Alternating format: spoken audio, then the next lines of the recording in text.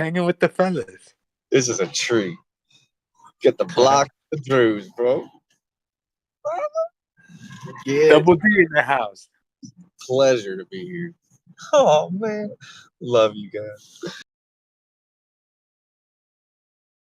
Love is in the air. Yeah, y'all made me better. Y'all made me good.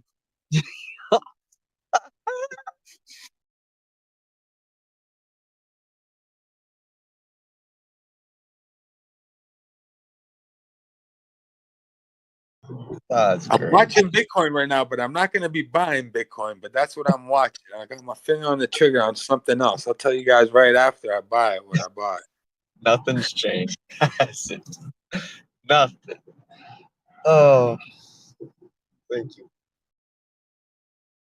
No one's getting in before me this time. I used to give you guys my buys, and I used to say, watch this. Not anymore. These guys got too greedy with me. They started dumping on me. You want to play? Let's go. Exactly. They were trying to play with me, so I had to dump on their heads. I've been doing work lately. Let's go. Let's go, baby. Let's go.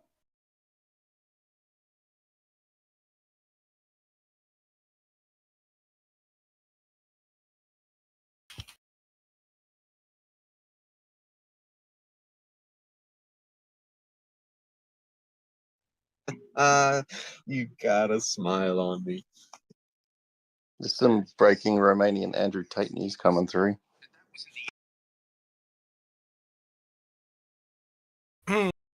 He sold Bitcoin, right? I don't know. I got the radio on while I'm hearing you guys. It keeps breaking through. I can't hear it. I should put it on a different phone. So Andrew Tate is single-handedly pumping Bitcoin back to 110K. Great. Nah, he can't. He's about to get liquidated. He's got a bunch of souls getting wrecked too. Yeah, I think he's in trouble.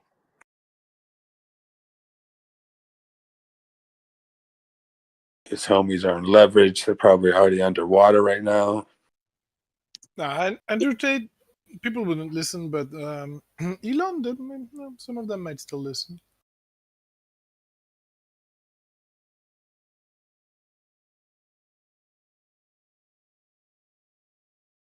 Man, he's talking on Australian ABC broadcast like they're playing him right now. I've never heard that before.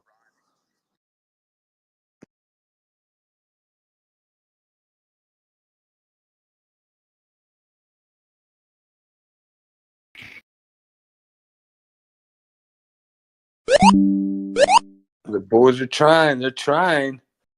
Are they going to hold it? If they break under 82,250, sayonara. See you later, MFers.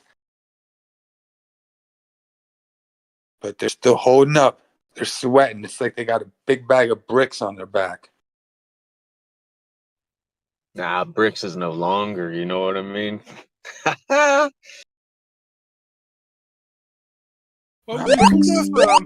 it cooled off a bit, right? With this sideways upward. Still have the same diverging issues, no? Technically. If Bitcoin dumps, it's gonna need to dump a lot here. Otherwise, no, it'll bounce. I mean, it's been dumping, but let's say, if it dumps, the first logical break would be probably a logical place to have a balance would be around 74,000, right? I think it needs to slow down its dump now.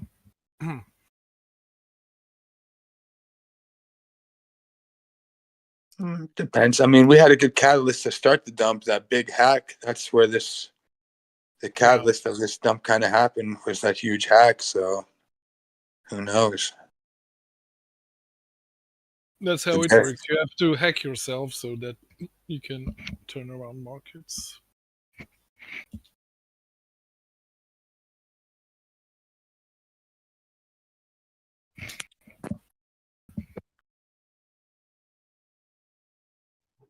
Drew, all jokes aside, though, you are eyeing 73, yeah, 74, 73-ish. Yeah, I mean, Couple Yeah, folks. at least that's a previous resistance, you know, so we never revisited as support, and that would be actually healthy if we get a nice bounce off there. But really, I think Bitcoin has potential to hit its proper pivot point at like 53, 54K. I think that's where its sweet spot is. Yeah, that would. That's funny. I don't know. When I hear these multiple times of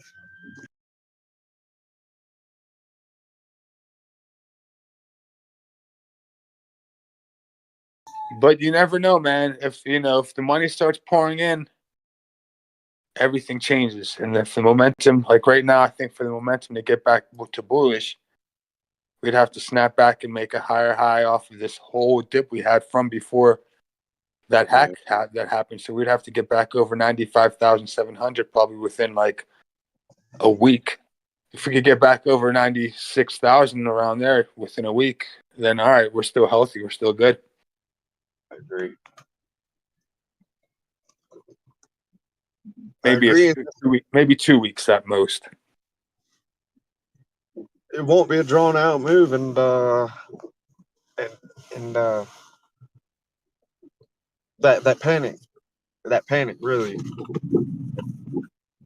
Yeah, man, it cascades. Even though if there's all these institutionals lined up and we have a lot of leverage players that are getting held up or held down by the exchanges, man, some of these people that are holding big spot positions in Bitcoin and Ethereum, they've been holding profits for a while, and they get spooked too at these levels because a lot of people are plotting for 150K, 140K, 130K. And now they're sitting here like, man, are we going to have to go back down to 60 again? I don't want to go all the way back down there. I was just grinding all the way from 30 to 60. So this is one of those kind of make it or break it levels, I think. And if we don't hold here, that's where even the smart money starts selling because they're like, why not just rescoop it at around 60 or 70, you know? But who knows? Yeah, so Texas landed in Florida, didn't he?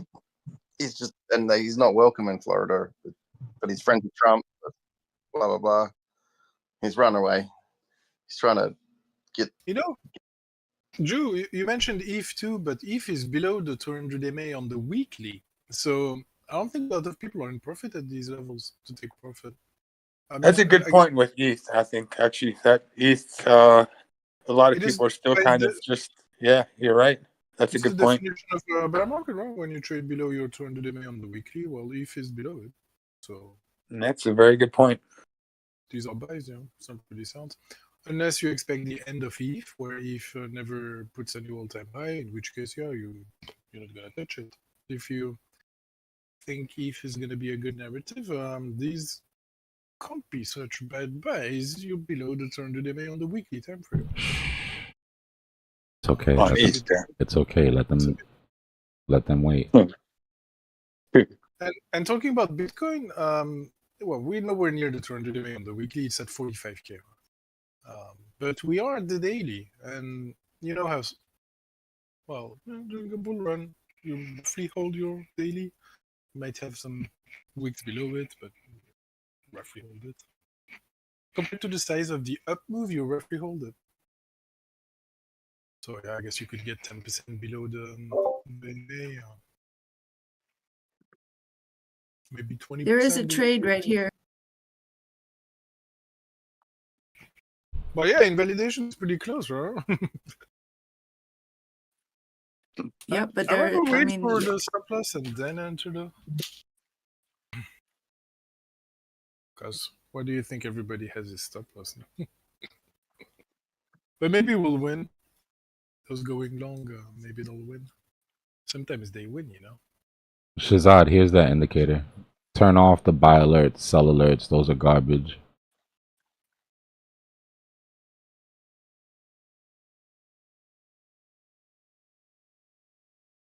And then here's the rest of it.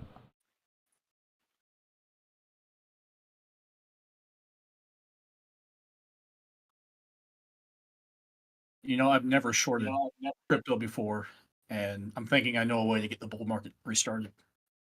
Open a short. You take one for the team, bro. There is a short here. Yeah.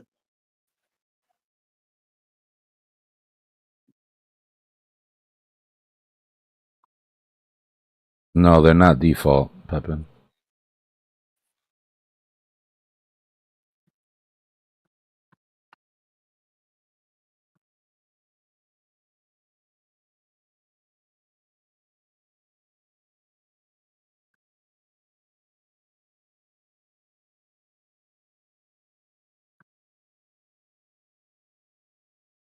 You got it all?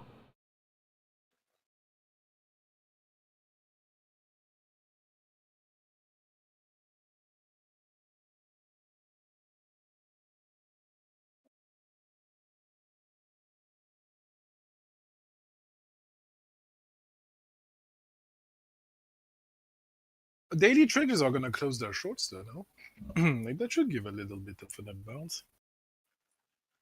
There's 10 minutes left. Yo, Dbloc, I saw a funny interview. It happened in Miami. This one dude, he just looked like such a crypto bro. But some girl got him for his wallet, and like I think the news interviewed him. She just dipped, like took his coins and stuff. Regular Pretty Miami funny. behavior. Yeah, man. But I gotta find this video, man. It's funny. The buy alerts and the sell alerts, like I said, are garbage, but they do put these cool little emojis on the chart if you're just bored with life and you want to look at emojis. But other than that, I wouldn't touch it. Was this a recent interview? Yeah, he's like, I bought her everything that she wanted. I took care of her, you know, and I treated her nice. I always took her to very good meals. And he was like, and we got in an argument. And then I think they tried to approach her or something. She's like, man, that sucker. She's like, that sucker gives me his credit card to do what I want with it, you know. And then she just dipped, and while he was sleeping or something, she grabbed his wallet and transferred all his crypto into her wallet. It was like $800,000 worth of crypto. Who was that? What was the autopsy? Some girl in Miami. This happened like a few days ago. So guys come down to Miami and lose their minds. I don't understand. I do. Listen, if you couldn't get a girl to talk to you in your hometown and you come down to Miami and all of a sudden the hot twins want to take you back to the hotel room, let me tell you something, buddy. You didn't just automatically get sexy when you landed in Miami. You're getting lined up. You need to take your ass back to the hotel room alone. I thought, no, Jesus, really? Oh boy. I thought they liked me. Yeah, right. I thought it was just Riz was just on 1,000 tonight.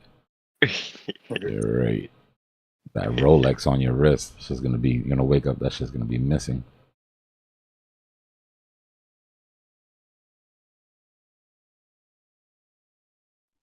I say good for her.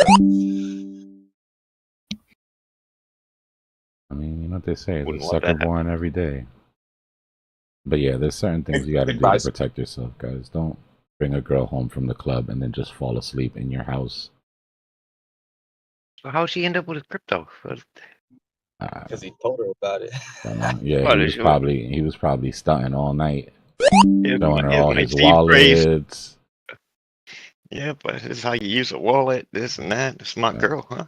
He held He's that probably iPhone not- right up to his face while he was asleep. Opened the phone up. Face ID. Yep, Face ID. Yo, the new thing that these girls are doing now, I'm seeing it all over Instagram, is that you ask them for the phone number and they're like, yeah, here, give me your phone. And while you think they're putting in your phone number, they're cash apping themselves money. Oh, crap. Yeah, bro. I literally saw a video where the guy calls the girl and goes, hey, you stole $100 from me. She's like, yeah, but now you have my number. Because, you know, the Cash App saves the number. I'd take her out again. That's bad. Hey, Stefan said, that's my type of girl. hey, right? Hey. That's right. She's not lying. Those girls are He way asked for my number. That's the only way I knew how to give him my number. Jesus. It's the only way you're getting my number is with a Cash App. Said, I was on.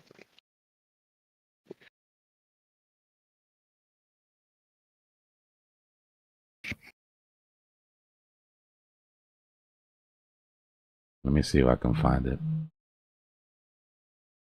Trump's live every day, yo. It's kind of hard to keep up with the podcast president. He's live. He's literally live more than my favorite streamers. When I said he was live, though, he was, what was that the other day? I mean, not podcasting, no. He was on TV or whatever. Yeah, social media is a problem.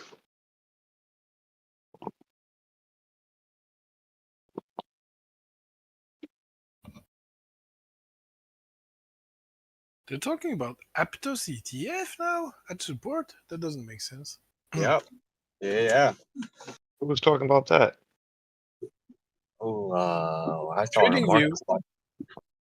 And then it's going trading view, which then caused a ripple effect. And that's all I gotta tell you. I gotta read the market. Sample.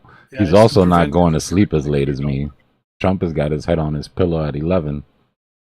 Oh, there's been times, man. I'm like, what the hell is this guy doing up? Can't be him tweeting. Elon posts those late nights too. Just don't sleep. Oh, he's probably tweeting while he's sleeping. Who knows? That's Elon. He probably has an AI agent programmed to do it all. That's what I He's think. connected to Neuralink already, so he can just think of a message and it pops up. Could be. That's like me. I just gotta think of it and then I say it.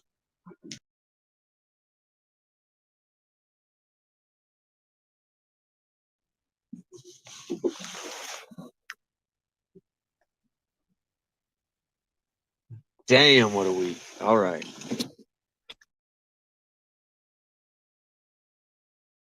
I'll be right back, yo.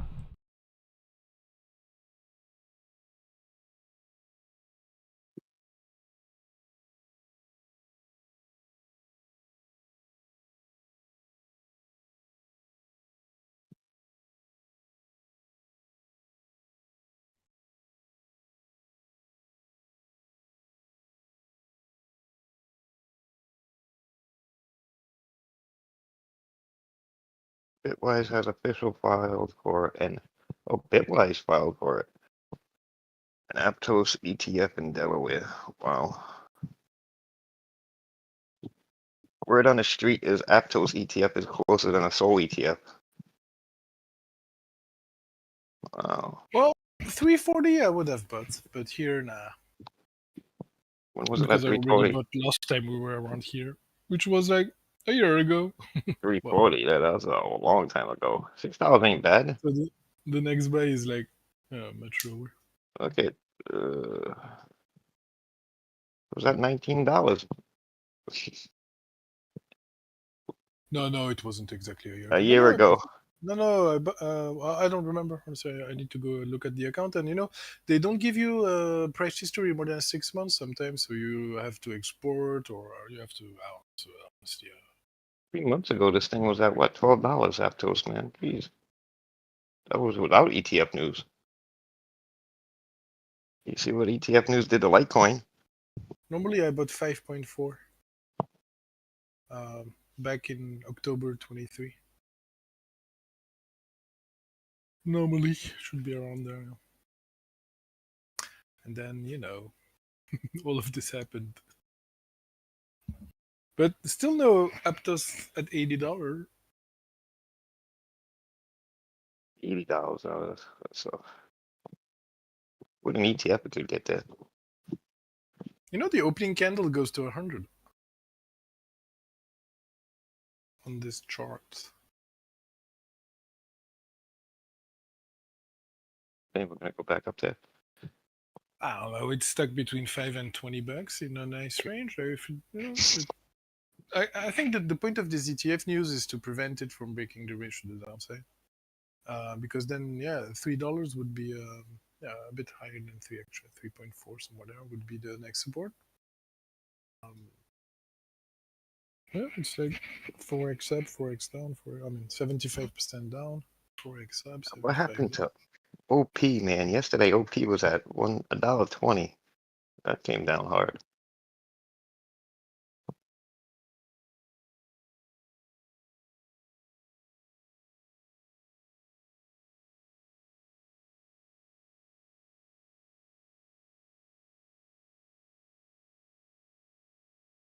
You'd see if again, no, that's underperforming because Yeah, that's why the alt's not doing well.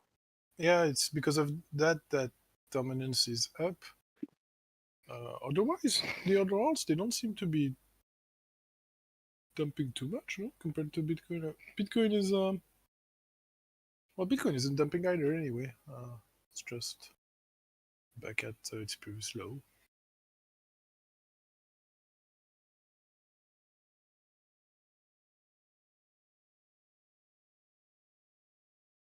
Mantle at 75.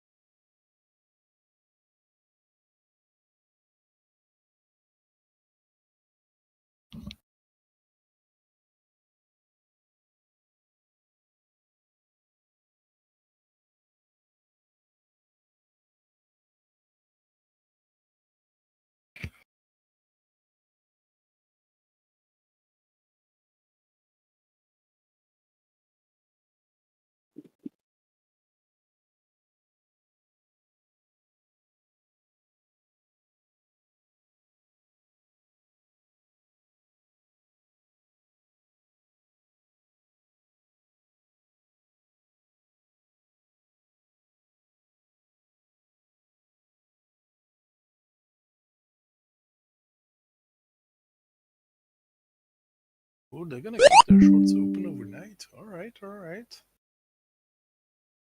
Well, Bitcoin is free from NQ a bit.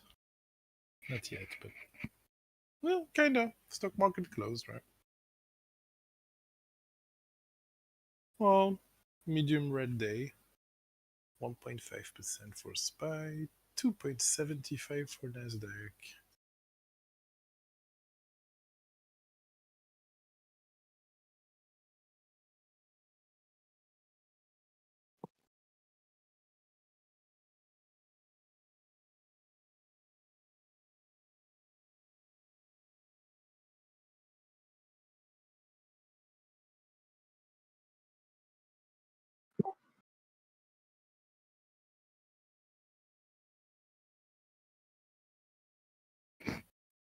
The Australian futures market is looking down. Dollar's still a bit down here.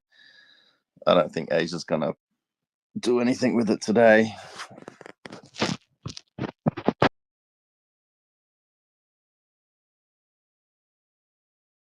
It's in 5 hours. Ooh. Yeah. Sydney opens before Hong Kong, though. But You know how these markets like to find a low or a high during the overnight when they're closed? Maybe that's what we're gonna look at here now. Because it didn't go upward at close. It even went like the lowest point is the lowest point at the end of the session.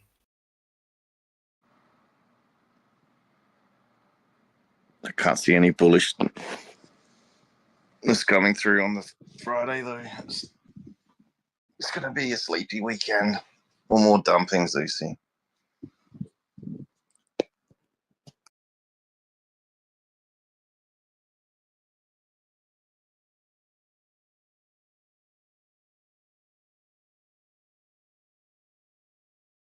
Wow.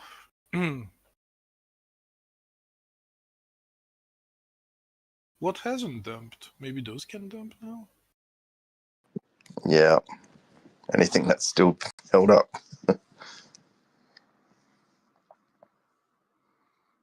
No, I'm not saying there's much more to dump on Bitcoin. It has dumped. You're right. But I don't know if it's time to get bullish on anything.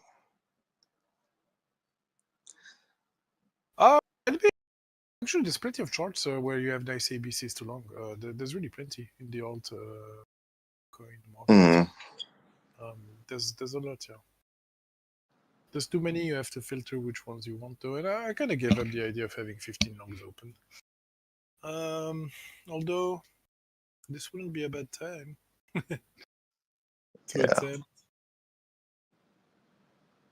Oh, you're supposed to buy when sentiment's down, right? You don't buy when. Yeah. Yeah, but not too down either. Huh? Like, if Doge stays above 20, well, it's staying above 20. It's, everybody's looking lower. Yeah, but if it stays above 20, it stays above 20. There's nothing to do. Just doesn't want to take that leg to 16. Yeah.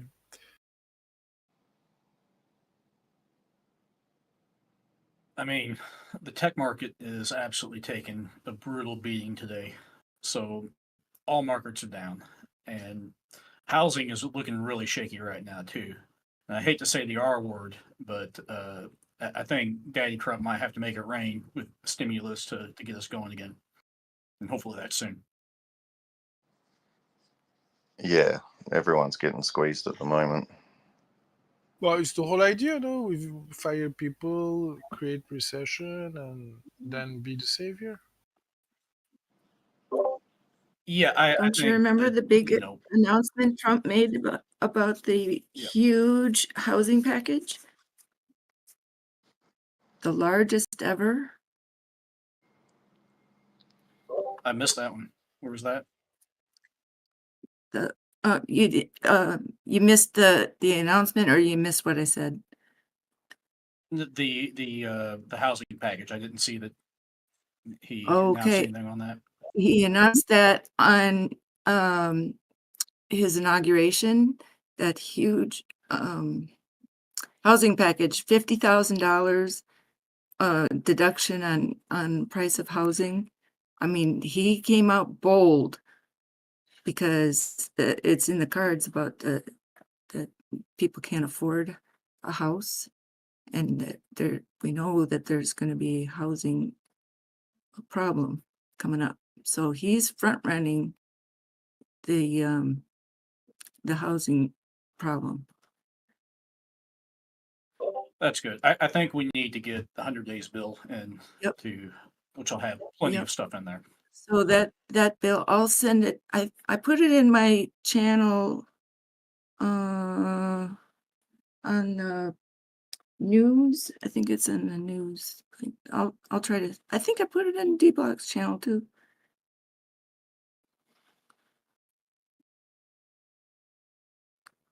Just look up Trump housing package. And make sure you put housing in there.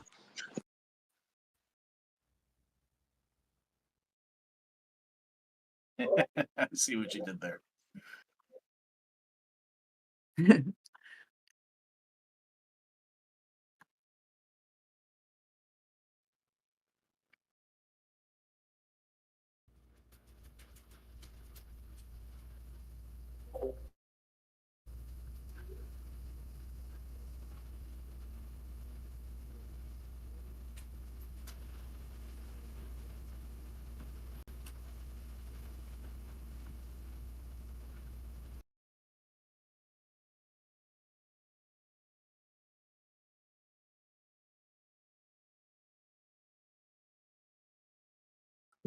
Apparently, the International Space Station's too clean. Need to get it more dirty up there. People are getting sick. They're talking about taking pets to space now.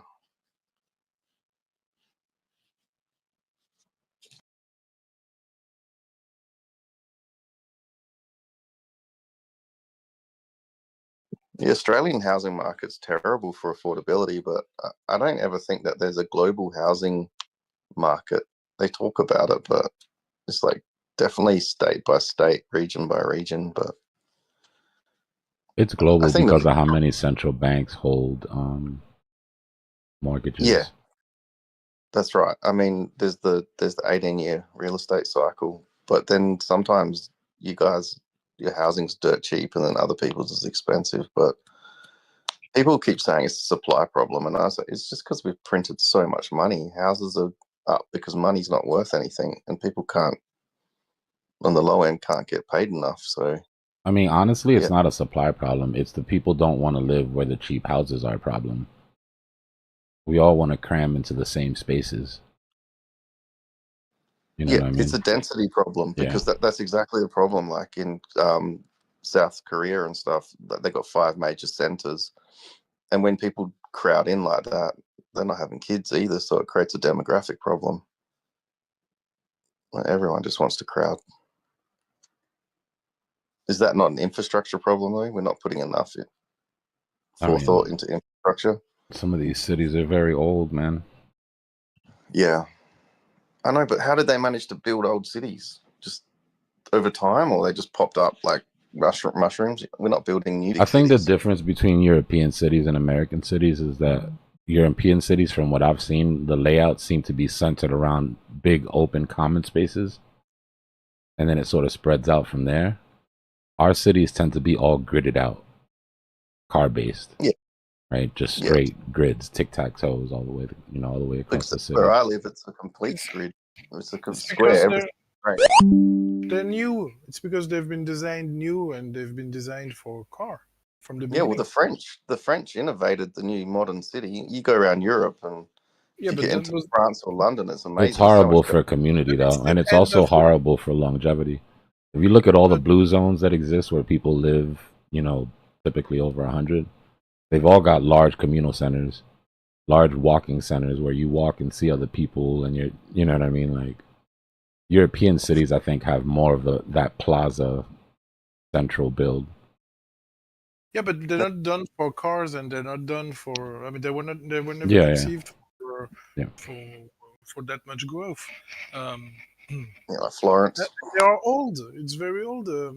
Europe, your cities are much more recent. It's Boston, right? The only old city in America. I mean, there's a couple, but they've all gone upgrading. A lot of the old shit is gone. I mean, New York has, your parks, right? It has your Union Square parks, and it's got certain communal spaces. But that's New York City. Once you go into other major cities, you don't see too much of that. Philadelphia is also really old. You can tell by the city layouts, right? The older cities will have more of that sort of European vibe layout. Chaotic layout. I don't know. I think it's a people first layout. I think it's meant with people. Yeah, but for traffic, it's not good. Yeah. No, yeah, of course. Narrow city. The roads are very narrow.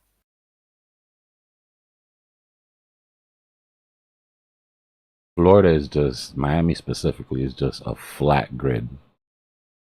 No elevation changes, just straight up flat grid.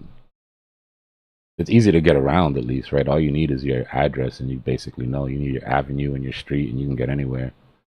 In New York, if you don't know the names of the streets, you're lost. Miami, it's all number based. But if you don't know it's number based and how the numbers work and all, it's very easy to get lost because it's all the same thing. Right? It's all squares. Or if it's like in New York where they have names instead of numbers, and they're not in alphabetical order or anything, it's just random names. You either know where you're going or you don't. In the end, when you're lost, just go straight. You should end up at the round, how do you call it? The circular périphérique. In English, it's gonna be the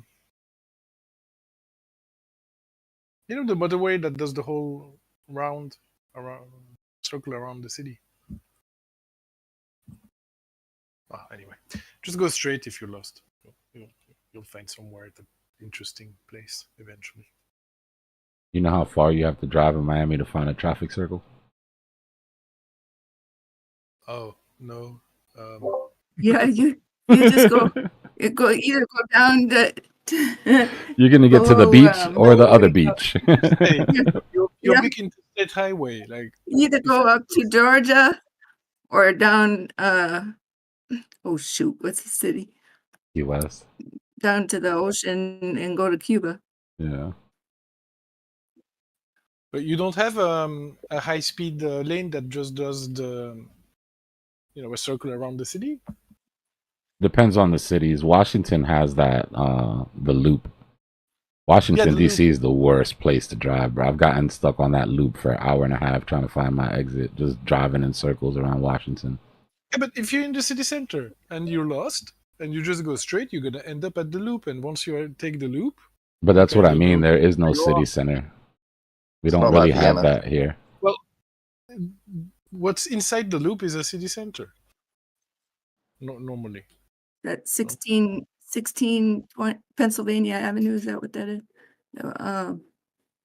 No, that loop is crazy. You can get stuck forever, and then nobody wants to let you in, and it's got weird exits, and you're just driving in a circle.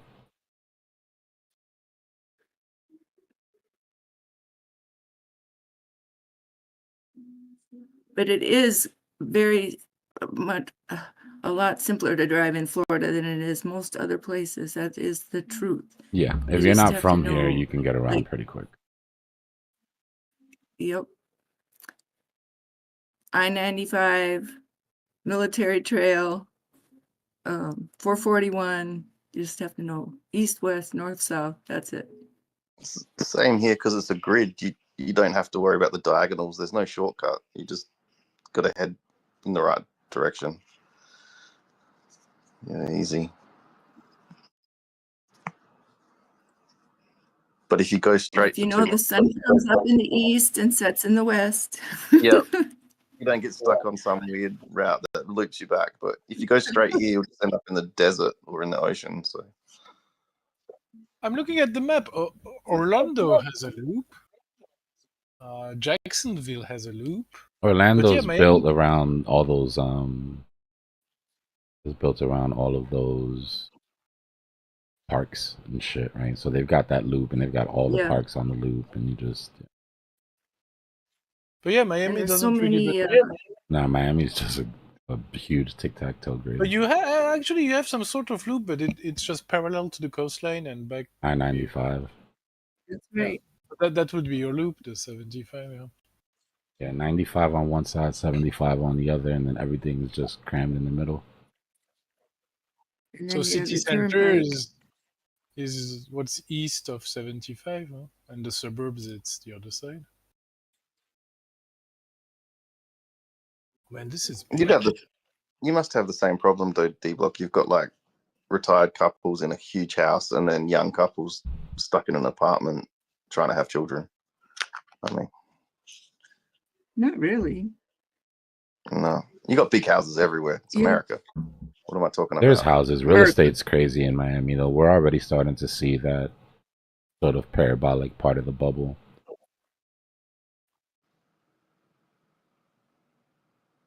It costs so much to sell a house here. You'll pay so much tax. So people would downsize, but they're not willing to because they'll just lose so much money on the sale and repurchase. Well, you know what a problem is that people bought their house on a low interest rate, and then you go to sell it, but you can't replace what you have because of the high interest rate, right? So you Stuck can't on your trade rate. up. It's cheaper to How keep long her, are you stuck basically. on?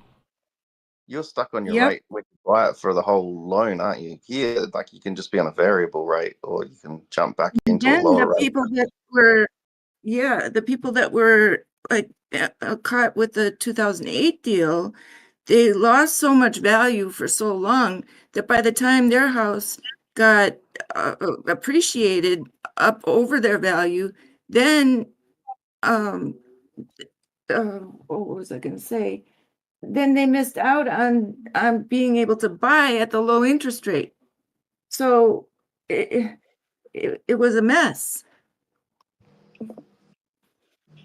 because they being couldn't sell being for a underwater. profit because they were underwater for so long. Terrible.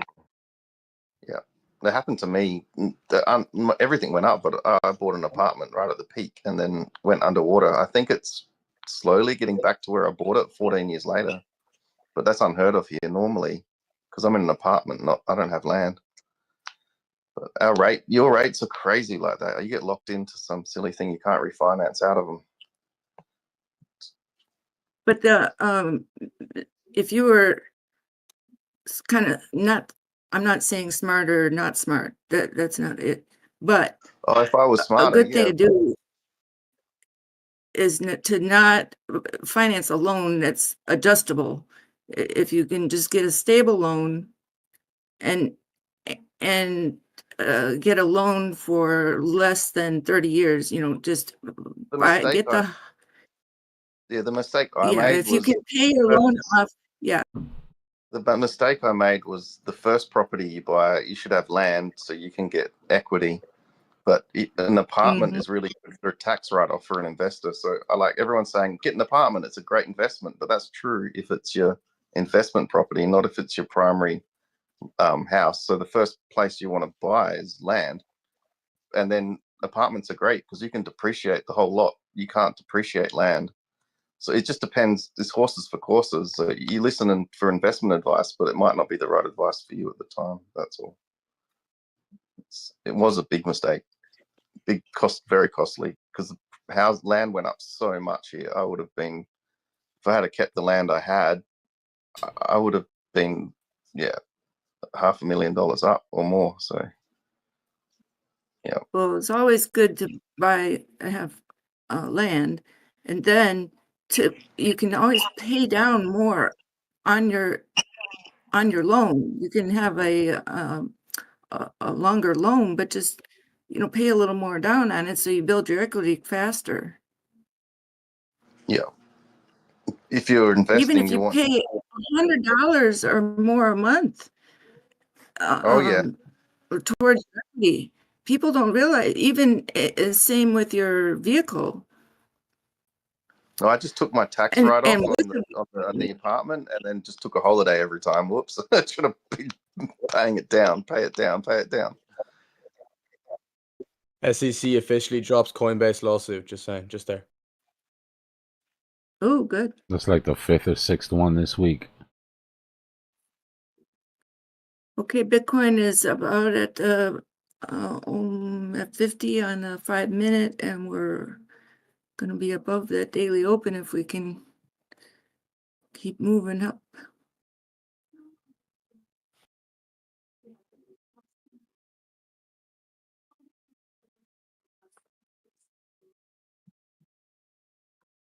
Yeah, we had our we hit our invalidation, so our inverse head and shoulders and our flat top ascending wedge are invalidated, but we did technically put in a higher low here, at least temporarily. So we have the beginning of what could be a larger W on bigger time frames. Still too early to call it though.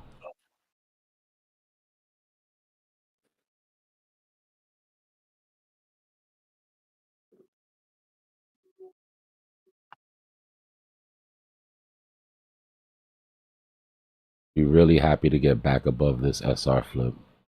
Right, losing this SR flip is what had us testing these lows. So getting back above that would be step one. We're going to 93K tonight. We also had the other head and shoulders invalidated, so we can clear all of this shit up.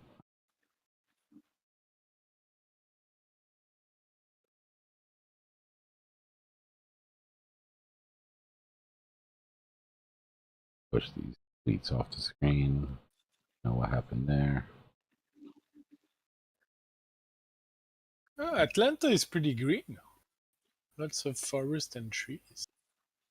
Yeah, there's a lot of country left in Georgia.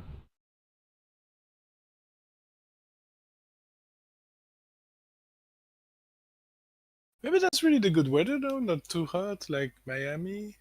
I like Atlanta weather. It gets cold in the winter, so you get the seasons, but you're far enough south to where you still get good summers and springs, you know.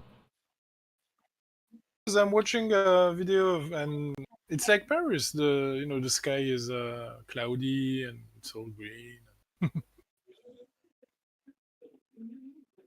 So even northern Florida is gets weather changes. Yeah.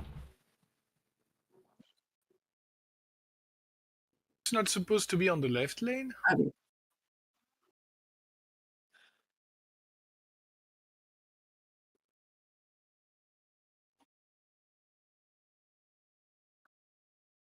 I'll be right back. Oh, you need to bring that German discipline to your roads. There's a lot of traffic too.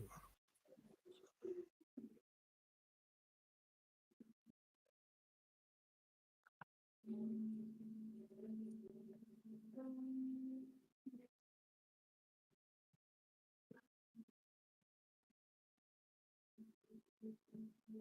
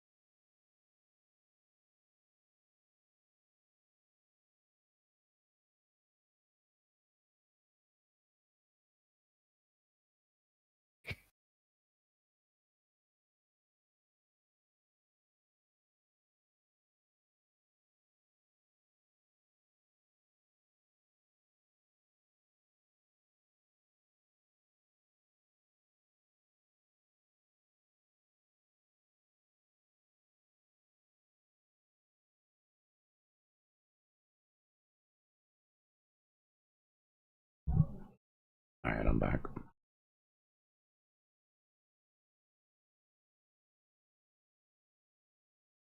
Hey, Fly, you've been playing the Pipeline?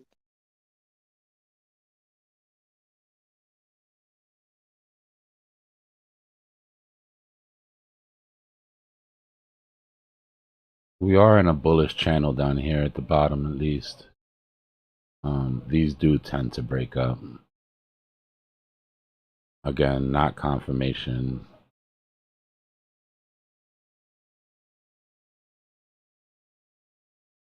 Let me get rid of all these levels.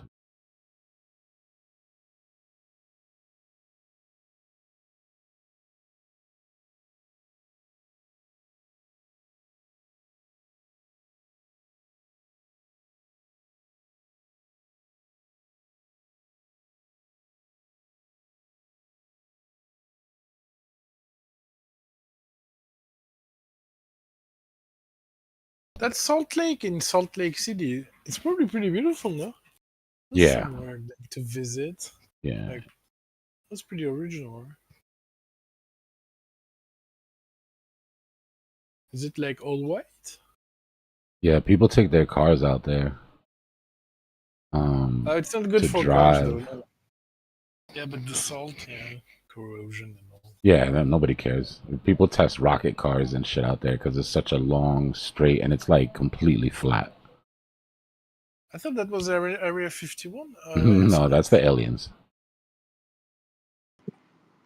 Oh, so like they do those wicked drag races. They just they Yeah. take the jet cars out there. That's where they do it. That's awesome. The space shuttle, it lands. What? It lands on salt like that, no? I mean, close to a very flat area. Forgot. Check it out. But yeah, I don't want to watch Bitcoin too much, so I'm like trying to visit America, staying in front of my computer. Nothing wrong with that. Little virtual vacation. Yeah, it's kind of cool.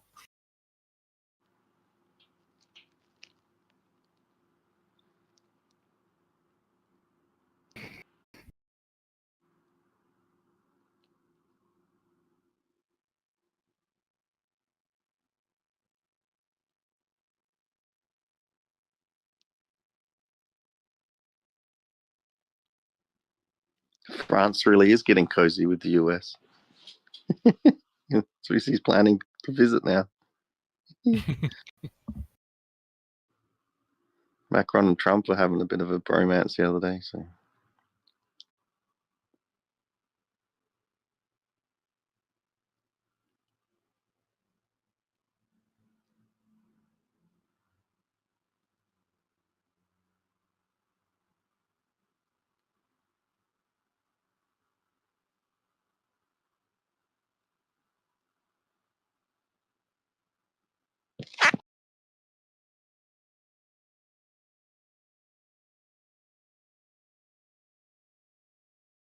We need to solve this traffic issue, man. I don't know how, but we really need to solve it. Because you're looking at every city now in East Coast, it's all like. But we've got automated cars. That's what Tesla's doing. As soon as they drive themselves, we won't even need car parks. We won't even need. We only need a third of the cars we have because at the moment we only utilize the car and then we stick it in the car park. It can go off and drive someone else around. So that'll Like, fix it. Europe is all green now because, well, people are back home already.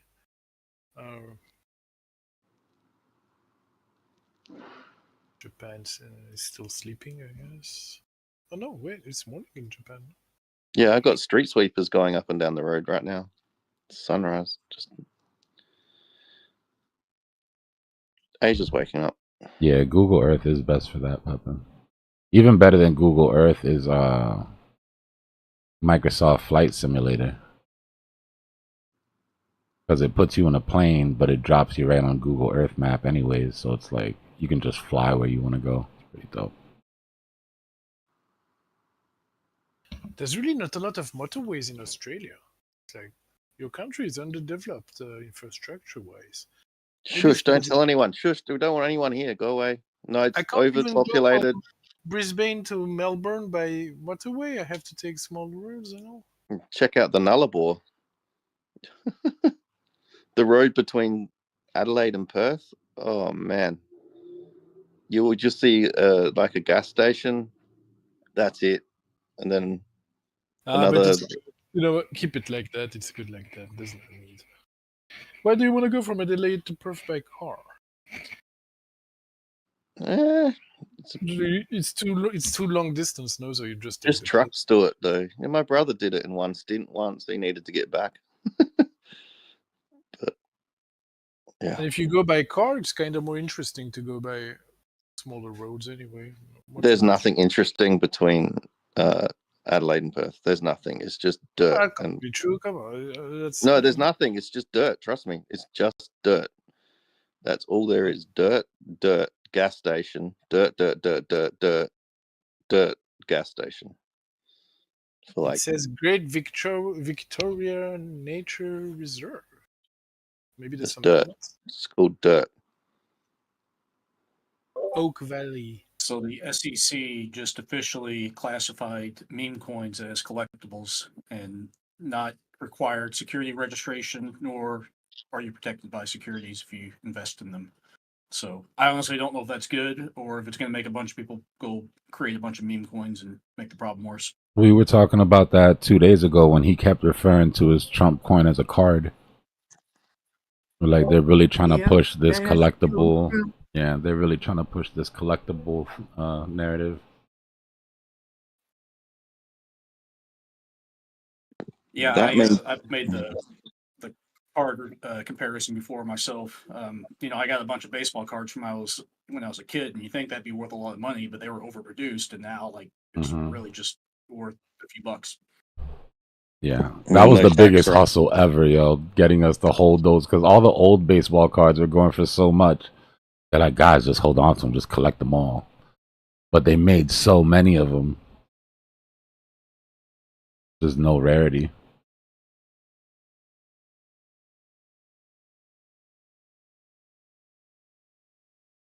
Australia is rusty. Sorry, I'm just saying bullshit and I'm off topic anyway. But when you look at Australia, it's rusted. It's all like orange. It's odd color. It's all dirt. It's the dirt. They've got that red oxidized dirt over there. If you go about high iron, it's a high iron content in the soil. You go 100 kilometers. You go 100 kilometers from the coastline. It's just dirt. You can't even plant anything. You can't get animals living. No, nothing. You can't do anything. It's just dirt. Everyone lives on the coast. Look at in the middle. There's a big rock called Uluru now, but it used to be called Ayers Rock. It's just dirt, dirt, dirt, and then in the middle, a big dirt rock.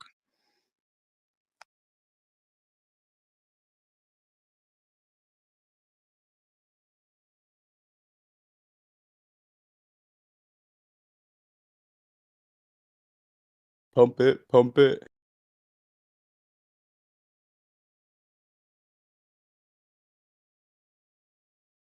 Stopped watching Bitcoin. It stresses me. It's leaking my stop loss by like 0.01%. Oh, that was freaking close. yeah. Buff. No point in watching. I just need the notification.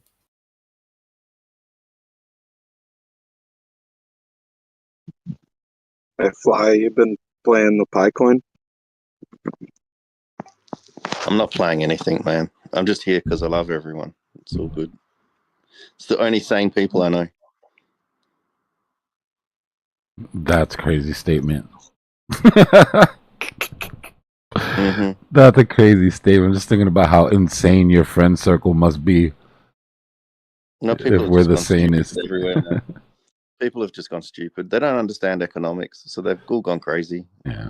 It's either the end of the world or it doesn't matter. It's like it does matter, and it's not the end of the world. It's all good. Yeah. No, you guys have given me the most, level opinion out of nearly anyone I know here. I learned a lot from being around you guys. I.e., like day 4 of the crypto bull week. Mm. Yeah.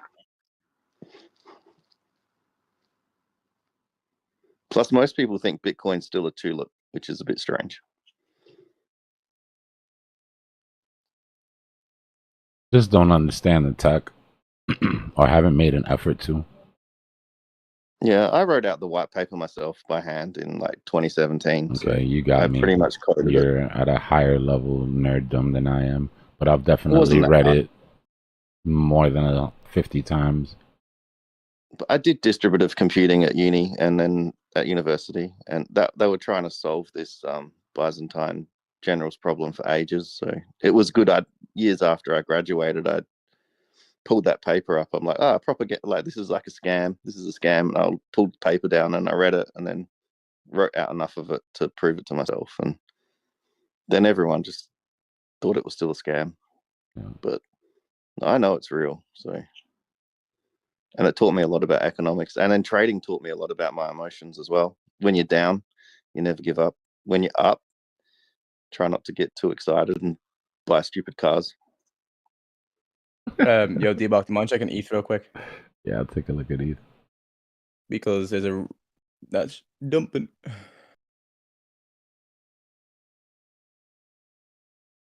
Oh, no, sorry, it's not dumping. It's just dumped and is pumping now. Because it is back below yesterday's low. Bob, thanks for the sub, brother. Appreciate you. But yeah, I didn't put a low below the wick of 2nd February. Yeah, it just, if you look at Bitcoin versus ETH, it made a lower low instead of a higher low. So compared to Bitcoin, it is. But it's pumping since 2nd of February. We're talking on the 5-minute chart. I'm just saying.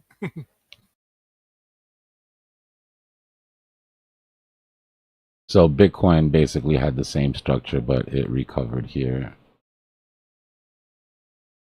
and is moving its way up. So yeah, that little bit of extra sauce for ETH. ETH is very sensitive to USDT dominance. Hold on.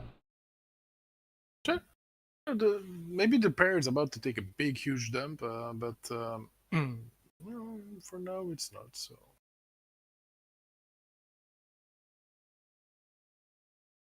See how responsive ETH is to USDT dominance?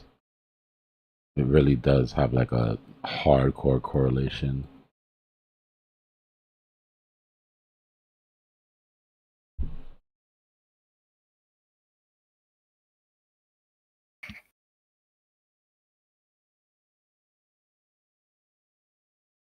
Still haven't absorbed that demand zone though.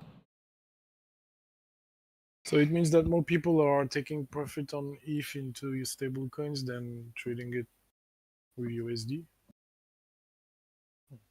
I mean, on larger time frames, it's all of these coins are suffering from the same thing right now, which is wick discovery, right? Like if you go to the 2-hour for most of your alts, they've all got that nice wick from the last time that we dropped down. Yeah. and they're all in different stages of exploring that wick for leftover liquidity. If is like XRP, right? In that sense, the difference is that wick was so lower than where XRP was compared to Yeah. where it came from. Like on the pair, XRP is. Well, let me check before I say bullshit, but I think it's going down. I think it's pretty it's a pretty good metric to judge the health of your coin by how far down its wick it is. Right? Like let's put this on auto. But That's most the of wick. them are lower. Yeah, that's the wick on Cardano, right? This is the wick on ETH. Yeah, so we can just go down the line now and compare VRA. Binance. Anybody know why Binance hasn't even started exploring his wick yet? I'll give you one guess. Ton has already completely covered its wick. AVAX recovered its entire wick. Near recovered its entire wick. Doge too, yeah. Well, I think most coins did, no? I mean, ETH coins. Dot actually showed surprising strength here, not for nothing. Atom as well. As Flow. Backs. You traded them a bit? Arbitrum. I've been keeping an eye on it just because I feel like most of the VCs are out of the way already. Algo recovered its whole shit. Aptos is still looking decent. Ape recovered its whole wick. Yeah. Unibot. Bitcoin is much So- lower, which makes Bitcoin actually a good buy here. Or not. Yeah, I'll get down to Sui. Sui's on the list here. Wagme actually looks strong. Naka gave all of that back, man. That was disturbing. Gala, Beam is underneath. Big Time, Shrap, and PYR, Super, Luvium, Prime. You know, Gaming is really bad. Jasmine is in some investable positions, in my opinion. Pendle, Ondo Pendle's stronger than Ondo, actually. Doge. Cardano, where's Cardano at? Cardano's holding up well. That was one of the first ones we looked at. Brett, Loki, Bonk, Pepe, Jib, Icky Azalea's token, Pepe Coin. Yeah, SEC just put out that Okay. Yeah, that's why I'm running SEC through just the put out memes real quick.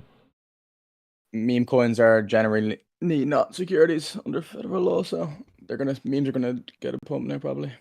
But if there goes your soul back to 280, 220, 220. it might be decent news for Sol.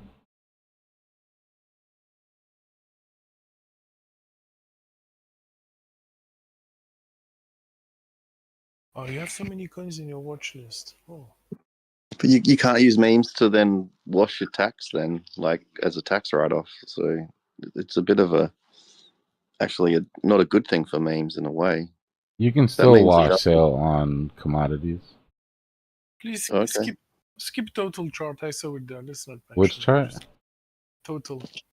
Just Total. skip it. Oh. Yeah, just skip it. Because we're Total below 2. 74. It's breaking my heart.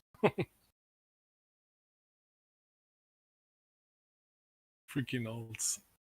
Others are going to be. Alright, so Sol, XRP,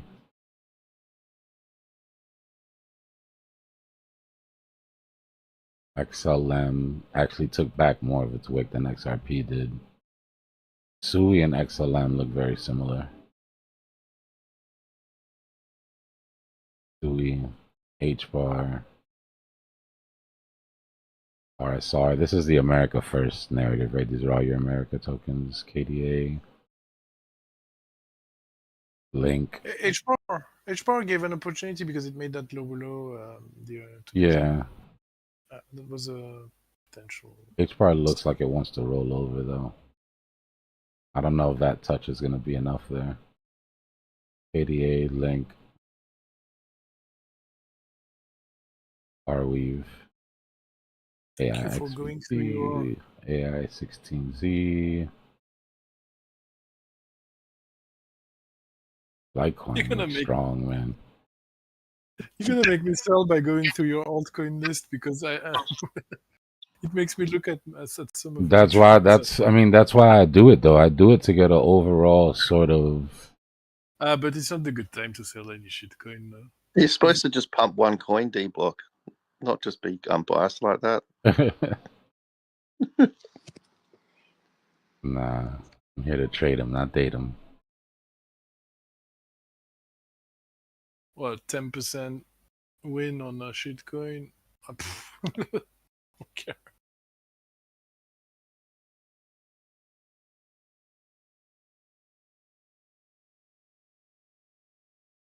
The trader's market, guys. I guess 10% is 10%, right? If you're in a 10% win, maybe you should take it because it's about to. That's my point. Yeah, I know, but on the other hand, it's like so short-sighted, huh? Time frame wise, right?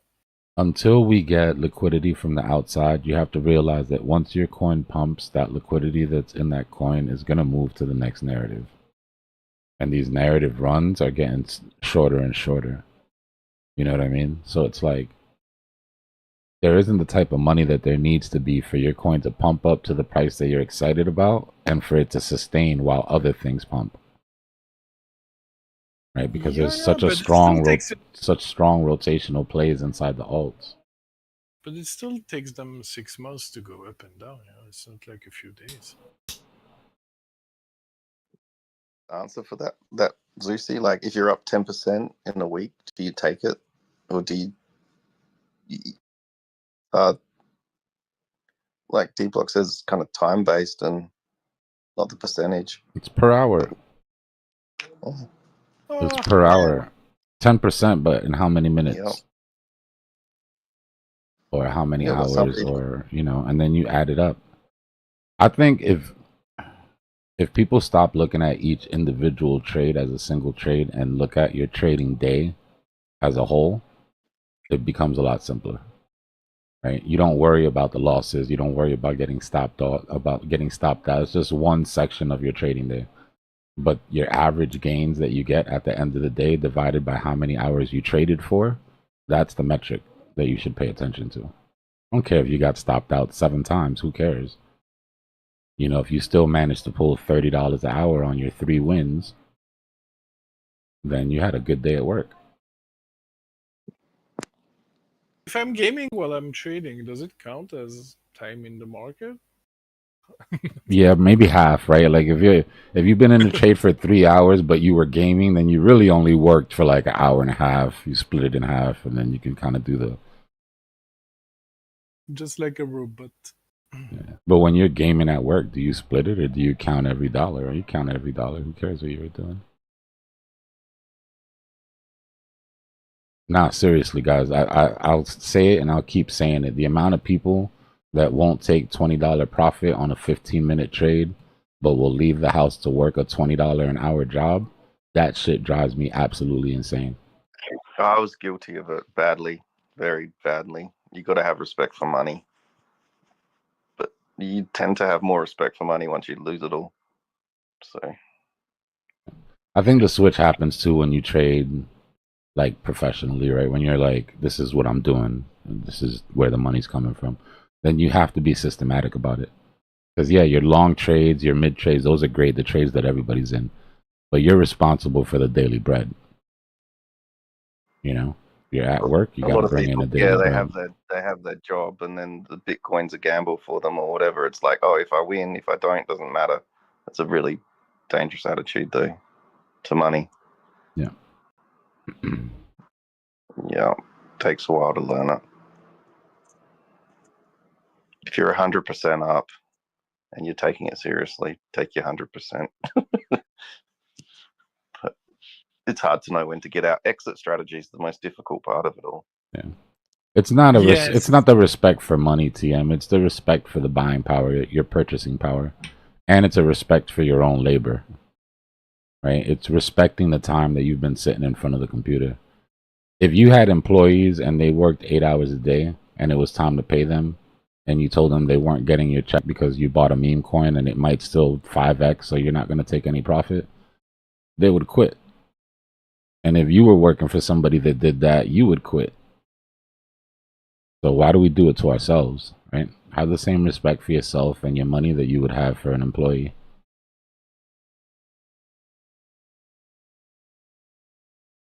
No, I feel you though. I have a disrespect for fiat, right? Like I look at paper money, I'm like, but we have to respect the purchasing power.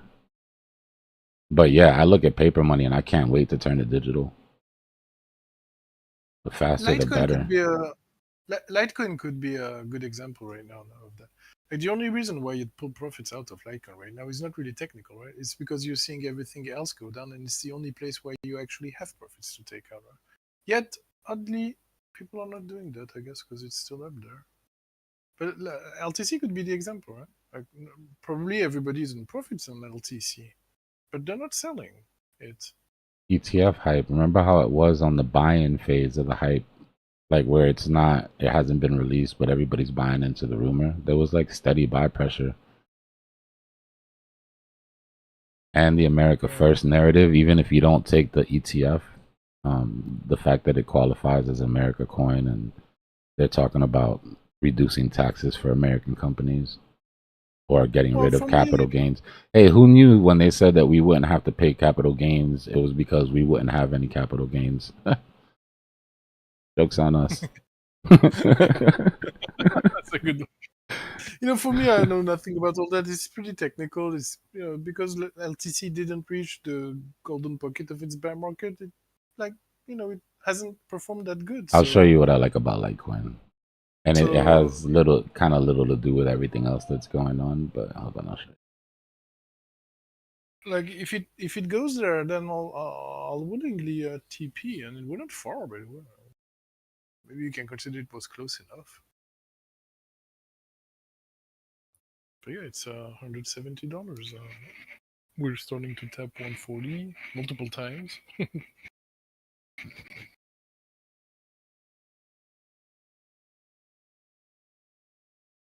This is what I like about Litecoin.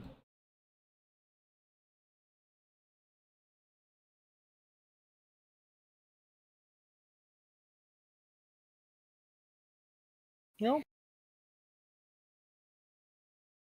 We started that symmetrical in 2020. We've broken out, we've retested, and as we've retested, we start getting ETF news and we start getting America First narrative sort of news that picks up interest. Yeah, I'm really 1000% in on trading this pattern here. That pattern, the way you drew it, for me, I have the same on my chart, but the breakout happened, but not recently. It happened in August 2024. That 5th of August dip was the retest of the breakout that actually happened in February 24. It probably just depends on when you draw the pattern. Well, I just used the 2 weeks from 416 and 291. Give me a second, I'll be right back. But yeah, it's the same stuff. Yeah, I guess it works if you put it less angle too.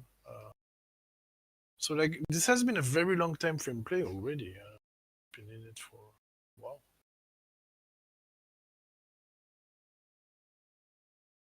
So yeah, it's been 6 months on Litecoin.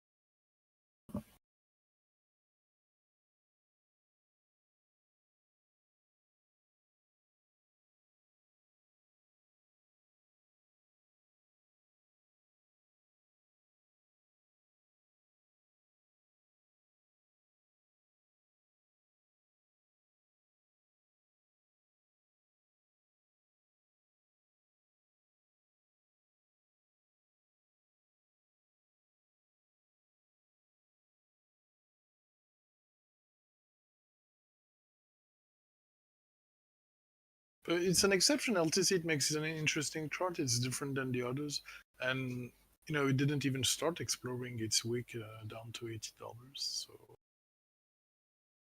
I get it. It's got ETF, bullish narrative and all, but how about we put a new high above 148 and then just abort the ETF? I don't know. Come up with something. And even if we could reach a golden pocket, would be beautiful. And after 170, next resistance is 220 and all. So there's going to be a Doge ETF after the Litecoin ETF. It's got to be. Yeah, but with the markets, it's gonna tie up Litecoin even more to the markets, right? So I'm not sure it's good news ETFs, because then it becomes more complex. You have to, you get tied even more to Wall Street, right?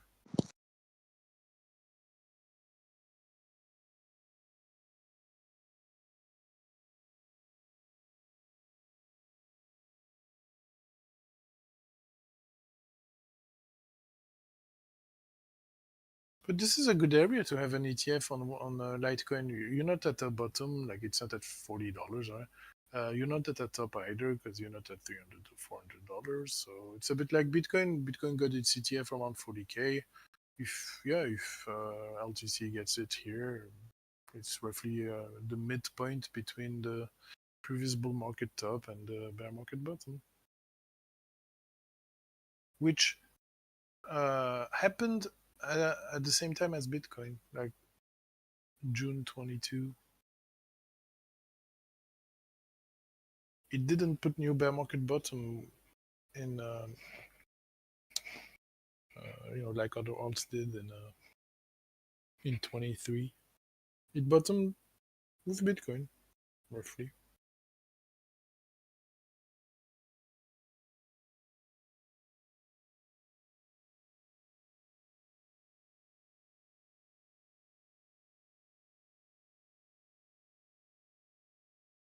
Well, actually, before Bitcoin, yeah.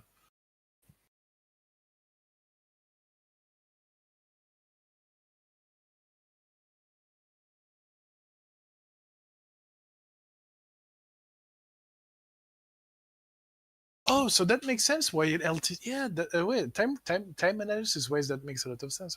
If your altcoin bottoms before Bitcoin, then you're gonna expect it to top before Bitcoin, and since you're not really expecting 110K to be the top on Bitcoin, then it kind of makes sense to see LTC perform good until Bitcoin gets closer to its top. Yeah. Okay. Yeah, you could have foreseen this, thinking like that. What other alt bottomed before Bitcoin and didn't break that bottom and hasn't performed good yet? I don't think we're gonna find any. Like Cardano, no. Not AVAX, no.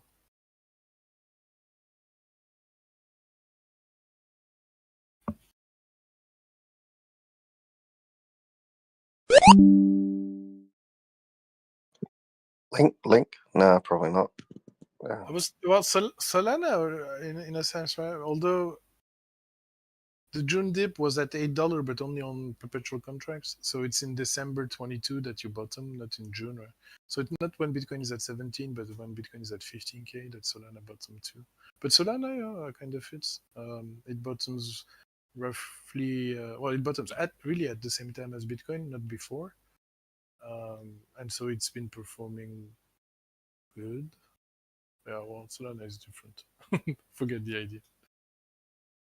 But I mean, it's what makes these charts stand out to others. They're a bit different. Right? So Solana is its own chart too.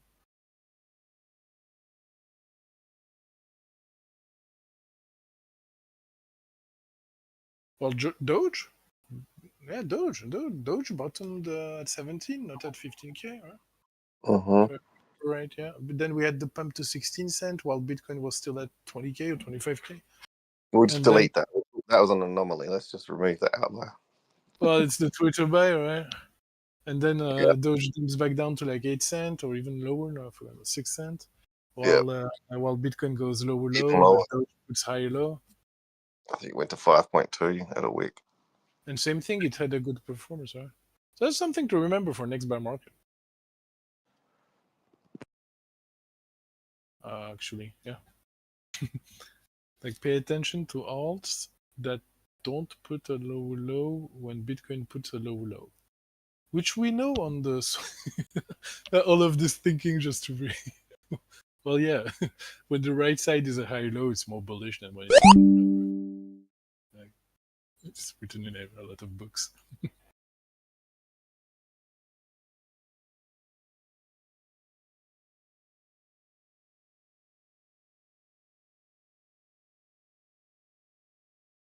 So wait, does that mean stuff like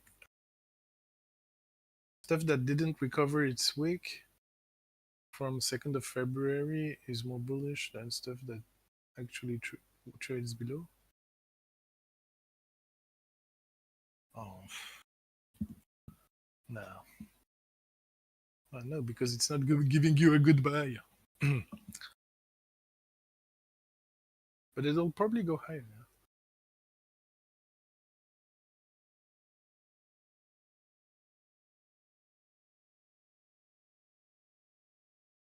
I think Elon's still got a plan for Doge. He's just too busy.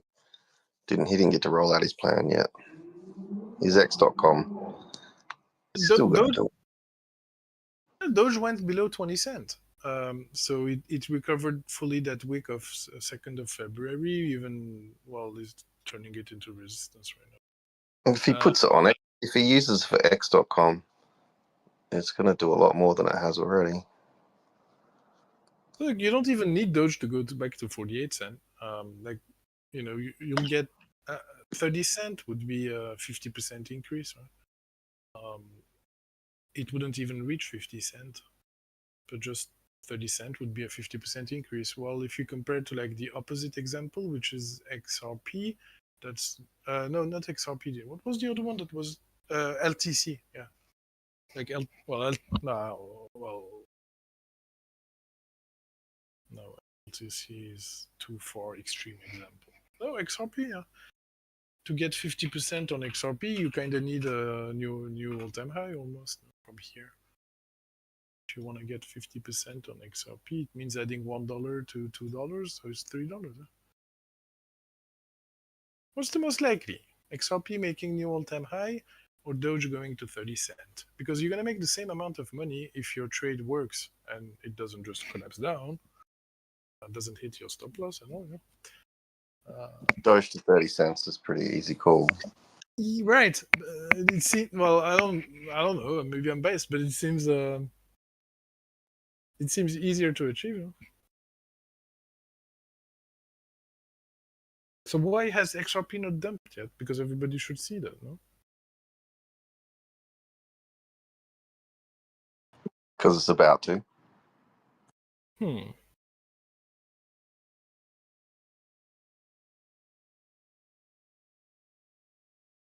Nah, it's because people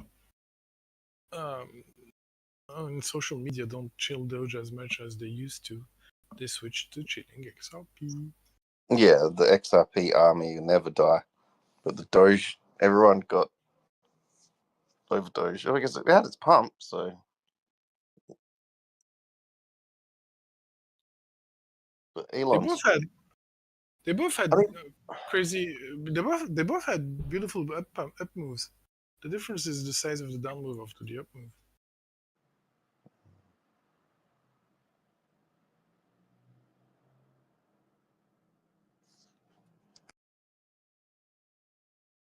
But this Department of Government Efficiency has an 18-month contract, and then they're going to use Doge for something else. That's what I think. But it's going to be in a bit of a strange part of the Bitcoin cycle. It's going to be in the low.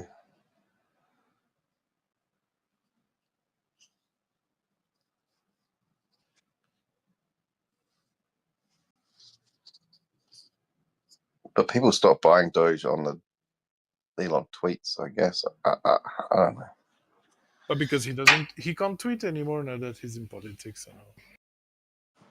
Mhm. Because he's like, Yeah, but he's got a limited contract. He's contracted out, so he's not going to be in for the full term. He's on a temporary contract.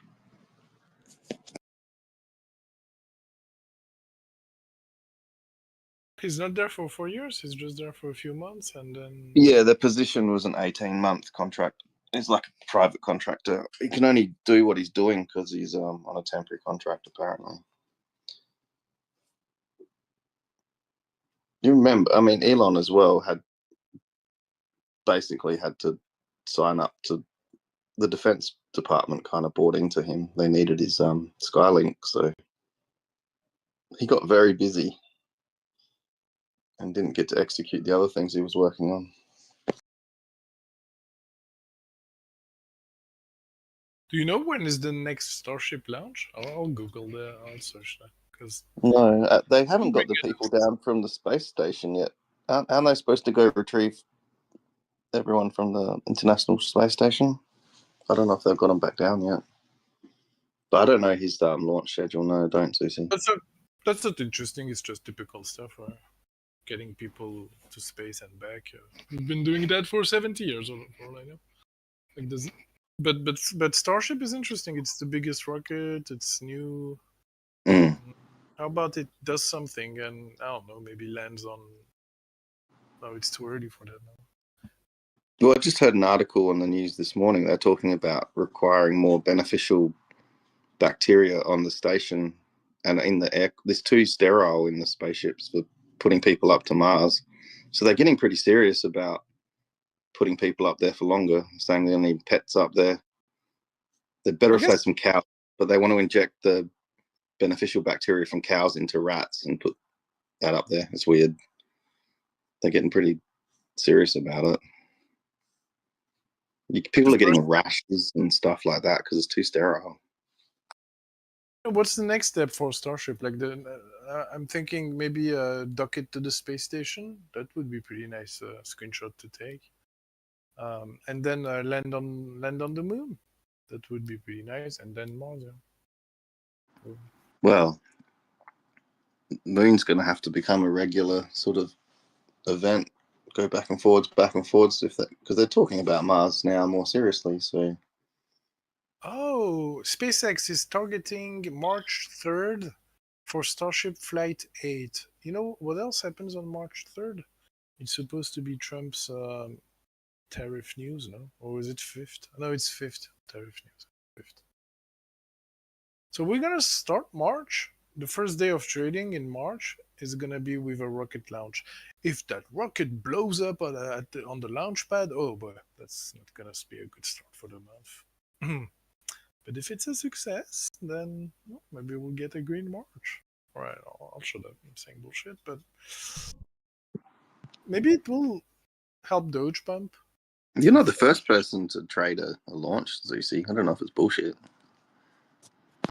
But no, I remember we did it together back then for the first Starship launch. Oh, yeah. It worked good for the first one. After that, it didn't do anything, though. Yep.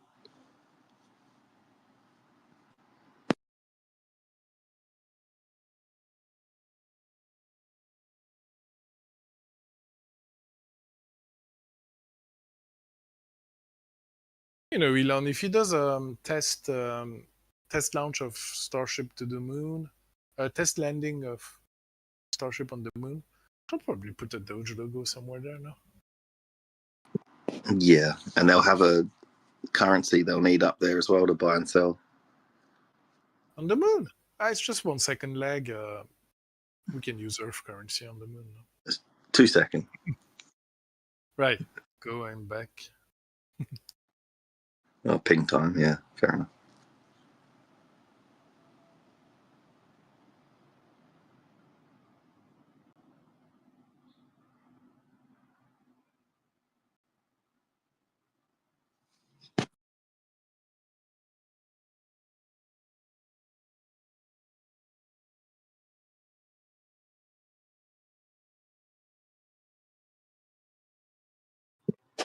I'll be back, Lucy. Gonna make some breakfast. Thanks. See you later. Bye.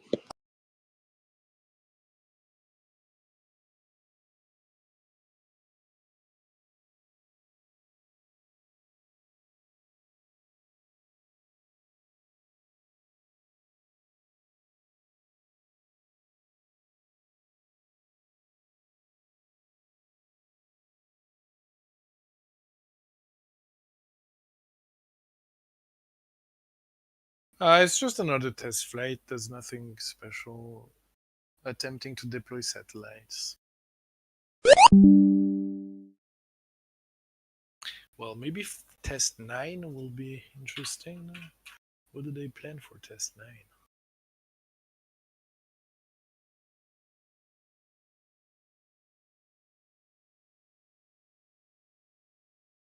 We don't know yet for that. Gotta wait.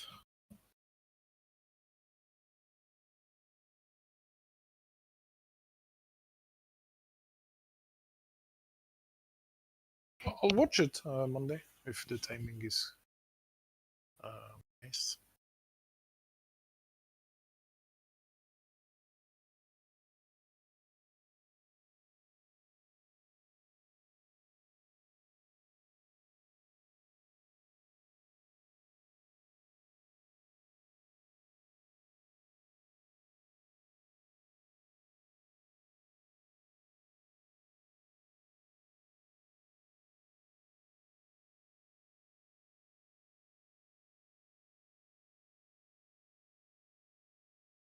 But it can, like, in theory, it can only bring good if that rocket is a success. No, well, you wouldn't expect Elon to dump if his rocket is successful. He's gonna be in a good mood that day.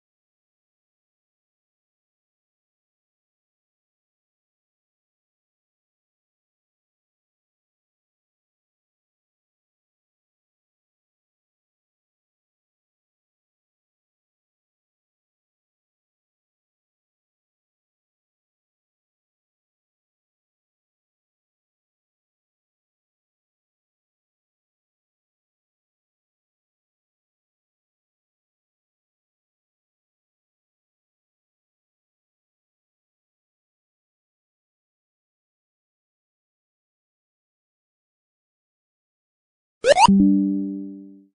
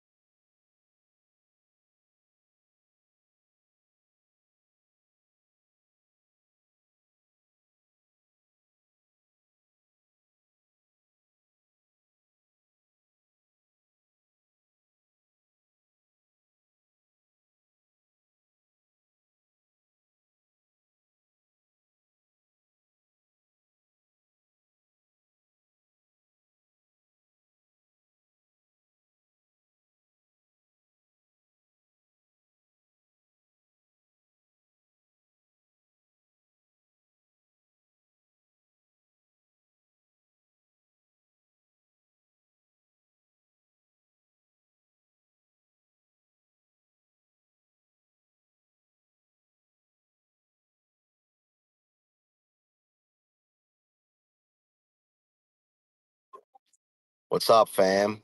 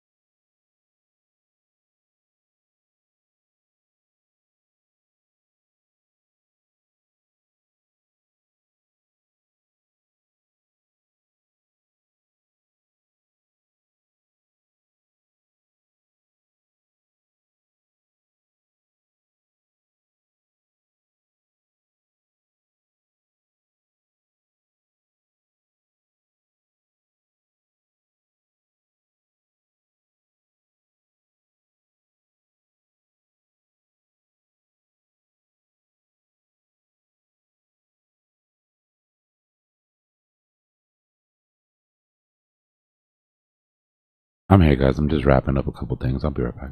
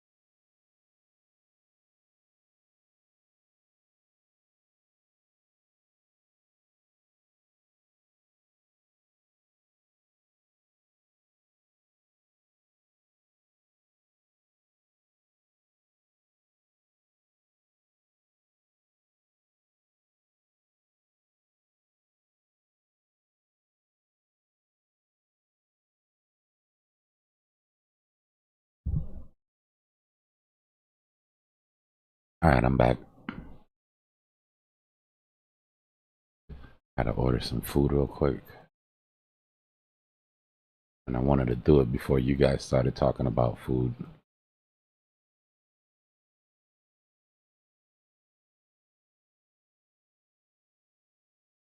Because last time y'all made me order some wild shit. Not y'all. I convinced myself, but you know what, let me make this order before somebody has me buying a bunch of kimchi.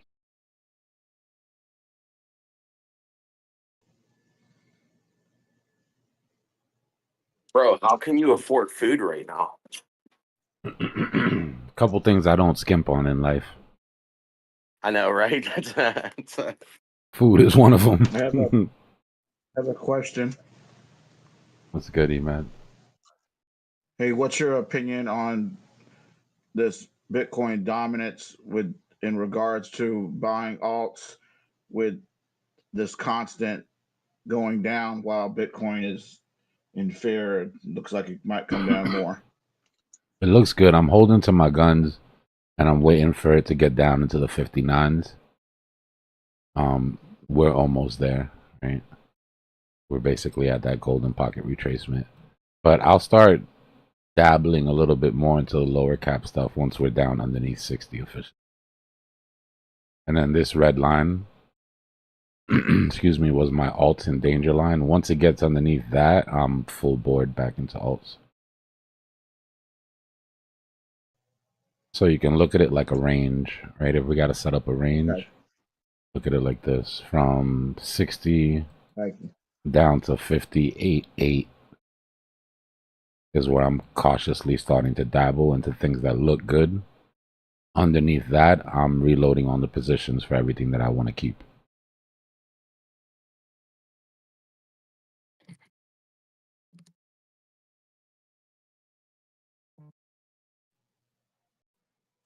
Okay, thank you. Yeah.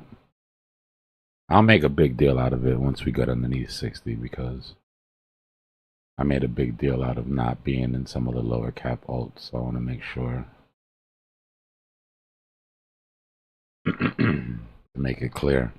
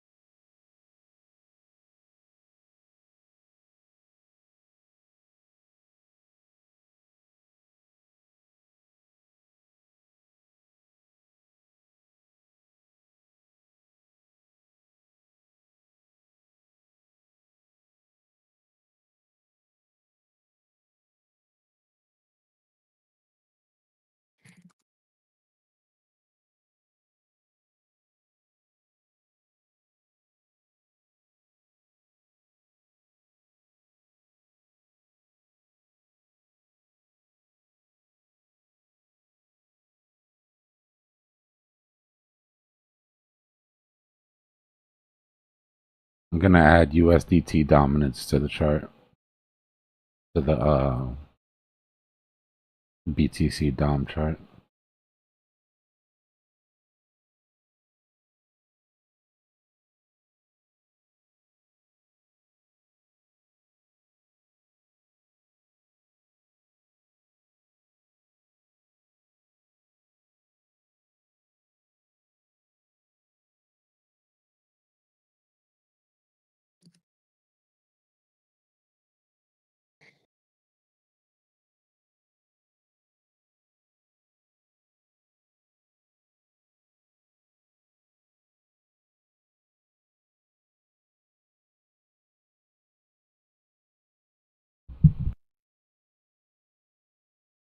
That way it'll be a little bit clearer to see when BTC dominance is dropping and we can't figure out what alt it's coming from, if it's stables or if it's one of the big alts.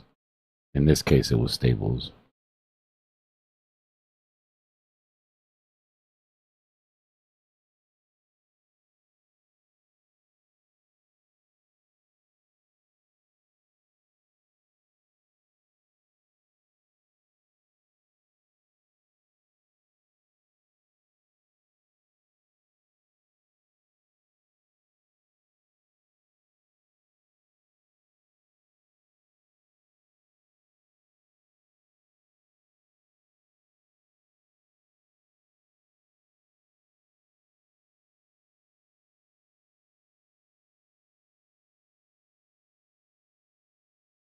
All right, we know the play here. We're on higher low watch. See if we build out the right side of this W. On the micro, that helps us build out the right side of the W on a macro. Just fractaling.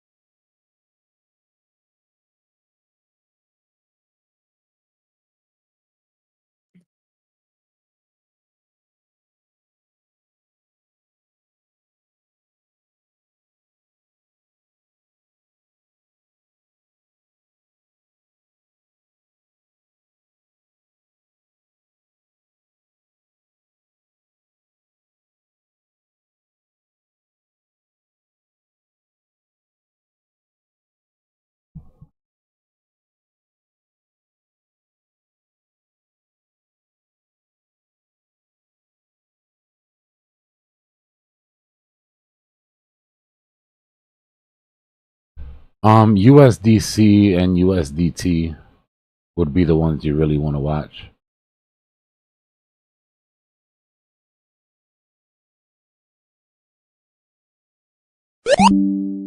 The reason I watch DT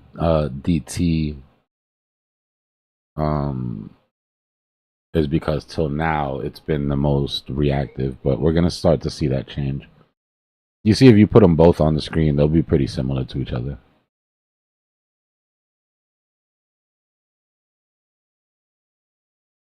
But USDT dominance is still higher, right? We're at what? We're at 5%, 5.1%.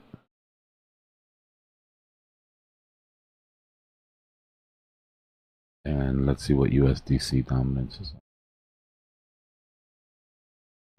Because it might have flipped. Yeah, USDC is only at 2%. So between both of them, what you can do is you could go USDT.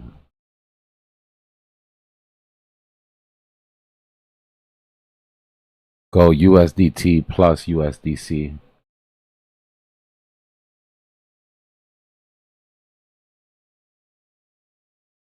And now you've got an aggregate of both of them.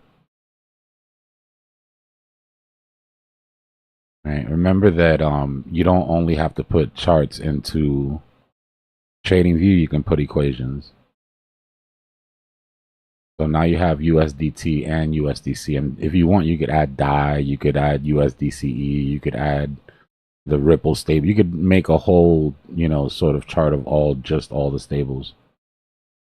But with those two combined, we're at 7% dominance. 7.2%.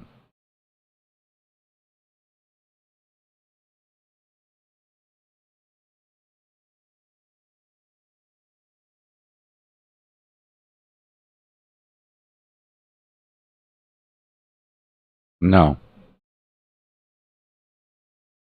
No, others excludes top 10 and stables.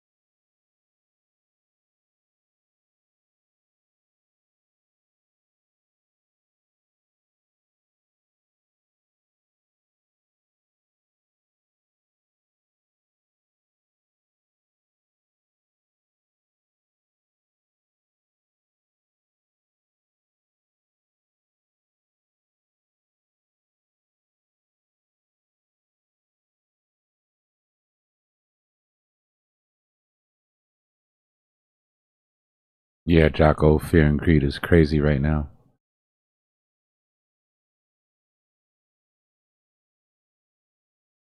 People need to stop freaking out before I start running out of money to buy the dips with.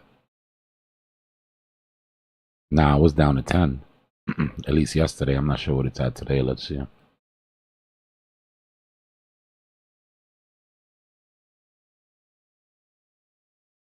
No, it's still sitting at 10.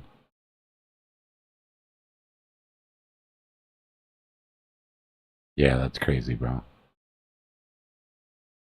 Anybody that's been in the game for a while knows that this typically only means one thing.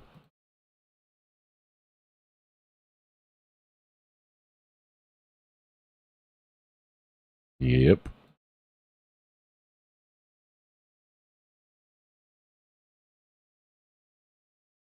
Bro, there's people that don't deploy funds unless fear and greed is underneath 30 ever. No matter what the chart says. If fear and greed's above 30, they never deploy funds. We're sitting at 10.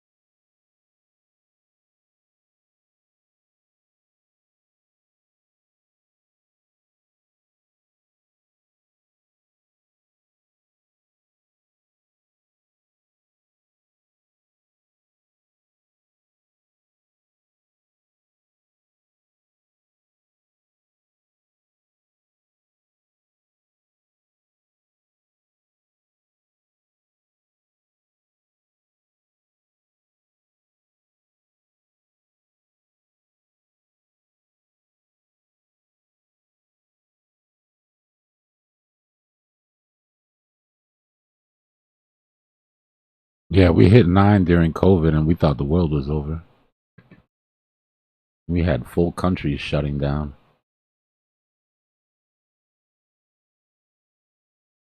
The problem that we have is that we're having an expectation issue, right? Expectations were so high with Bitcoin strategic reserve and everybody that bought in after Trump's election, and we've given back all those gains now, right? So going from such a high expectation to what is a typical drop for Bitcoin, 20%, 22%, 25%, gives you a fear and greed in almost the single digits, which is crazy.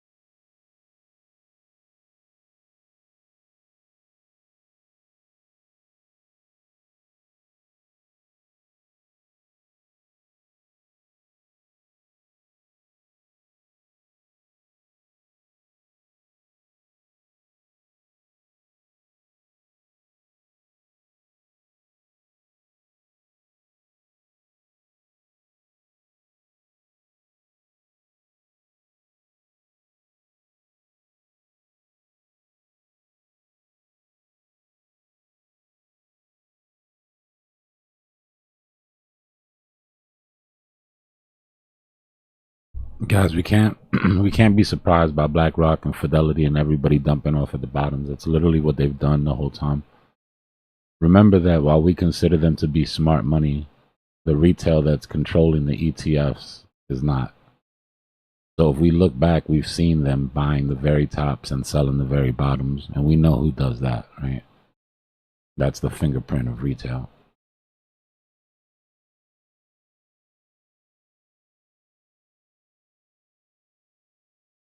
Michael Saylor. Uncle Sailor here.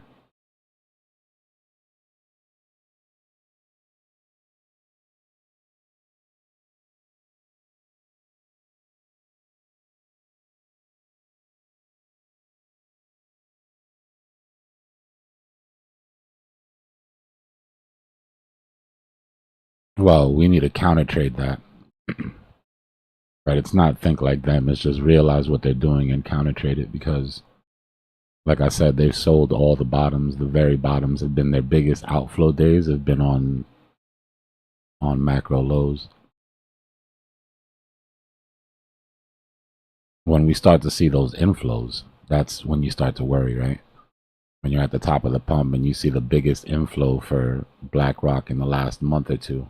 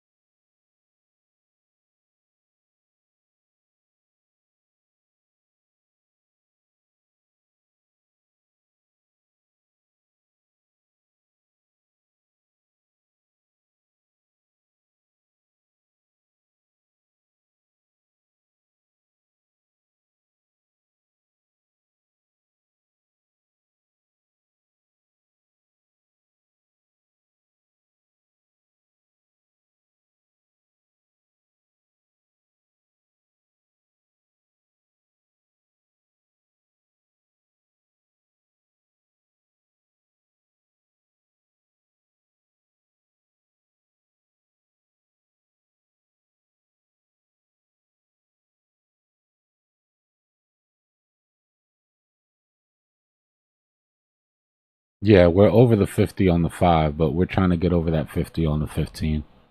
We've got our momentum shift on the 5-minute, but now we have to make that same move on the 15.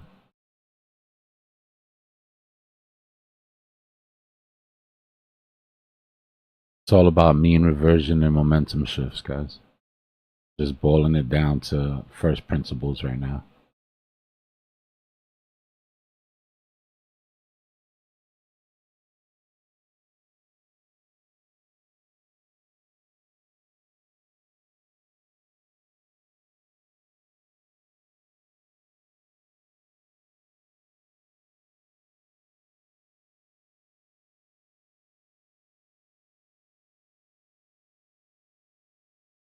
I'm just working on some educational resources for the Discord right now.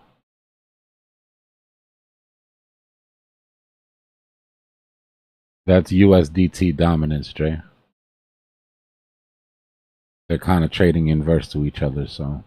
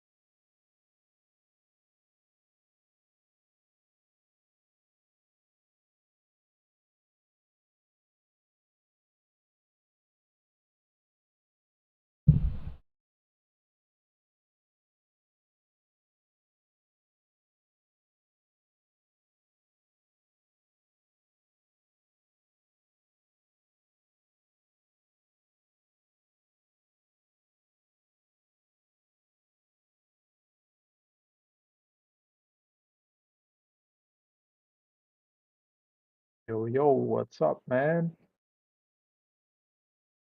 What's going on, brother? Let's see if this double bottom plays out. I think the big question that everyone has now is, do we see a pump before summer or do we see one big pump end of the year and chop until then? What are you thinking? I think it's going to take a little bit longer to get us out of here than we would like. But you can't predict the money. It really is just going to come down to when the money comes in. We have to make up for some of this pain, though.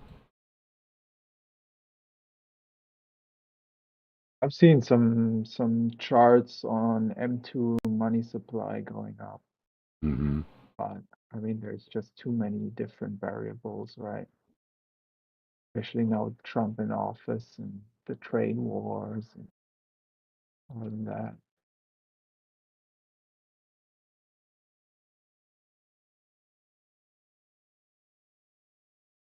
All right, so let me give you a sort of forward-looking,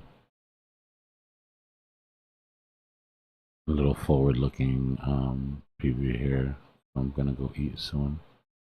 Take all of this shit off.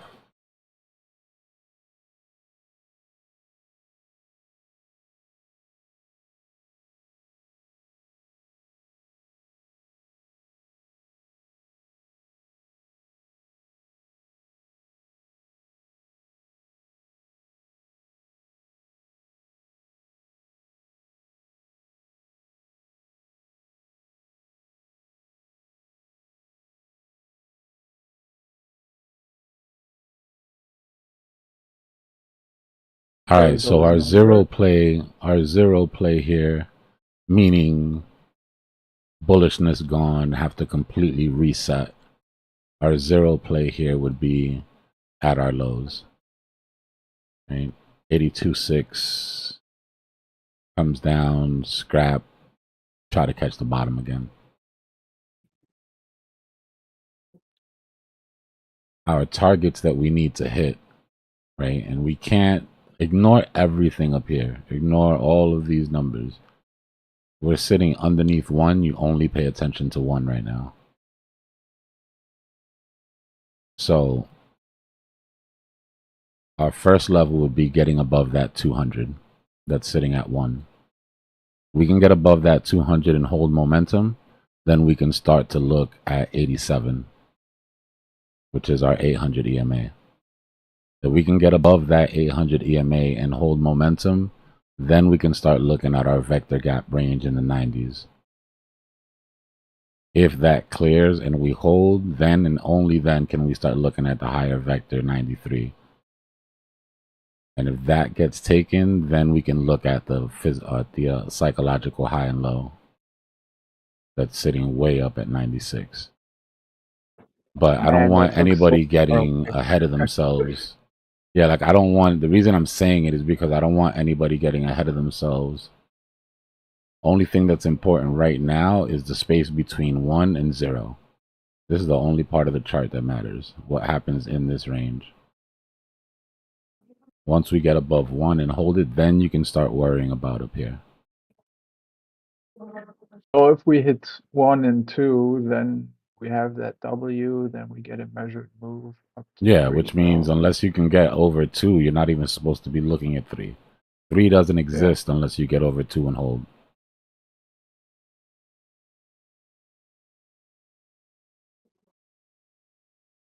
Drew, we'll be lucky if we even get a weekend. He said no weekend trap. We'll be lucky if the weekend ever arrives at this pace. I mean, getting back up into the 90s would No, that'd be make epic. a lot of people bullish. Yeah, that would be super bullish. That's when you can start to really feel good about, making some ground here. But for right now, we're underwater and we've got 5 pretty serious levels that until we pass, we're not going anywhere.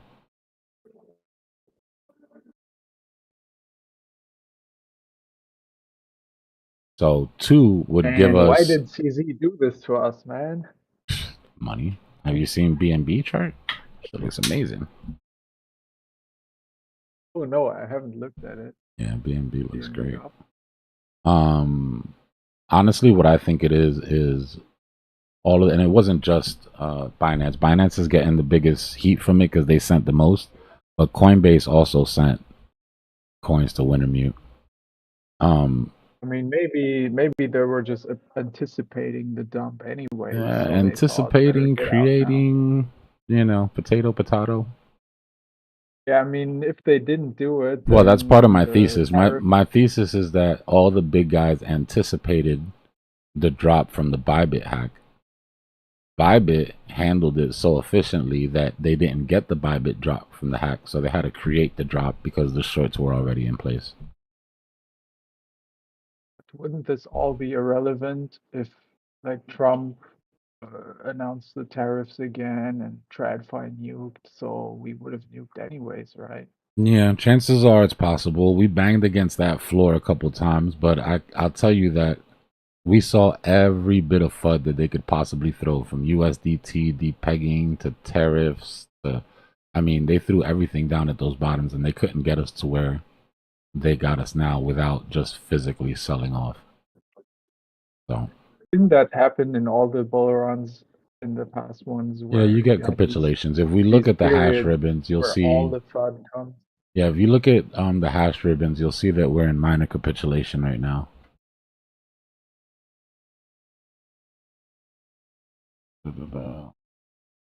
Minor capitulation means they are mining less. Means that they are selling off because the price to mine versus the current price isn't becoming sustainable. Hold on.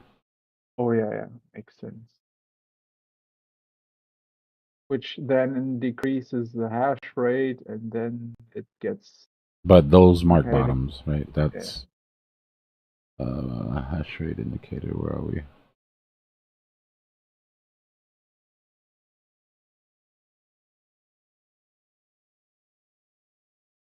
Not it. This isn't.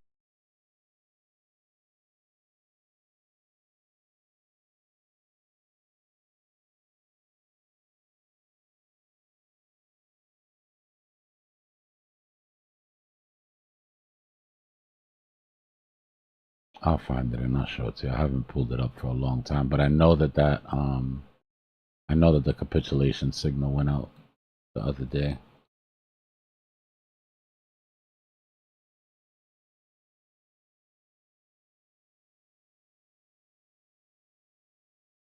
Give me a second. Pull the right one. And what the hell is all of this shit? No way.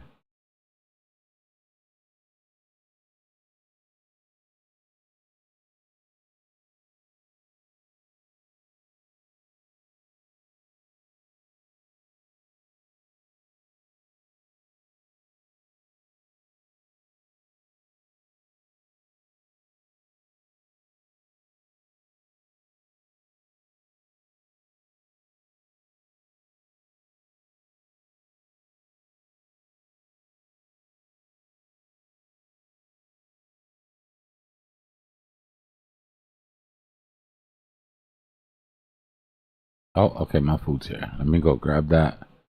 Alright, guys, remember, target is 1. Don't worry about 2 until we hit 1. And our invalidation is down at the bottoms. Right? If we hit 0, that means we're going after the vector gap.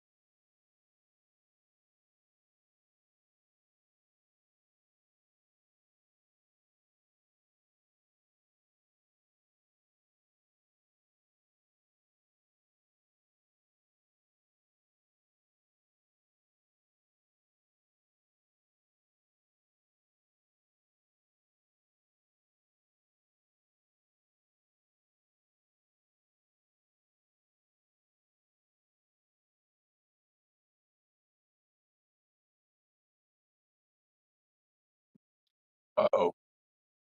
Dbloc, all your lines are pointing in the direction I'm looking. I kind of like these indicators.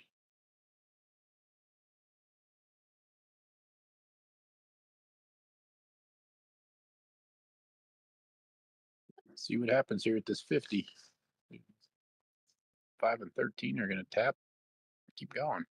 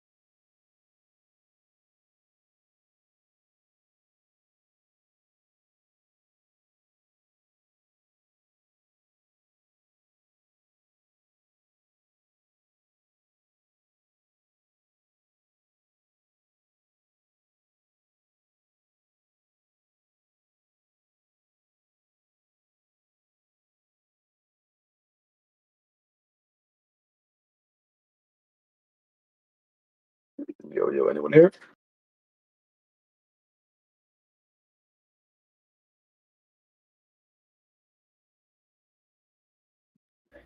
Yo, it's good. I'm here. Yeah, I'm just wondering, does anyone have an idea of what we're looking like coming into Friday now? Any ideas of what the movement could be like? I mean, anything could happen, obviously, but what are we thinking?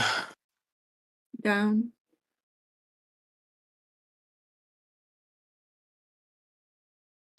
I'm seeing and feeling down.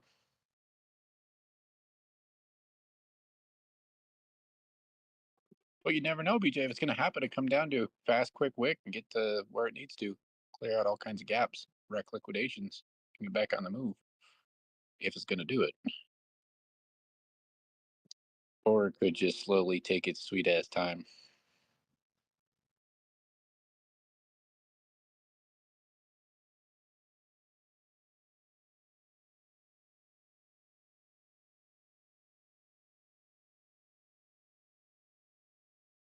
But like, look on Dbloc's chart. We're kind of getting close to where that 5 and the 13 are about to cross that 50. So usually when this happens, you got to wait for another 5 minute after if this one goes under. But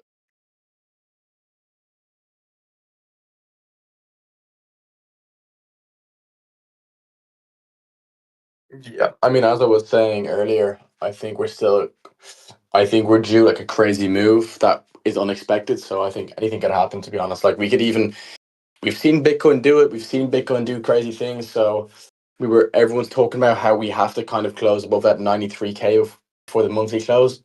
Is it possible? I don't know. You never know with these things. So, it could happen tomorrow. We could have the most insane rally. We've had a terrible week of constant downward momentum and everyone is bearish. We've seen the fear and greed index. So we could see it. We never know.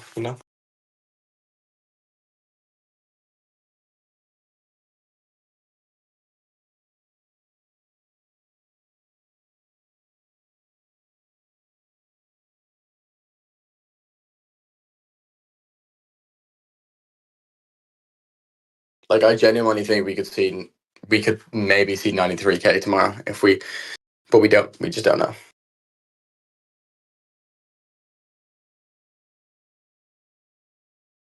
we also can see 73, right in the middle of it. So it has the same Okay. potential to move up and down. Now, which one's easier for market maker to do? 100%. I agree. We just don't know. We don't know. And again, that 74, 75, 76 area is that 30% retracement we quit mumbling back and forth, but that's a 30% retracement from our 108, 109 area. Yeah.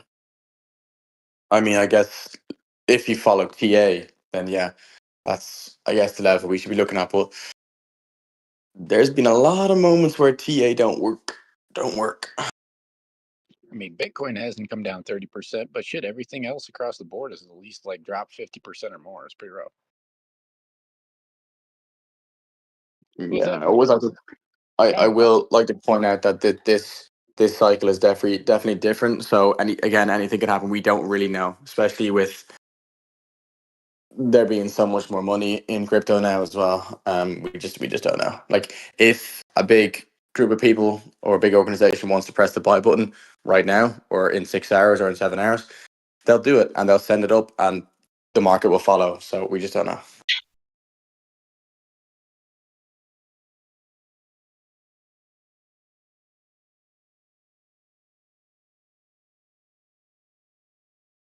More money in the market. Are you sure about that? Where we at? Only like 2.75. Where we at? Market cap wise. Yeah, that's below the previous all-time high. Yeah, it's kind of what it's like. What's this telling us? What's this money ripping out of the market? Yeah, I'm just saying there's a lot of money on the sidelines. Like, there's a lot more money people watching. That could press the buy button at any moment. Oh, inflation, right. I forgot about inflation. Yeah, November 2021. That was a while ago now. How was what was the price of bread in November 21? Less than half the price it is now. You see, everything in the entire stores was half price it is. Gallon of milk, eggs, bread, Okay, bangers, everything. so by that measure, you know, if the same bullishness came, COVID was pretty bullish. Then if the price of bread doubled, then total could double too, no? So that would mean 6 trillion without one single dollar more coming. I mean, without more value, yeah, coming.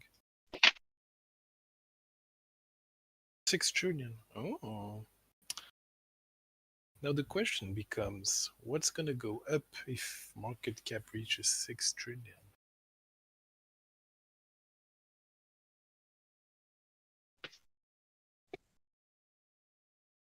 Probably everything.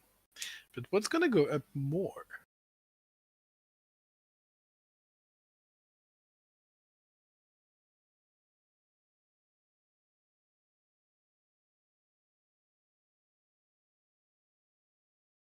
If bread can double in 3 years, Bitcoin could be able to double too. So that's 140, right?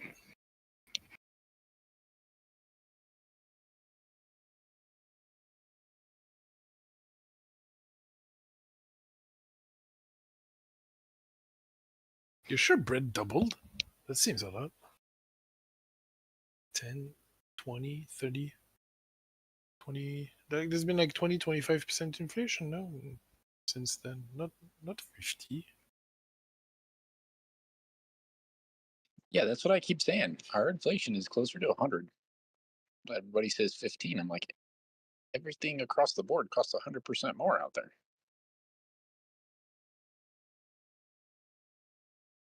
But according to Powell's numbers, nah, it's not. It didn't double. But I guess we did 20%, right? 20, 25% in 4 years. So when you look at it that way, makes sense that all-time high does 25% higher without new value, just with the same people having bought last time having bought again. I would say the only thing that didn't go up consistently with inflation would be gasoline. Gasoline should be $8 at the price everything else is. But it's the only thing I've noticed that hasn't properly or truly increased the way everyday goods and services have.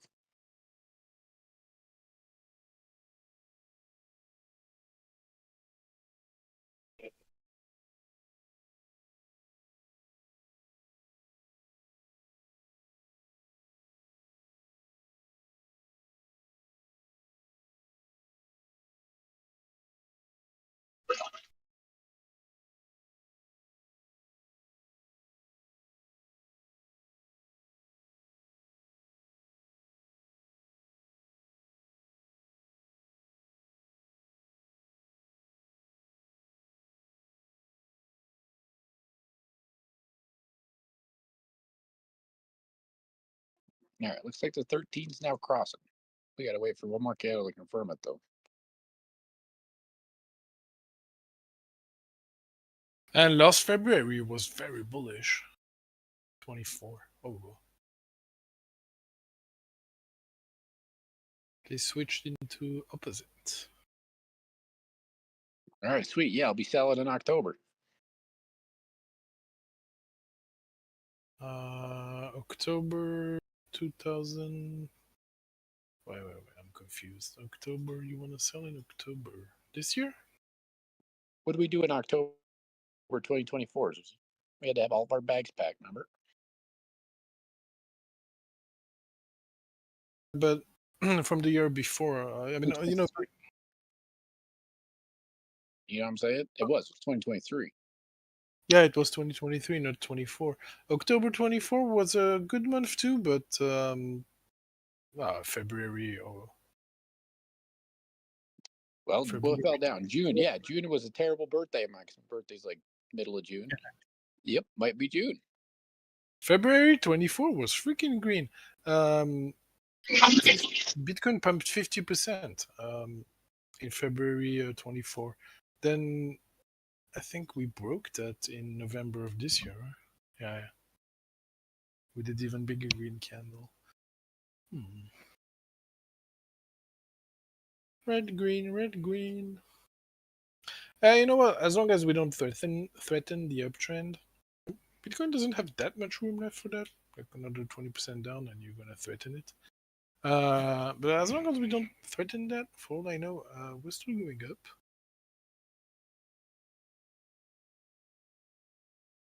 And you know, if you're still holding longs from like 60K area, hopefully you took some profits up there, and maybe now you're considering adding those back in, no? Because for a repositioning, 20-25% down, like, oh, that's yeah, we can drop to 70K, 65K, but there's also a possibility we don't, right? Like it's time to slowly buy what you sold. If you didn't sell, well, just wait. There'll be green months to sell. If you're stuck, like that's the worst case, right? Imagine you were all in up there, and now price is coming down, and now you sell, and then price continues lower. Okay, I guess it's a decent trade because it's going your way. But what if it doesn't, and you actually sell after a red candle? Oh, well, you can make it way worse. Sometimes doing nothing is not too bad. Maybe that's what CZ wants us to do with that tweet. Right? It's like, oh guys, you can't control what it's gonna do. Don't bother trying to be the hero and selling and buying and this and that.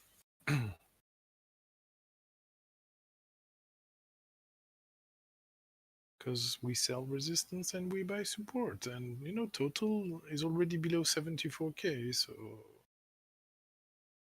yeah, it's time to think about buying, no? And and for sales, like even if we continue further down, you'll be able to sell 85 eventually. You know, it doesn't seem like being stuck from 85 is very likely for. Well, I don't know, but maybe we'll be stuck for 6 months having bought 85K. Doesn't seem that likely though, because compared to all what's stuck from above you, well, you know, should be okay. And for topping structure on the macro, yeah, once you lose 74 on Bitcoin, yeah, you can say 110 was a top. We're not there yet. On total, no, now that we're back below 2021's all-time high, yeah, we can say that was a top. So you're gonna treat it a bit like a dead cat bounce. People are gonna sell 3 trillion now. And with enough manipulation, you know, spiritual, bullish news and this and that, maybe Bitcoin will just eat it like butter. But that's a bit wishful thinking. We don't know. Because we've priced in the bullishness, right? Like we've priced in SBR stuff and this and that. So now it's gonna happen. Cool. Like if it doesn't, it's even worse, right? It's gonna happen, and then they need to buy, and that's when we're gonna get an uptrend, maybe. And depends if in the meantime the stock market is doing fine too. Right?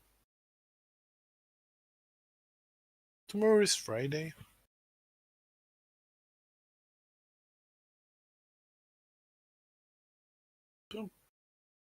Some shorts are gonna close though. They didn't close today. That's surprising. That was a bit surprising that market closed downward.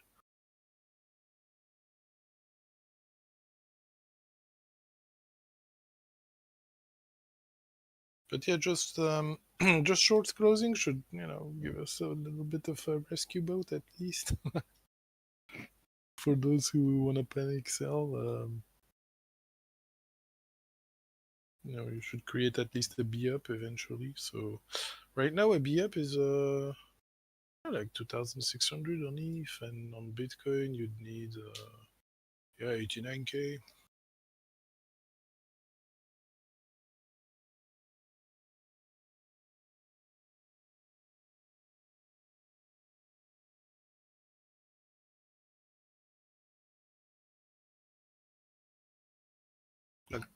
I mean, entering shorts at these levels,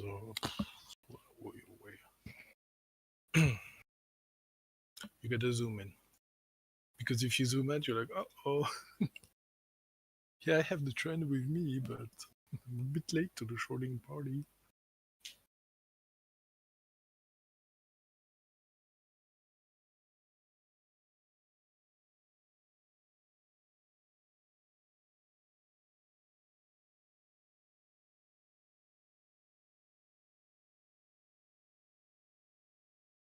Uh, 99.3 was the last really good short opportunity. And I don't say that because price reversed there. It's because it is the upward structure's initial top. We built resistance at 99.3, so it's really the last area during the uptrend to take shorts. And that played out so nicely because at the end it's where you make sure you can't go any higher before dumping. So on the way up, it will probably react. Like, what? No, this is gonna bottom eventually, and then it'll go back up. And what's gonna be the levels to? I think 99.3 will probably again react on the way up. Like, it's time to plan trades to both sides. Don't look only downward. How much are you gonna sell at 99.3? How much are you gonna buy at 70K and even below? You gotta think about that too. And if you're already all in, well, sometimes doing nothing is the best thing. They say it's panic, not doing anything, but I don't know why. I feel like you could just make it worse because selling blood. Maybe it's gonna get much worse. Yeah. I mean, it is getting worse every day, right? My price is still going down. At least you got the trend with you if you sell.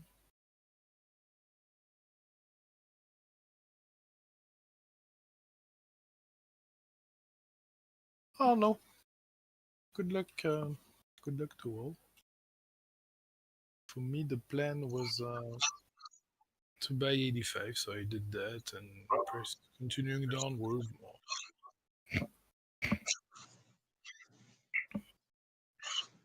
You gotta have a long and a short. That's the plan. Nah. To make real money, sometimes you don't. Nah. No. In a range, yes. But on impulses, no. That's when the money is made. It's when you're not hedged during an impulse. But you're right, though. You're right. You could go The hedge is long.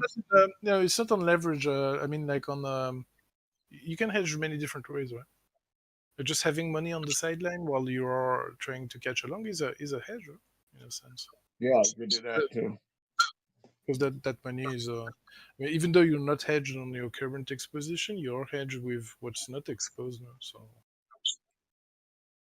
Or like if you wanted to go long at 85K, you can go long, and then you could also open a short for a smaller amount in case you're wrong.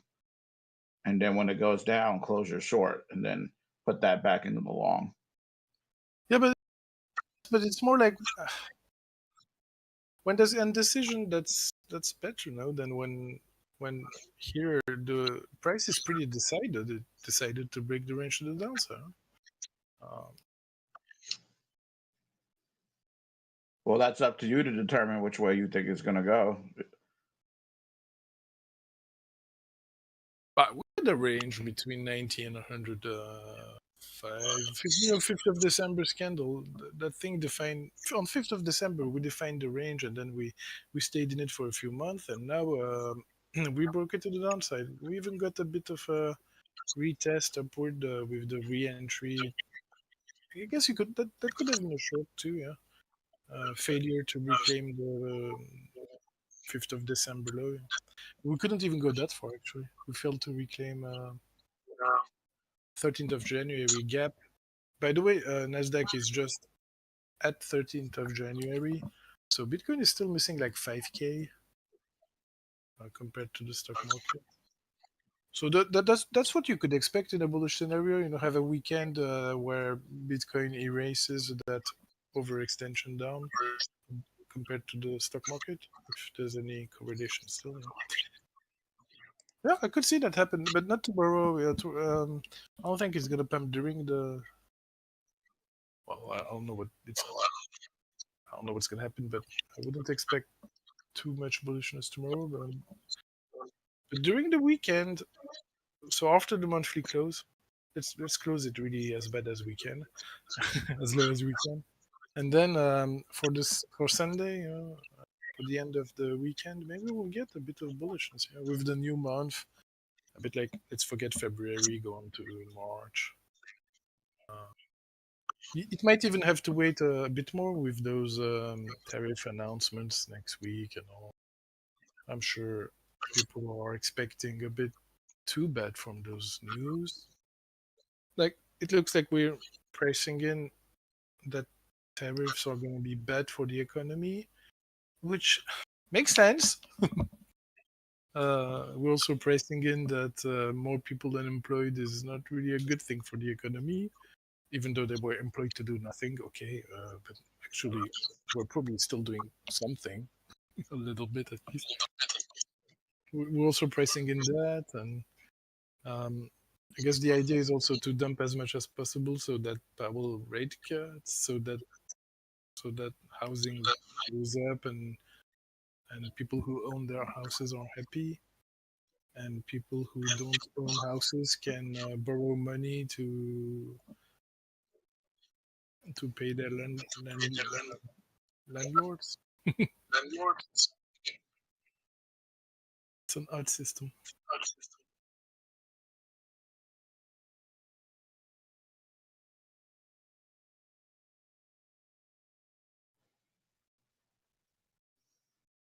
I mean, it just it comes down to, do you believe that you're still in a bull market? By definition, on some coins, we're not anymore. When you trade below your weekly 200 MA. Bitcoin, there's a lot of room before we call it a bear market. Well, we need to break the uptrend at least. The one we started, in December 22.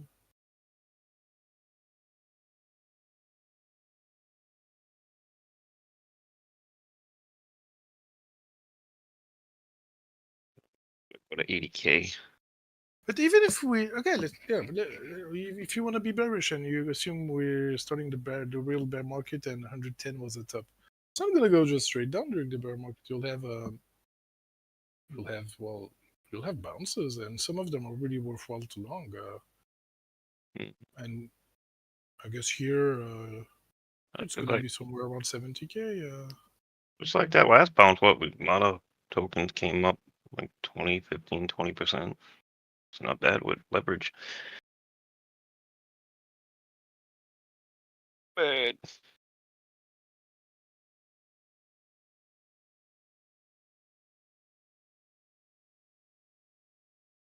It's just that, are they gonna put tariffs on crypto though?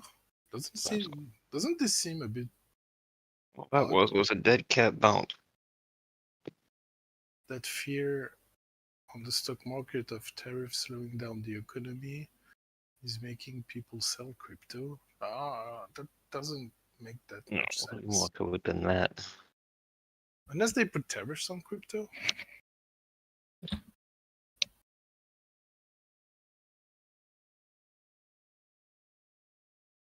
Actually, not that bad if you think about it. Bitcoin's still at 82K.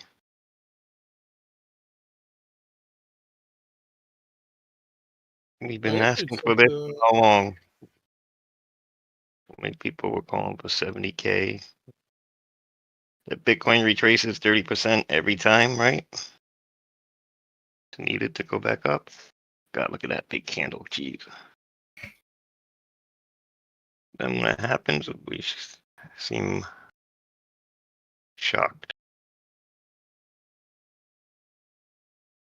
The listing of BNX USDT perpetual contract. BNX. Yeah, it's probably low volume. And X. We're gonna see a lot of those. We're already seeing. Last week they removed like 4 contracts.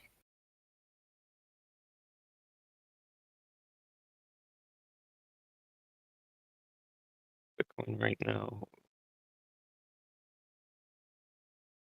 83.1.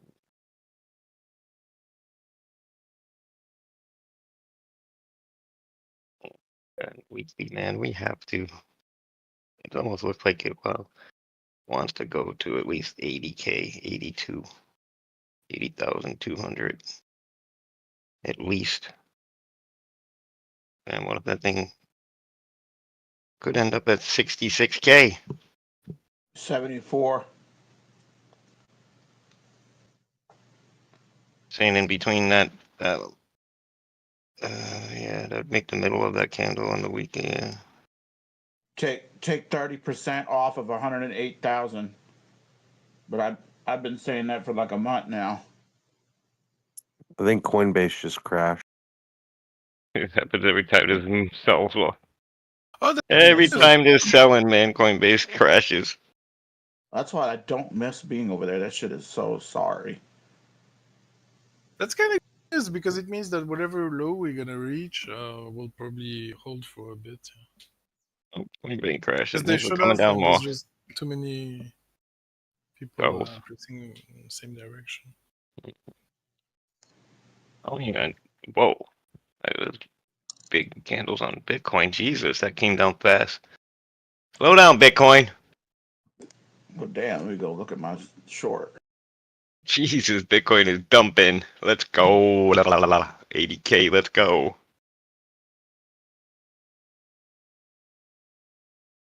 Where's that CME gap at that he said we were gonna hit? Yeah, we closed it. We cleared it. We're past it. Never mind. Oh, the CME. Oh, I was looking at the vector gap. Where is the CME gap? Lower. Yeah, it's at like 75, isn't it? I imagine that's where we're probably gonna be headed. As Let's well, go. we're down One there. more, baby. Let's go. We're gonna bounce right here. If that is to happen, doing it at the same time as everybody else for an asset that's so correlated to the stock market kind of makes sense, right? And if we go already there today, what's gonna happen when Nasdaq goes another 4% lower? Oh. Dump it. Dump it, dump it, dump it. I can really see us going around 66K. I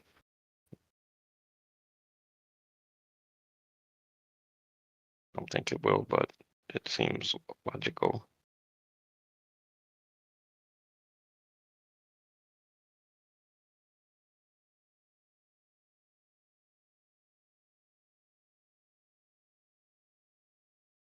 I put that.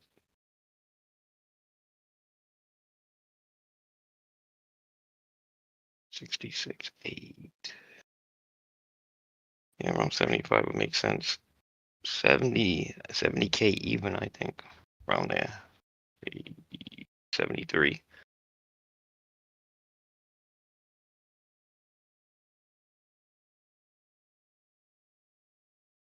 Either Bitcoin.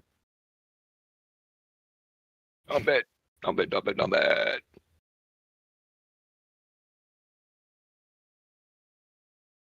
Lower and lower and lower. God, this king. Who's dumping at this time? This is Asia, huh? Right with Asia open. Asia that just opened, right? They opened and they're dumping. What's going on with Asia? Dbloc should be stepping in anytime now. No, Asia is in 1 hour.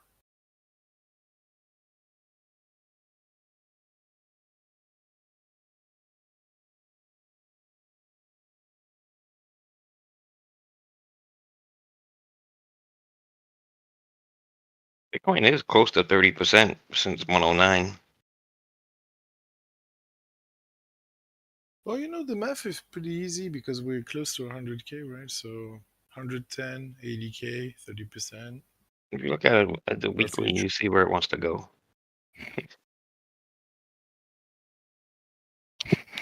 It's dumping.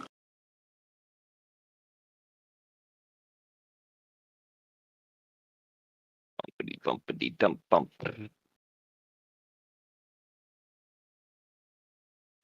Asia is dumping. Hey, you gotta come fix your chart, Dbloc.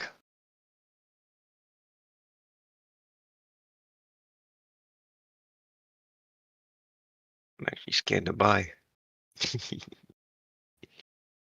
80K. I was watching. A lot of people were calling for 80K even. Could that have been it? Everybody's. We are dumping. I don't think it's done, man. It's going. Yeah, Dbloc your chart, man. Damn, I leave for an hour and you guys.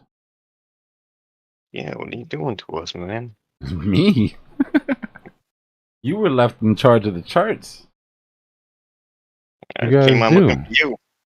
Nah, we weren't able to get back above that line. And I'm telling you, This Bulls. happened right with Asia, right? Asia just opened, right? Yeah, Bulls have to hold. We have to get above one. If Bulls don't hold this line, they're gonna fill this gap.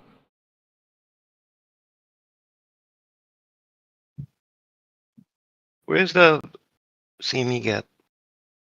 I'm all in, baby. I just jumped Down in. to 76, 80, 76. 80 to yeah, 76.5 to 80. That's a big gap. That was a crazy weekend. We're right there, man. Got above I'm this all shit in, to baby. hold, Let's too, go. but We are right there. Why not close it? This It is makes it. That's sense. all you guys are getting. Now we in it. Sorry. Look at it on the weekly. You don't think on the weekly we could go down to? listen, Look on the at it. monthly, I have to be completely clear with y'all. Like I've been saying, on It's the like month, 66, man. on the monthly, if we don't get back above that level, we're gonna have a bad next month, at least the beginning of it. On the weekly, if we can't get above this dotted line, we're still in danger of going to take this CME gap. So first things first, you need to get above that, and not just above it, but like above it and hold and push away. Or we still got this danger zone to contend with. It's a nice reaction though. Yeah. I'm all in, baby. 80K is the first top of the candle brim. of Asian session. Asia woke up. Yeah, I'm and just playing dumped. the cap bounce, though. I'm not going to probably stay in this position too long, but yeah, I just bought about 2 minutes ago. Bitcoin, USDT dominance is pushing as well. It's going to add some speed to it.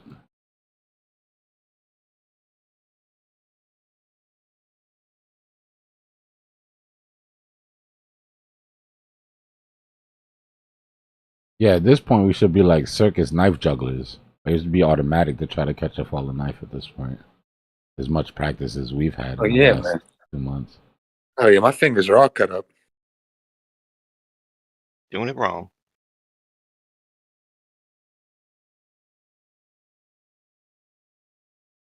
There was a red line on my chart at 80,964. I don't know why though. This about. It's crazy. Yo, I remember being in a range for weeks and months, and then like yeah, can't hold the range to save our lives right now, can we? I know what you mean, bro. We got so used to just support holding because it was support. Oh, good man. These things work like magnets. The closer you get, the bigger the draw is. I think these quick drops are better for the bulls. Like, you know, anybody that's in position looking to, you know, DCA and everything. Like, you don't want those slow, gruesome. No. You know, these fast dips, just like rip the Band-Aid off. Just knock that tooth out, you know? Mm-hmm. Did Coinbase really not work here? My Coinbase worked. I just made a big buy of Trump. Oh, so it was Fed. Okay. We're going to have an intervention, bro. I'm on app though. I'm not on the desktop. I'm on my phone right now. Damn.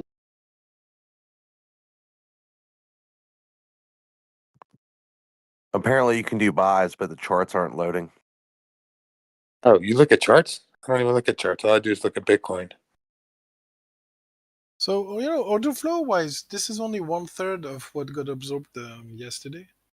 Yet price, you see how this time they didn't absorb it? Like they just price just dropped. Well, market maker matched it. But it's only, well, yeah, during the day he did, but not here, and that's why.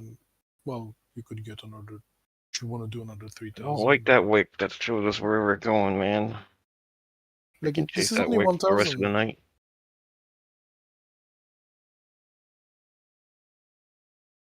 Gonna be like this till 3 a.m.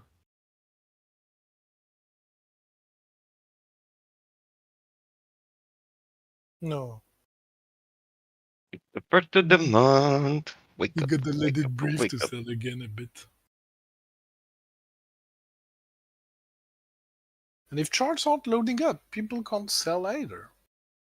Why not? You don't need charts But to yeah, sell. when you got a good point with the first of the month, right now people are shook. They're like, "Oh man, I wish I got this. Hurry up, get this dump staying here. They want this price to stay low. They're gonna get their checks on the first. Probably by the time they get their checks, it's gonna be too late. That's usually how it happens."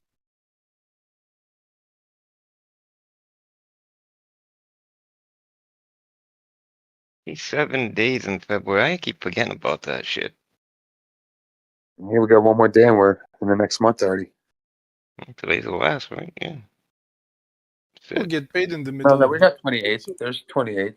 Is there 28? I thought it was only 27 this year. There's 28. Sure. Man, your calendar's not set on Yo, 2025. crypto's got people all over. Crypto's got people screwed up, man. You know You what I gotta mean? make sure your calendar's on 2025, but you're probably on a 2024 calendar. You know it's 2025, bro, right? Oh, yeah, okay. Yeah. You For know some what? reason, I thought there was only 27 days in February this month. I don't know. Bro, Leap year or something. actually, Who knows? I hate to tell you this, dude. You've been dreaming this whole time, and none of this is actually happening right now. Bitcoin's at 150,000 when you wake up from Good. this dream. Oh, I'm glad to hear I was that. about to say, so this is what the end of times feel like. I've been wondering. Wonder why I was naked. Like, I don't know about y'all. It all makes sense now. Ren USDT also getting delisted from Bybit. Oh man, they're coming up with delisting They news needed right as money. Bitcoin drops. They needed money, so tokens that aren't doing anything, they're getting rid of. Everybody's just selling a little bit there just to load up on XRP. It's no big deal, you know. Ethereum should be at about $1,000 here soon, probably another month.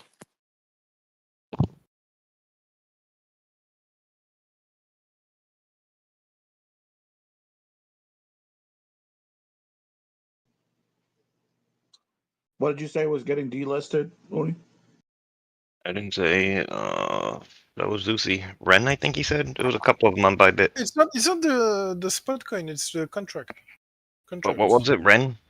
Yeah, Ren and BNX, and well, there's gonna be a BNX. list of 12 to buy tomorrow.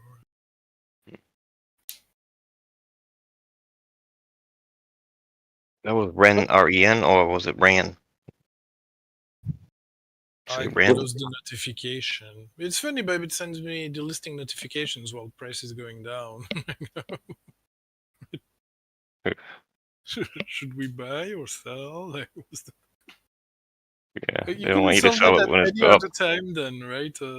After, actually, no, after the low. Yeah.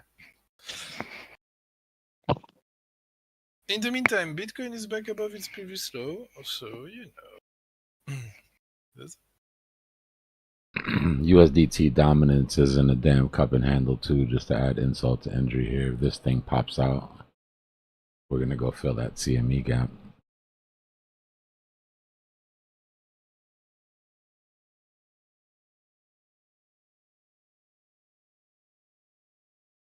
What was the precise value on Bitcoin? Well, I'll check it out. Because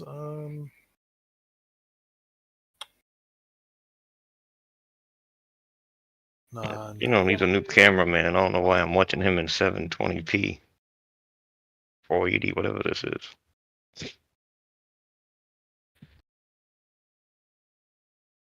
Claims to on his internet. Yeah.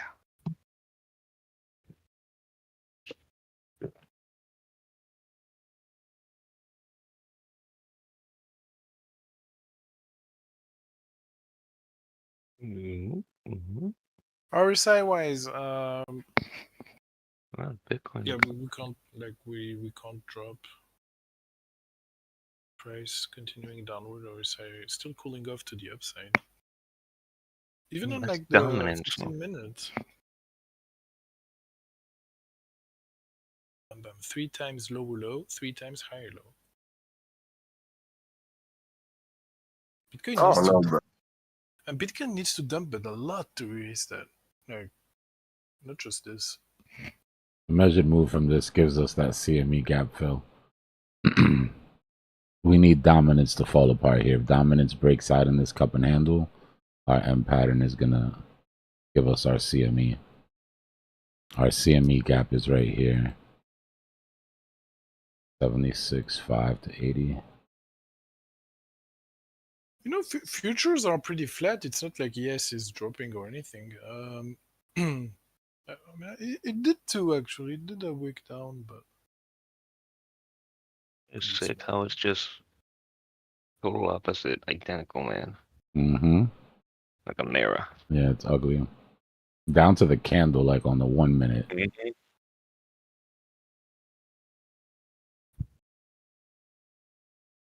Any of you guys trade on week?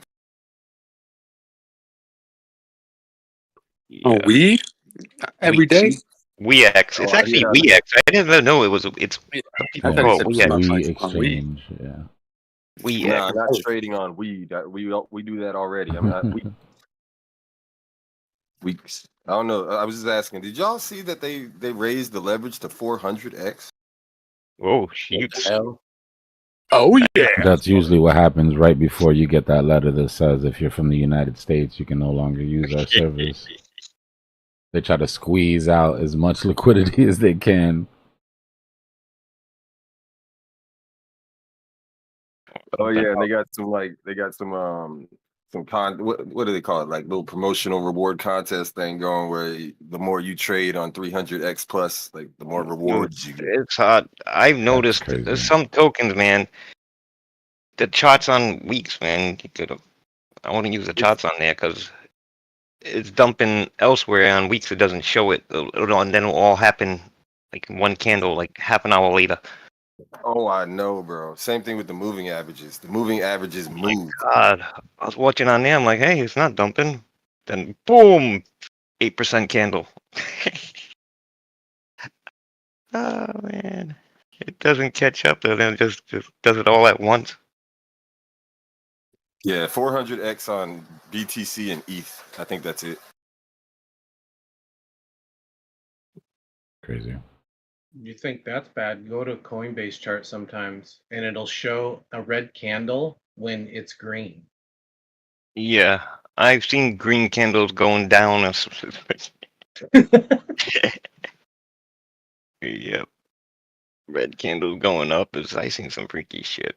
You wanna mind screw, man. When you see that and you're like you don't figure it out right, you just like kind of immediately react. You're like, what is going on? Oh yeah, that deer in the headlights reaction. Yeah, and you're like it just takes a couple seconds for you to Mhm. realize it's like a web glitch, right? And you refresh and everything's great, but still in that moment it's kind of like panic. Yeah, like what is this? You can't convince me that it's not orchestrated. That's where my conspiracy theory lies right now. I think they did that purposely, man. They made the candles green on the down trend. Well, there's would- also accepted so a lot of these web APIs for rendering all of this data does have bugs, right? And they get to triage those bugs of what they want to fix, and if they're benefiting off that bug, they won't fix it. So I don't think it's deliberate, but I think that it's what's the word I'm looking for? Condoned. Like when someone says I don't condone that behavior, well, they condone that. They know what bugs that are there. They know people are bitching in Reddit and everywhere else about it.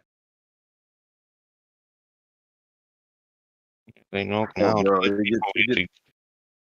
it gets a little swampy. Like here's something that I've noticed on weeks. So I'm like good friends with Crypto Lifer, like in real life, and so I'm like one of his referrals or whatever, you know. And they got the user ID numbers attached, you know. So basically, I'm attached to his account. I was locked out of my account for however long. I can't remember. I talked to like two different agents, and then I hit him up on the app and said that I knew Crypto Lifer. I'm one of his good friends, and they had me unlocked within 5 minutes. And I've seen how many referrals, because I've been to his house. So I've seen like just how much he generates for these exchanges. And I mean, you know, I'm not saying it's shady or nothing, but yo, like, Oh yeah, what's his address? yeah, it's gated, but yeah. It's like no. Stupid. But either way, I'm just saying, like, the favoritism, you know, the preferential treatment, just by, you know, flashing a name. Cronyism at its best right there, buddy. Yeah. Imagine if you don't know nobody.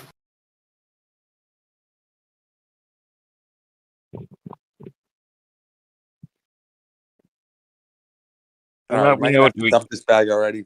I just bought it like 5 minutes ago. The good news is there's now sell walls appearing here. It's not just all out people pressing sell. Yeah. There are some whales putting sell walls around 83 and 83.5. So it gives a bit of a purpose in a pump. There's at least that double wall there. Because otherwise, the characteristic of this whole down move is that there's absolutely nothing to buy, so it's very easy to pump it back up because there's no one willing to put sell walls. I have a thick blue line at 82,222. If Bitcoin stays above that, I'm safe. Someone is worried it's gonna go above 83, so he felt like he had to put sell walls there. No, we're going after that CME gap. Mark my words. Yeah. The more you guys talk about it, the less we'll go there. So keep talking about it. We're at it. The CME's right under us, right? That's it. Yeah, it's not that far 80. away. It stops at 80, man. I'm saying it, and we won't get there. I promise you. We just get in there, just dip like just for 5 seconds, and come back up. Going The down. algorithm picks it up. It We hears going you when down. you say CME. Every time you say CME, it takes us farther away from that. Lower Careful low what you wish coming up. for, because if we do it today, what do you think is going to happen when SPY closes the CME gap?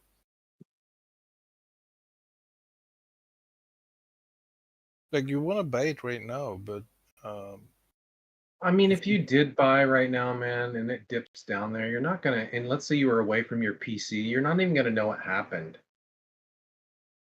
I think it's gonna come up quick. Yeah, I think one of so. those. Yeah. Yeah. I'm not saying it's gonna stay up, but it's gonna. Come on. I mean, I'm not Notre Dame or anything, but look, that's kind of what it's been doing on all of our levels so far. Not as it was like a couple months ago. There were some pretty crazy wicks just last month, matter of fact. This has been just more of a saying, slow if we bleed. go too quickly there, we might not hold it. Yeah, you're right. You're right. But I'm saying if you ride the dead cat bounce, you could get out of your position if you like bought too early, is what I'm saying.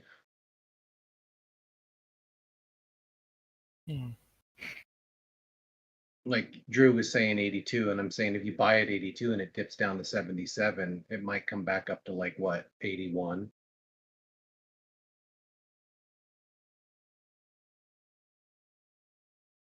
Off 4% up move.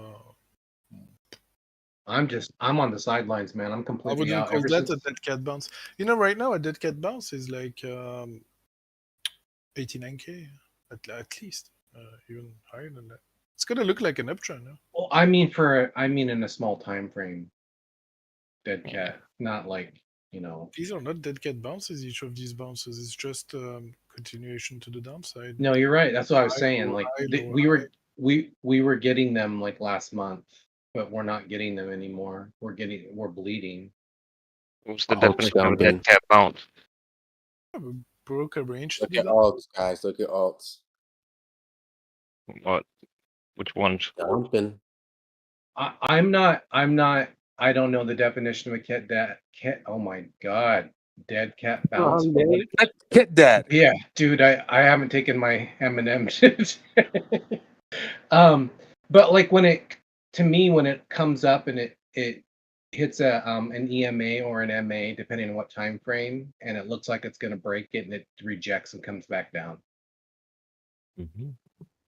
That's my I guess you definition. could say it like, well, for me, it's a bit more than just a lower high. It's gonna look like a bounce. So I don't know. Maybe it's a time frame Does thing. it matter how high we bounce though? Like what we just had, that wasn't a dead cat bounce. But if Big buys coming in. Big buys coming in. you bounce and you go over an MA for a candle, man, that's not dead, right? Like you throw a cat on the ground, it bounces once and then it just goes back down. Hey man, stop talking about hurting cats. Pumping 20% and failing there, I would call it a dead cat bounce. So going to like 95, failing there, and then putting a low. We'll look at this as a dead cat bounce.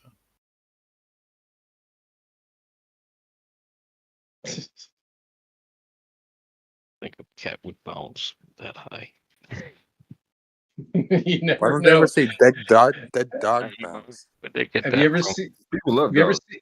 Have you ever seen the cat videos that where they're jumping off first stories and they land on the ground and they bounce a little bit and then they walk off like it didn't even happen?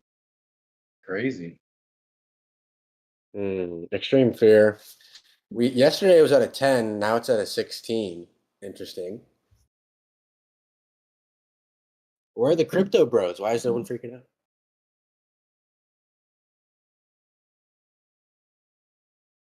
It's because in percentage, Bitcoin isn't down as much as yesterday, no? Maybe it's because they're just out of the game and they don't got anything to worry about. So maybe that's our sign, guys. We shook out the weak hands. I'm all in. Let's go, baby. It's down 3%, so it could explain why your indicator is going up and not down. Hey, Jeans on chat. I watch HBAR a lot, and HBAR always is delayed when it dumps. It never dumps when everybody else is, and you're like, it's time to get in, and then it dumps. I don't know. It's weird. It like delays a dump. I don't understand it. Dumpity doo da, dumpity day. HBAR is still above the 200.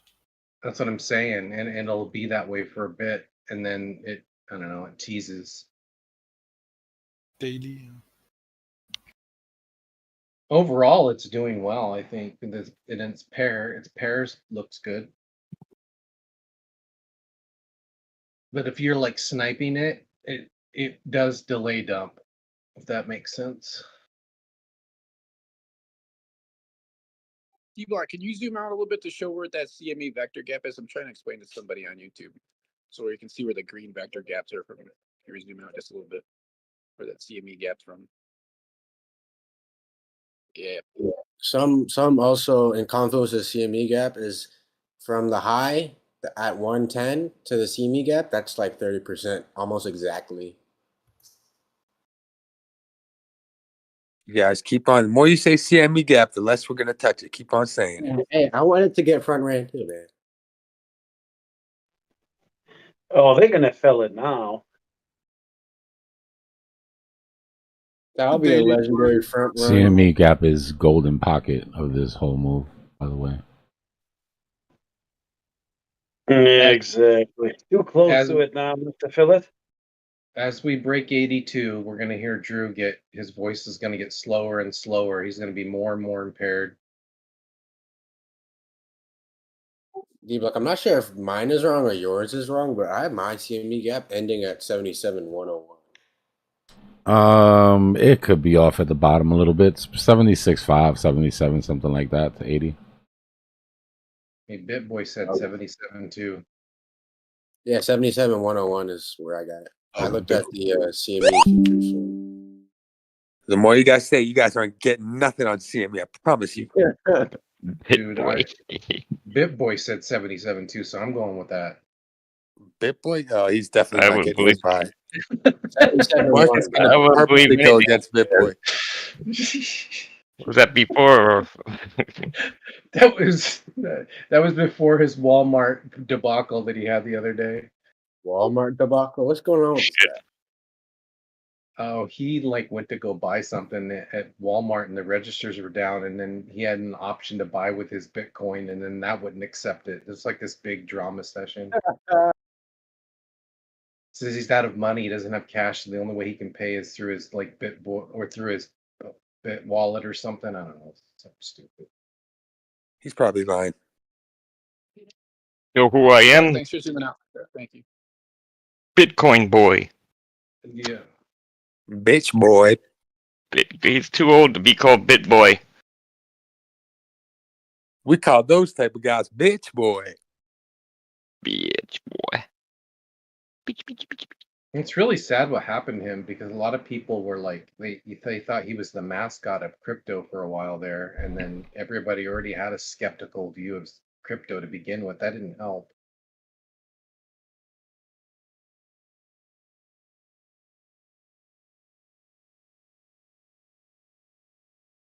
So sad watching what's happening.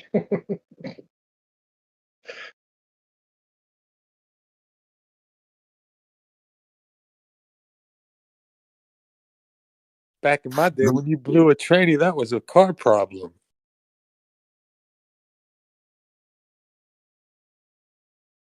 Midweek.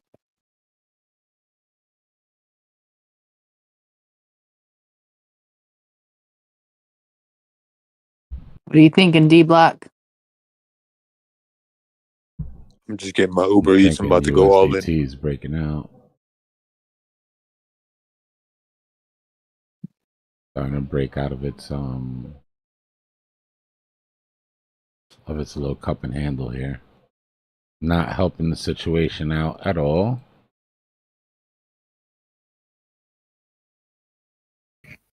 Well, we had the opportunity to avoid the CME gap, and it looked like we were going to take it for a minute there, but couldn't get above one. We're gonna take that CME gap, but why now? You got somewhere else to be? We're down here, For me, might as well, right? there's no reason to Like do it you got now. something better to do tonight? No, but yeah, I don't know. It doesn't. It's no. For me, it doesn't make sense.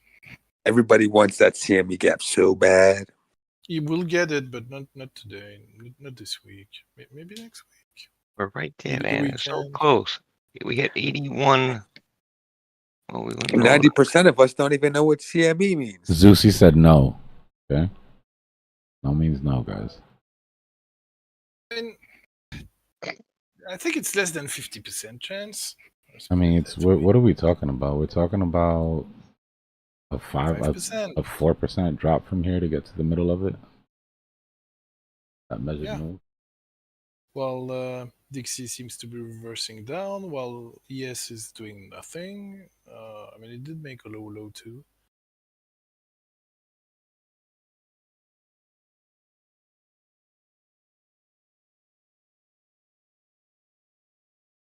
Yo, what's CME stand for? I'll be the one that's not scared to say I don't know what it means. How? Chicago Mercantile Exchange. Wait, C? What's the C stand for? Chicago. Oh, that's Chicago. Yeah, that's the Chicago boys. I'll be right back. Hold on. Chicago.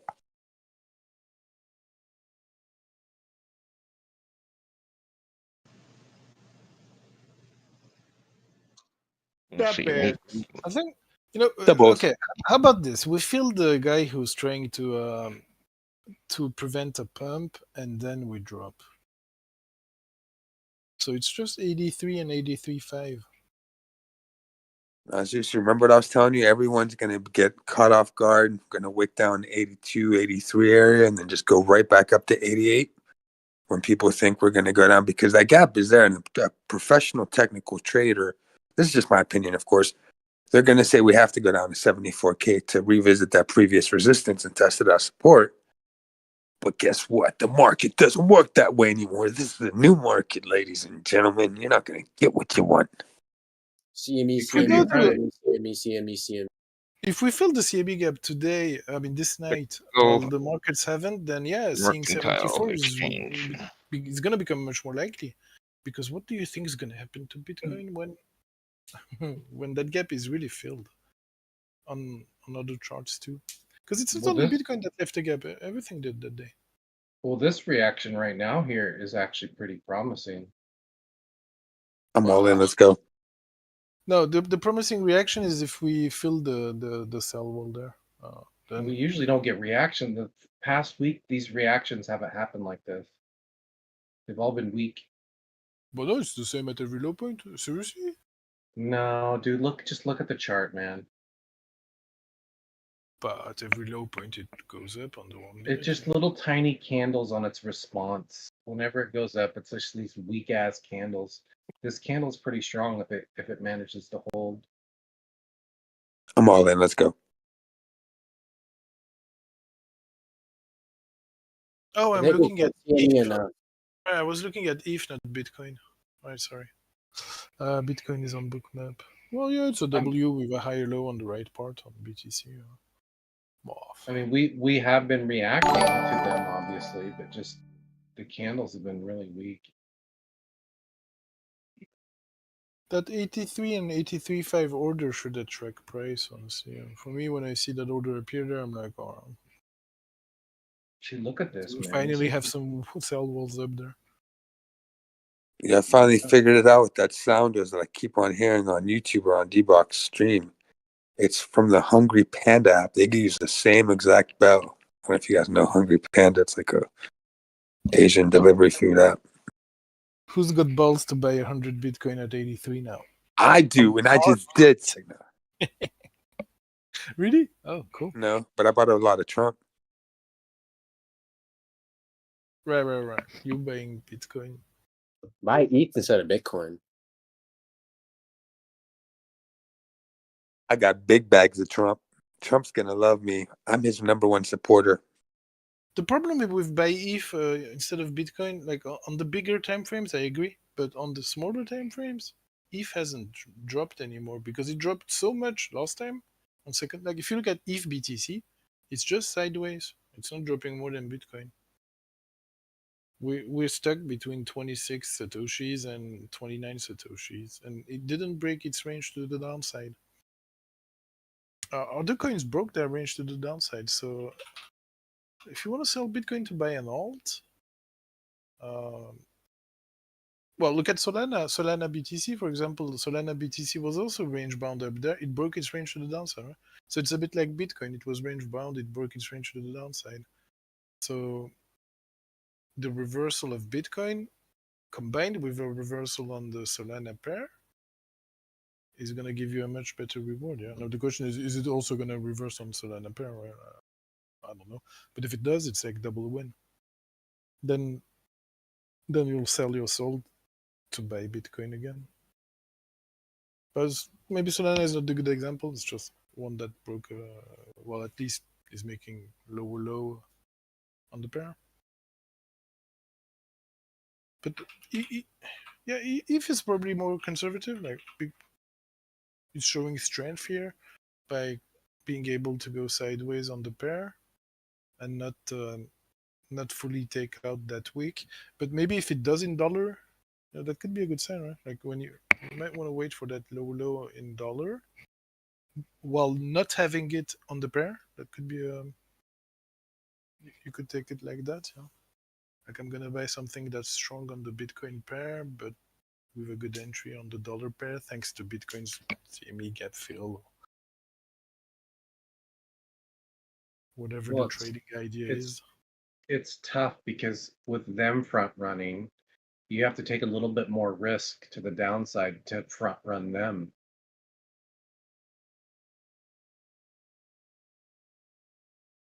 It's gonna get to a point where ETH is just it's like you can't ignore it. Like you have to get into at a certain point.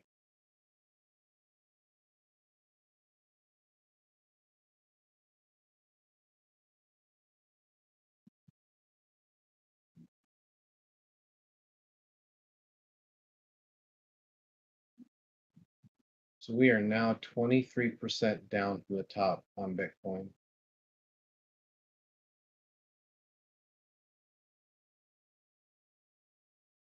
Walking into the danger zone. It's only 23, really? Yeah. We just bounced like 2%. I mean, that's a. I'm just Total is down 30%. 28.8%. I'm all in. Let's go. 2.6 trillion.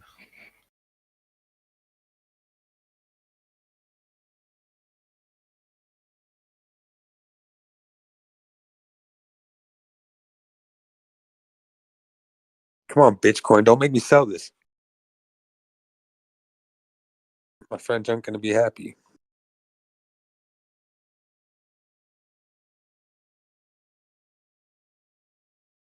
Man, if that candle would have held, that'd have been such a nice candle.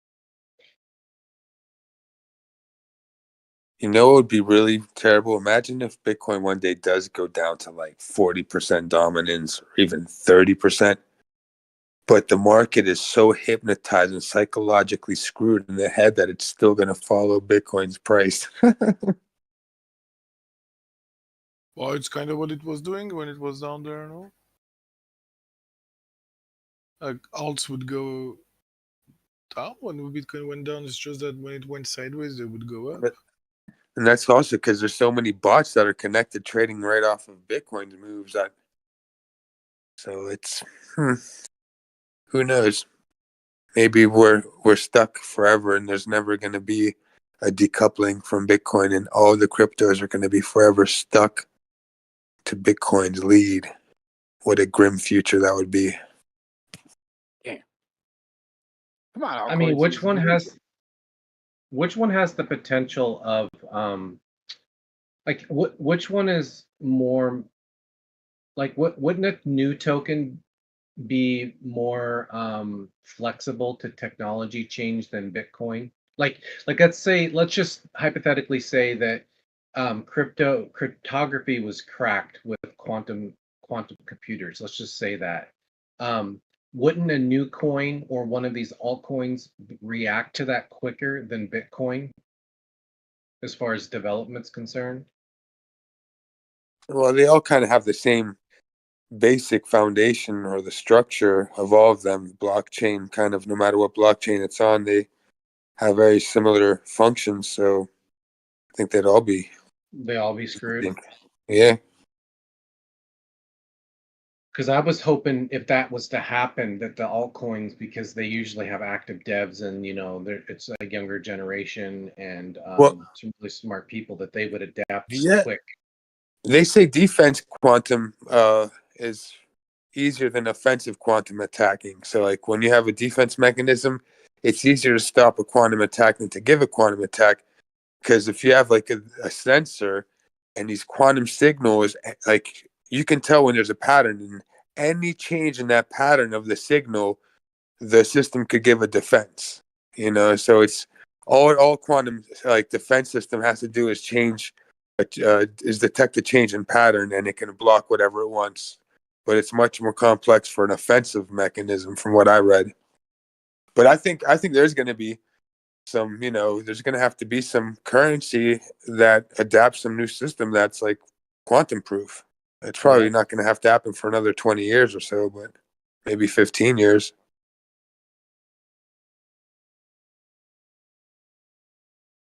I was saying I'm thinking that would be the catalyst, though, is like who's actually developing and who's actually working on, because I don't think anybody's working on Bitcoin, right? It's dead development wise, I think.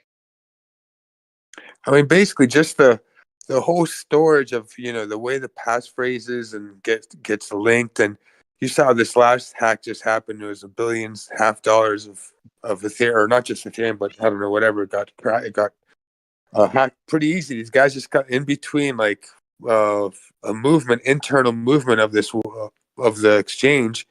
They put up this like fake, basically. It's like almost like a phishing page that makes it look like it's the real deal, like you're doing a transfer, but it was a fake transfer, and these guys didn't catch on to it.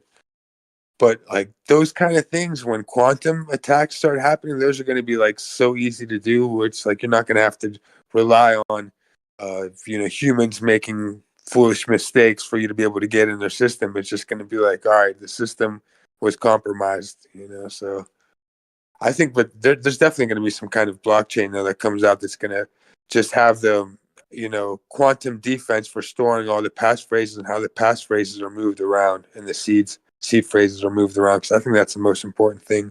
Everything else would be fluid, but it's just like storing those and like making sure the passphrases are safe. Well, wouldn't you think that new coins being created though would be created in the quantum instead of traditional cryptography? Well, you'd have to add a layer, I guess, like a new quantum layer on top of the old layer, because I don't think you're gonna. I mean, the quantum part of it isn't going to be like all right, quantum computing could be used to make, let's say, the code of something, but once it's physically on an order book and everything and running how everything runs on blockchain and the transfers on, I guess I don't know enough. I think we need Fly here. He knows more about that stuff. But it's I don't know, it's bound to happen. There's going to be some guys that come out on top, like you said. There's going to be some group that's like, oh, we're ready for this. They've got to be, man, because that's the only way. It's the only way they're going to be able to sell it and break that.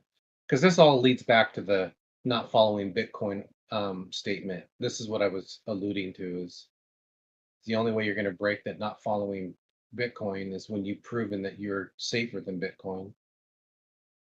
Someone had said that Algorand and HBAR were both quantum resistant. I don't know if you guys remember that. Wow. Algo has some connects with I don't know. It's interesting. For some reason, they have some insides with the U.S. military, but I don't know exactly to what extent. So I wouldn't be surprised if they are trying to work on something about that. I mean, that's a bold statement, man. You're gonna get like some dude in North Korea is gonna challenge that shit. He was sitting in there in his bunker, trying to attacking Algorand and HBAR.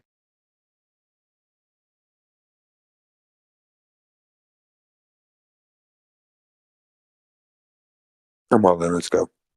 Hey, Drew, you excited for the Epstein list tomorrow? I mean, we already know who's on it. Okay. Do you really want alts not to follow Bitcoin though? Because it gives you a reference point.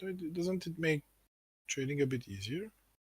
I mean, it is. You're right. There's really no difference in the sense that, like, when the whole Nasdaq, like when all the tech stocks go down, they all go down together, plus Yeah. and minus whatever. And I think that's just normal legacy trading. That's just sentiment, right? So you're right. But there's And it's actual. not Bitcoin that you should look now. It's anyway. It's the stock market. No, I don't know. Like, It you just could just seems. trade your alt looking at Nasdaq. It wouldn't be that different than looking at. It just seems that the dials are turned up on all these algorithms that dump, in relation to Bitcoin and how much in like, wealth transfer. Like you don't see that as much in the legacy stock market. At least I don't. Like I'm not worried that Microsoft's going to dump 50% because all that money's going to Costco or something. Like you see that it seems to be amplified more in crypto to me, just from a naive observation.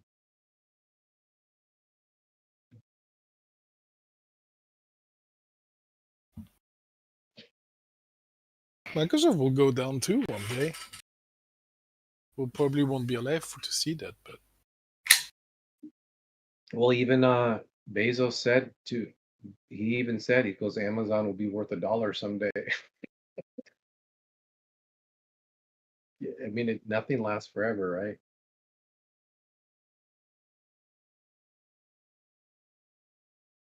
Except the military Companies go industrial bankrupt. complex. They go bankrupt. For some reason, all of the Raytheons and Boeings, they all managed to keep their wealth. Yeah, because the government bails them out. Well, they also sell weapons to other countries. Yeah, so it's national interest. Taxpayer money is useful to correct the corrupt private companies that are more like public than private. Like Boeing is private, right? But It does. It has a federal division, so it's regulated. Hmm. And that federal division or department organization, whatever you want to call it, is actually in my state. They're only like 45 minutes away. Oh yeah, baby, more of my Doge orders are starting to go through. It's dipping.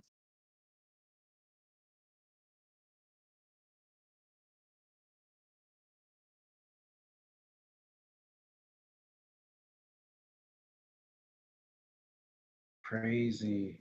Yeah, my 19.35 went through. I got them all the way down to 18.8, so we're just seeing, but they just sequentially go all the way down there. Like I It's always gonna do. go to 16, babe hops. According to BJ, 16. No, BJ, that's why I want Wells to step in front. I want Wells to step in front, start accumulating that sucker. Come on now. But it could. It really could go whack 15, 16 if you really wanted to tap hard, leave a nice wick, scare the Christ out of everyone. But I mean, I remember her saying that a couple days ago. I don't know if it's still true though. I mean, if it hits 15, that's Doge going down 75% in a bull market. It's rough.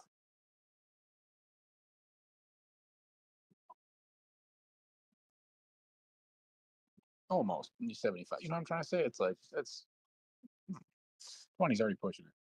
19, 18. Squeaking the wheels.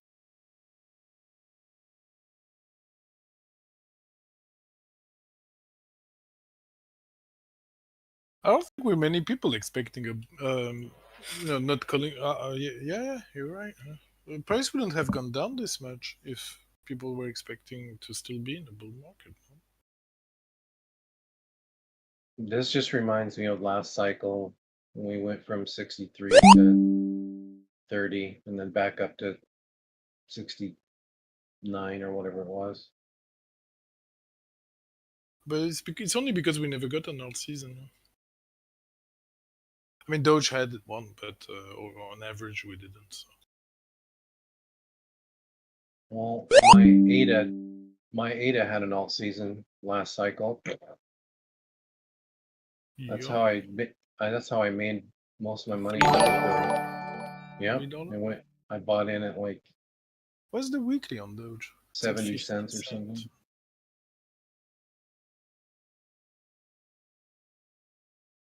No, as long as you're above the 200 on the weekly, we can call it a bull run, right?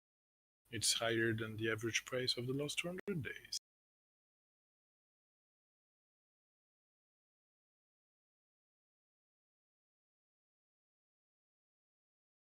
I just sold Doge at 21. That's the only reason I'm down here reaccumulating stuff down in this low 20s and the 19 area. I was risking it, but I knew that we had the potential to just get down through here. I'm not going to be greedy even for the bottom lows.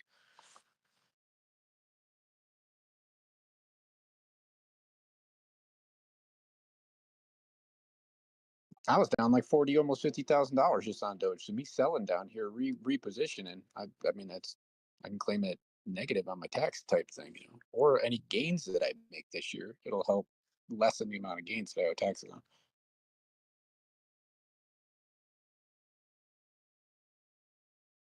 Hey, you might. I thought you were not gonna have crypto taxes. All right, sweet. Either way, I accumulated more coins down here, so it's look at it either way. I don't know. Is that a new Trump promise now? What's going on with that? Maybe he'll do it. No. I can't even keep up, man. Every day it's something If you new. really want the crypto industry back in America, then lowering taxes for crypto companies also makes sense, and for people too.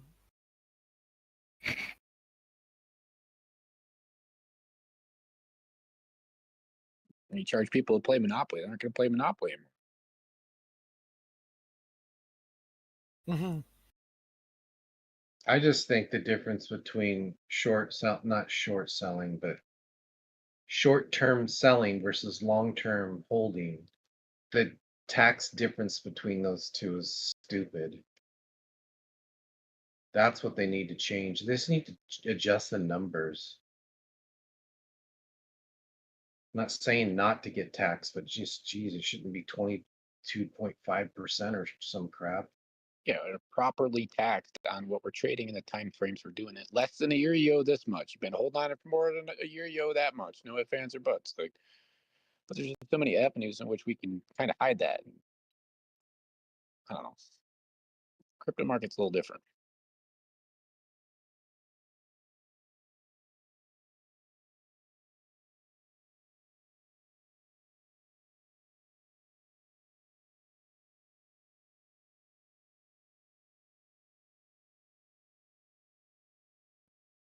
What you seeing, BJ? What you seeing?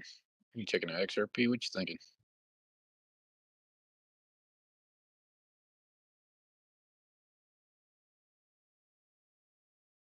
Oh, what's that? 79-cent region right on that.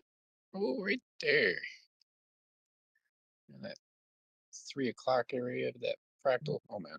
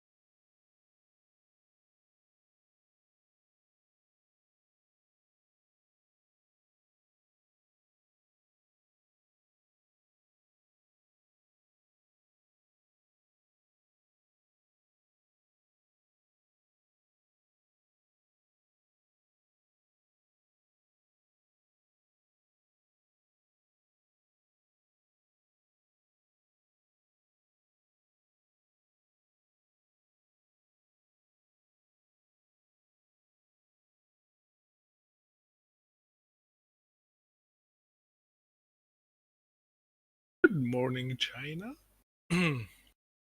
With everything going up in your country, come opposite to America this week, don't you think banks on Bitcoin at these levels is a good opportunity? Maybe. Yes, we buy right now. Let's go.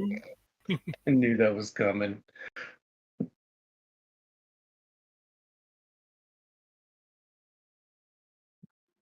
Where Did I you live. get back in? Did you get back into anything? Trump, baby, you know me. Where'd you scoop at? Where's your average at now? I'm already got a headache on my last buy because I bought at $11.80 and it's already down to $11.60. But that's fine. All right, but you tapped down at the bottom. Decent. Yeah, I'm glad you got out. Yeah. Where'd you get out? Where'd you get out? 13 or 14 the other day? Oh, I scalped that nice. I got out way early. I got out all the way up at like 14.50. Or let me see what I'm looking at. My last sell is at 13.35. Yeah, that's what I said. I thought you were like kind of mid-low 13s, but you're like, I'm out of here. I'm doing this shit. Yeah. Last day, 13.35. And that scoop one buy at 12.40. And then a big old buy here right down here at 11.80. All right, deal. Yeah, bro. You're probably sitting on It's at way more 11.60 Trump. right now. We'll see what happens. Is it your fattest bag of Trump yet? Oh, yeah, totally. Deal. Here he comes. Trump, I'm playing it in powers of 2. Next buy is at 8. At 8? Okay. Yeah, no, just powers of 2. I'm still averaging at 21 up there. Damn it. What is But I only this bought like OO five. token? Only bought 5. What is what? What is this OO token? It's like 00 or OO. It's up freaking 50%. I've been holding that sucker forever. It's one of my random ass coins. Oh my god. 00. Like the 00 coin. Is it? I can't tell if it's an O or an O They're or zeros. 00. but- 000. Oh wow. I hope you sold, man. That's ridiculous.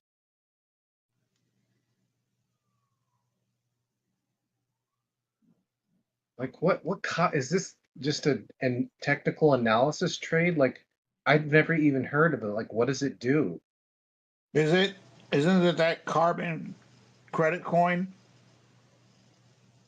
I have no I'm looking right now. I have no idea, but this is ridiculous, man. Everything else is dumping. This thing's up 50%. I'm only holding 12,500 of them, but I'm still hanging on to them.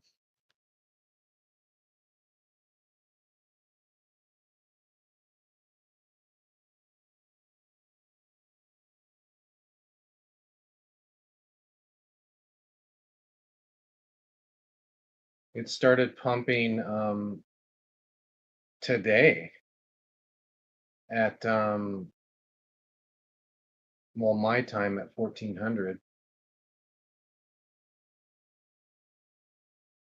It's been pumping ever since. God, that was a huge green candle.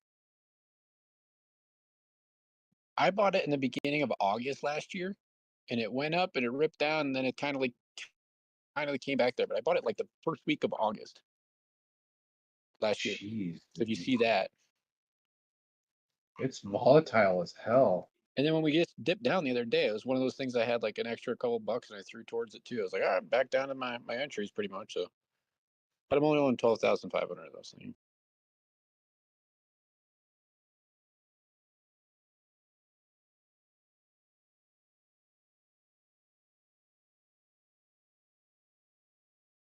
Oh, so if you bought in August, that means you are you're down a little bit right now, but you should be recovering. Yeah, but I didn't sell up in there when it ripped up to like 9 cents. I was like, you gotta be kidding me. It's one of those ones where I was just holding on to everything and it ripped and I just figured it was gonna keep going and I still holding them. You know? Yeah. Well, that's the problem with random ass coins is your heart's not in it as much, right? And you don't pay attention to it as like the ones that you like. Yeah, but something like today, it was like it's ripping. You notice it? It's like I just noticed it because I filtered on Coinbase on what's like the highest, like what's the most positive today, and I saw it, and I'm like I saw the 00, and I'm like, oh my god, like who comes up with these names? That's not even that's not even accessible from like from a readability perspective. Like naming your token 00 when so many anti-crypto people say all crypto's going to 0.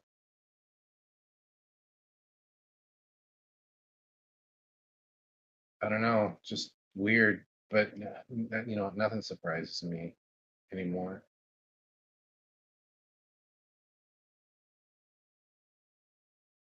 I just was hoping someone had some news or something I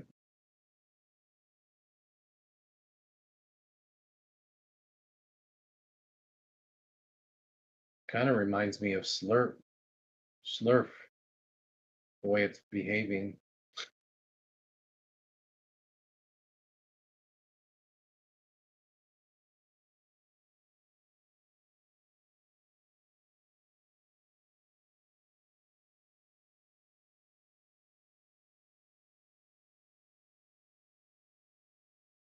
Ouch, that last candle. Damn. I know, that was horrible for alts right there. I just got back. I think this is what I see. I ain't touching any of this until it settles down. This is dumb. To catch a falling knife. Yeah, I'm gonna wait for it, all man. the signs. I'm gonna wait for some signs because this ain't it.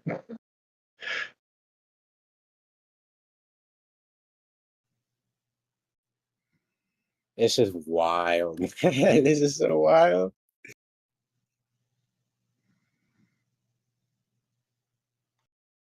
Anybody got any dry powder? It's like, no. You know. Drew, I think the other day we were at 92 and you're like, let's go, baby, I'm all in. Well, I scalped that. I got all out too, and now I'm back all in.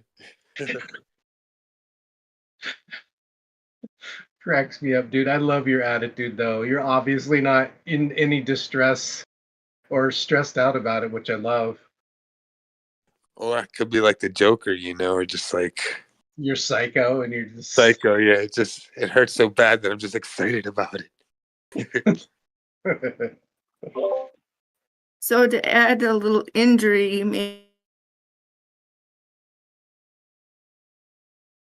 maybe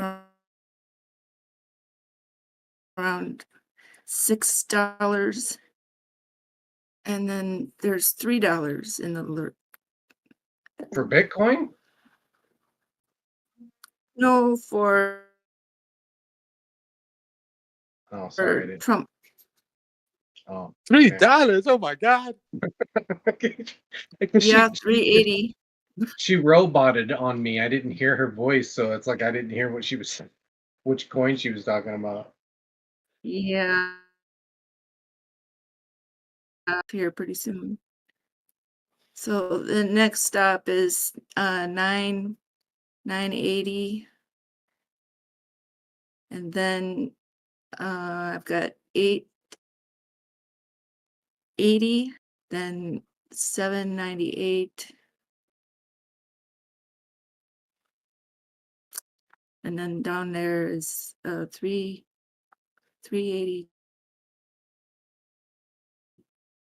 382 at the bottom. I hope you are dead wrong.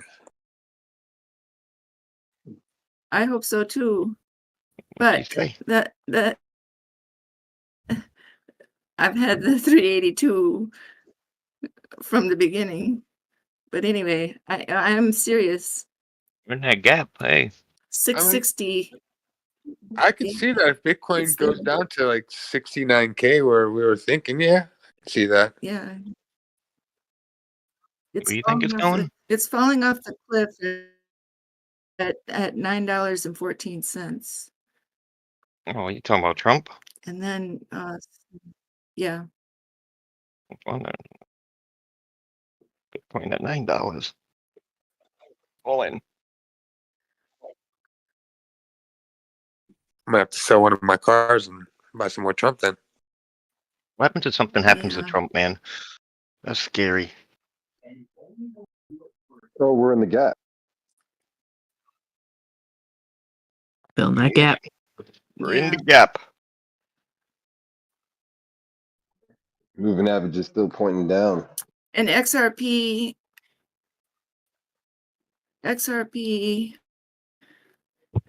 is in another situation. Oh, Dominance just took a big dump too. Holy. It's 1 to 205. It's at 2. It's below the 205 now. Next stop is about 190. Actually, it'll stop at 197, then 190, then the 170.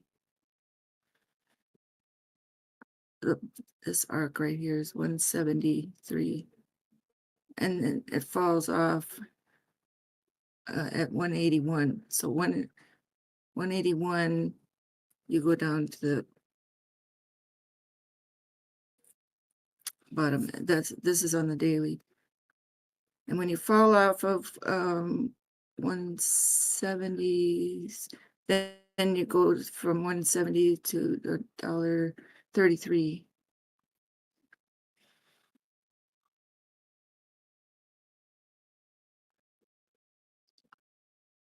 And depending on how quick it is, you can go to 79 cents. I'm not trying to be alarmist, but that is there. XRP is about to go below 2, just FYI. Sorry, I didn't mean to cut you off. Ooh, smells an ABC. So if we start trending up, Yeah. Actually, no, it's 1.7. No, that previous week. 1.72. Yeah. Yeah. Call me when it's below that. That's the ABC. Mm-hmm. Got alarms. It's so funny when it dumps. You see chats like, "Where's Dbloc? Where's Daddy?"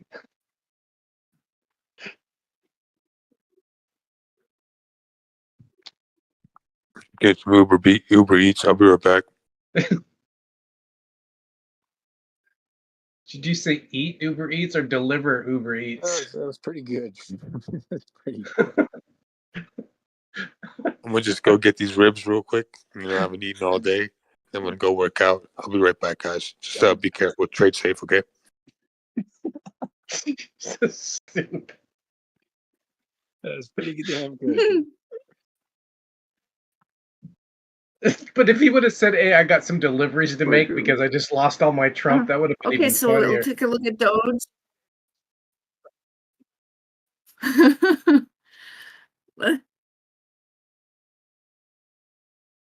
Let's take a look. Only half of my orders filled Doge out. is at 19,108.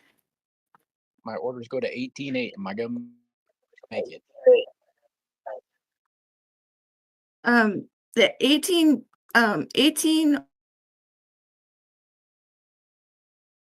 for Doge is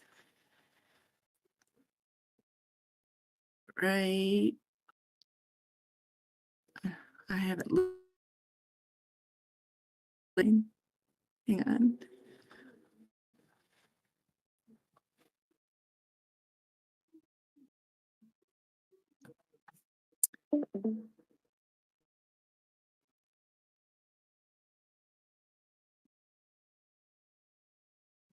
My mouse is sticking.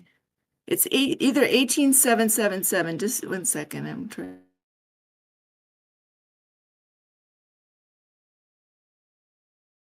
I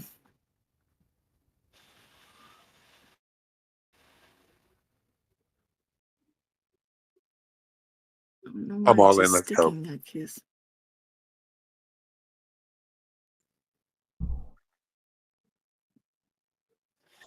Guys, the arrows on the chart. Do I gotta add blinking lights or something? Jesus. There he is. There he is. You guys act like I'll leave you without clear direction. There must be bad internet or something. There must be so many people on TradingView. He's into this CME gap. I'm stoked. No, I think Dbloc, they're just looking for advice. Like once now you're in the CME gap, now we're there. Now what do you think's going to happen? I mean, I personally don't. Not done yet. Yeah. You don't come this far to leave it behind. Yeah. That's true.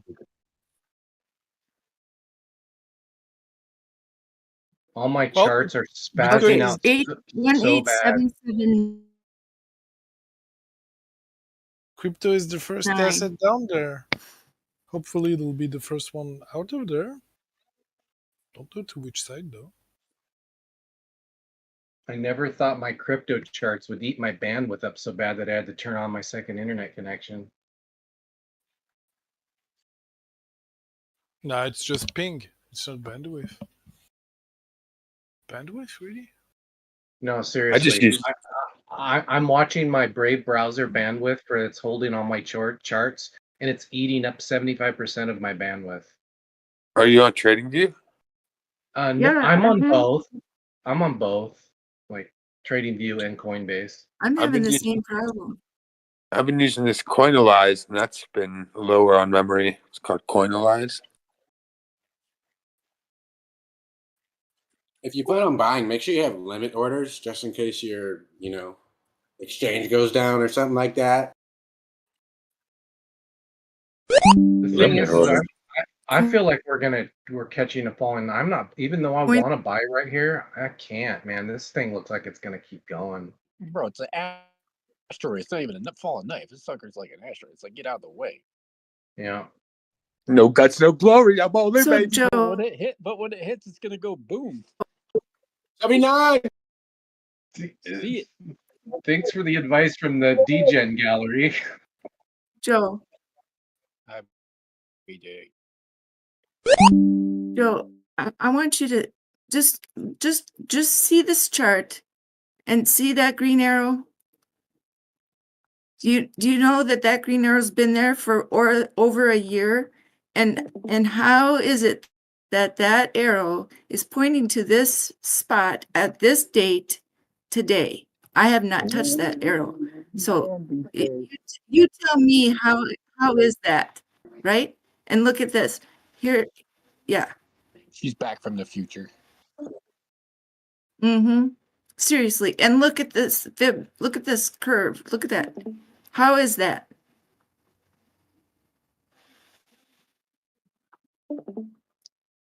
Where is that? Yep. 18.5? Where's that point stop at? Where's that thing fall to? Right here. And look at how it hits this pinwheel right here. I'm trying to get it to stop. 18.8. That's where my last order's sitting. So come down and tap it. Right. Yep. BJ's line. That is, like it says, most But important line. Can you even imagine that it's on the date even? The date and the time. Look at the price fall right on it. Was that the It's crazy. 331.24? So that was, Yeah. a year ago. A little less than a whole year. It was 11 months ago. Hey, BJ, Ando's almost at your buy point. It's amazing. You and your line and your fractals, BJ. Damn good at them. 79. Son of a gun. If nobody presses buy, there's nothing left here. Next is It's not how it works, Zeusy. Everybody's waiting for somebody else to buy. yeah, but Okay, there's I'll do it first. Whoa. we're down 2,500, so not 3,000 like yesterday and the day before and the day before. But the day has just started, man. Oh boy, gonna end up down 10,000. I don't know. We'll see. In the meantime, there's a W here too. It's worth a try. China's gonna save us. China's the one doing this. 79.5.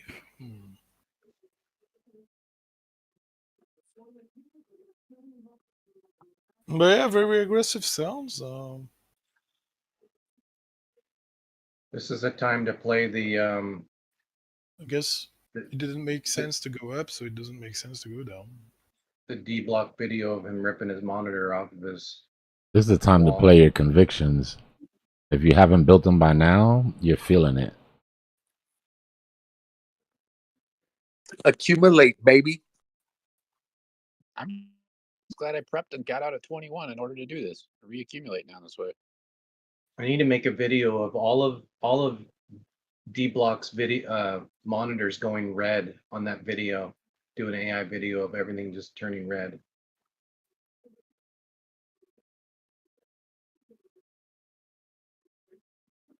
I'm gonna just play that.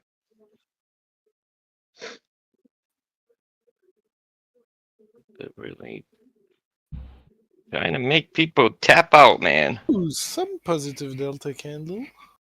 I don't know. This is starting to feel like when Dogecoin was first at 75 cents and it was falling. Everybody was saying this and that, falling.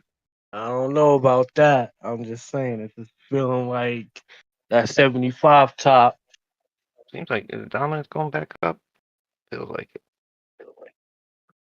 It's recovering, but it. Yeah, it's still around the same spot. It's been stuck in Yeah, a little but range. that candle. Did you see that candle on Trading View though? On the 15. No. Unless Trading View is screwing up on me. I've been just watching it on Dbloc's chart. Oh yeah, I think it kind of shows it. It's on what, the 5 minute? What is that? This is too. I just switched it to the hourly Oh. because it was getting too squished up in price.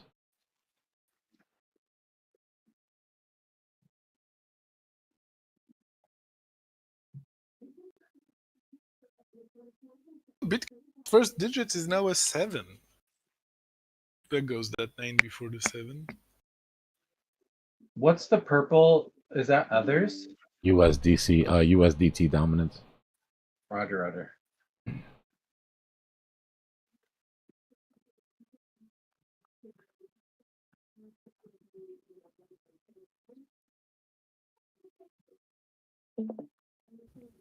Great, man.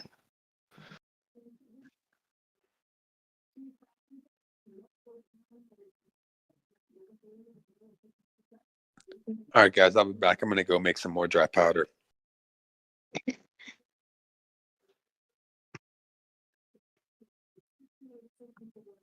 Bring me back some, Drew.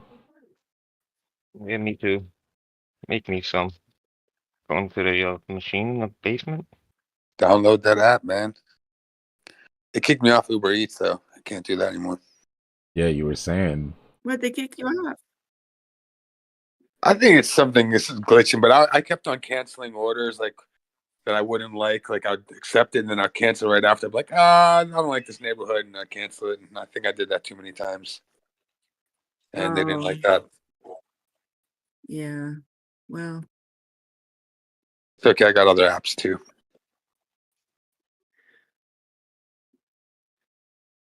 You know, app toast. what was that one that you liked a lot? That where you were delivering medical. Oh yeah, there's Roadie, there's DoorDash, Roadie. Yeah, Roadie. I was doing medical supplies too a little bit. Brody Health. Roadie, yeah. Up Rhode Island. Is that in all the states, or is that just Yeah, in it's your all the area? states. And UPS owns it, I think.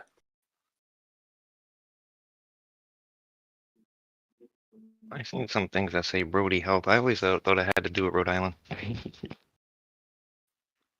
Damn, that's pretty good, BJ. The more I look at it, makes me want to keep scratching my head. It's like, man. This is where I was kind of aiming when we were back that point when Doge took off from 22 cents all the way up to 40 cents. And that's when I was selling. I was like, oh man, I'm just going to keep selling up here. I really think it was going to go 21, 22, 23. Yep. Remember that? Yep, I remember. And these were the lines you kind of I had do. drawn out there. You're like, where to go? It's here from there. It's just kind of like, oh man. Yep. Well, I love how you leave all your stuff on your charts too, BJ. Remember, I always mumble at you, got to take all this stuff off at the end. And they're like, nope, it's a reason on there. There's a reason it's there. Joe, you pick on I've told you everybody's no, chart. I'm not gonna.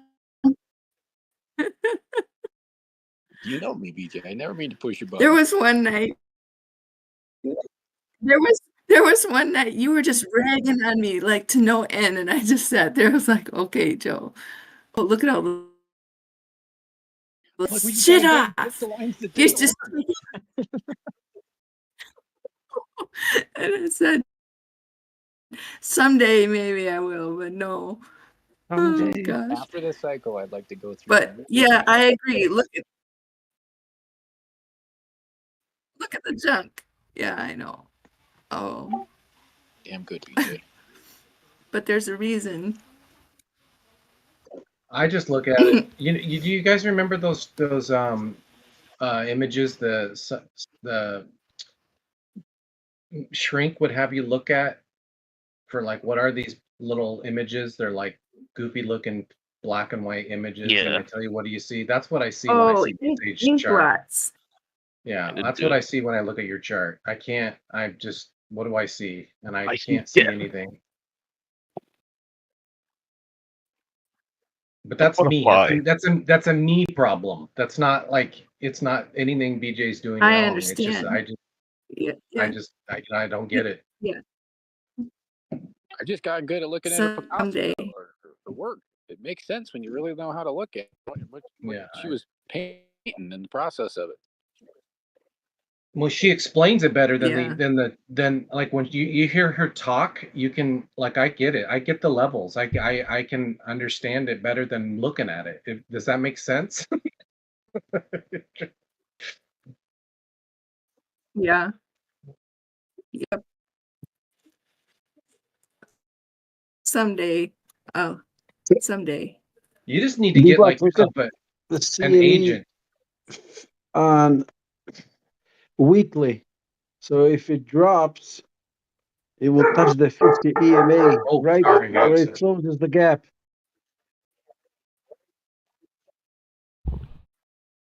Let the dog out. So it's the same thing as like a daily whack in the 200, right? Or daily whack in the 800 compared to a weekly hit in the same time.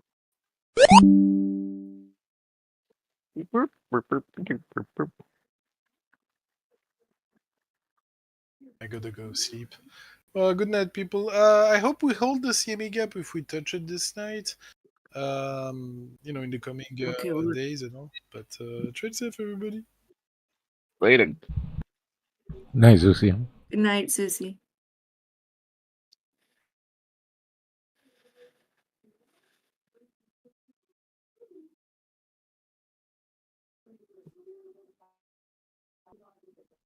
Here, you guys buying this? I'm all in. Not till we get deeper into this gap. I'm not.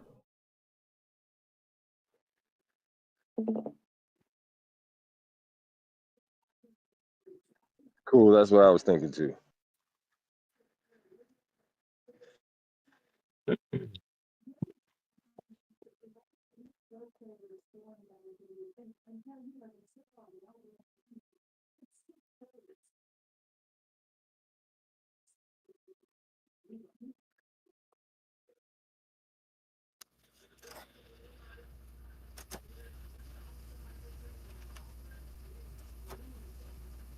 Well, guys, that was fun. I think it's Yeah. bedtime for me. The Asians woke up and chose violence. Get I you mean, drunk. sometimes you gotta do that. Got to break a couple eggs to make an omelet. Well, those omelets are expensive here these days. Yeah, especially Yeah, these days. Yeah. Can't waste any of those eggs for sure. I used to give eggs away. Now I charge people $5 a dozen. I'm like, I got eggs, $5 fresh. And that's a deal. Yep, it's a deal. So I should raise the price. Yeah, Or you're undercharging.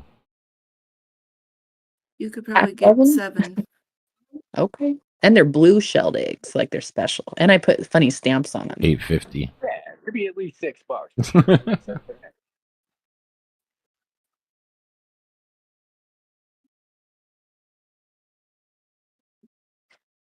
Big buys coming in. Big buys. Let's go. Guys, just remember we broke that support, so this move up is probably Yep. only going to take us to the bottom of this range. Yep. We're probably going to 72.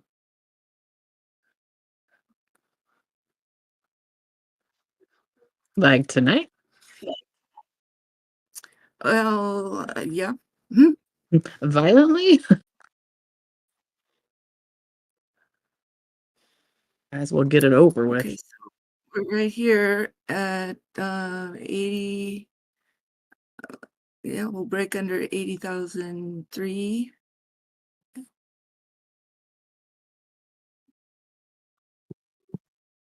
I think once it happens, a lot of people are going to panic sell. I think really once it starts falling even harder, there's going to be a lot of oh shitters. Bro, people have already panic sold. Well, that's what I'm saying. Yeah. If it falls again, people are the ones that didn't sell on this one are going to panic sell on the way down for sure.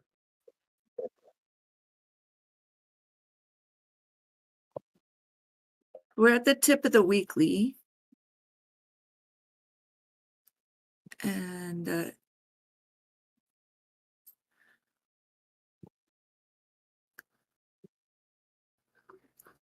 is kind of starting to come up from there.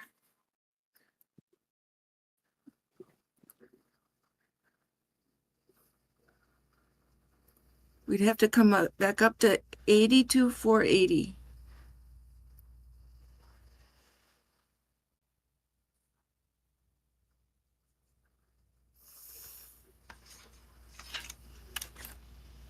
Mike, it's gone up since you last talked about selling it. That's a good hold.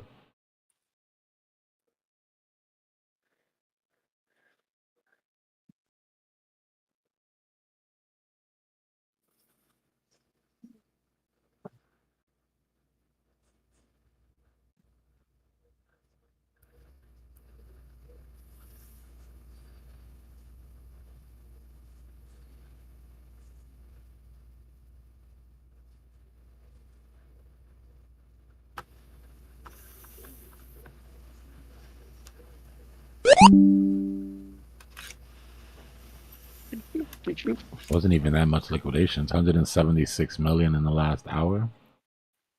And shit.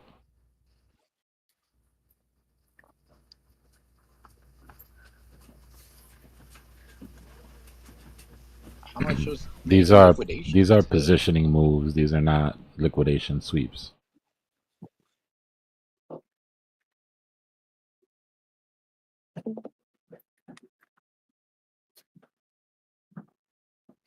These are big guys getting ready to make their big positions. This I is think, right? greed. This is greed, pure and simple.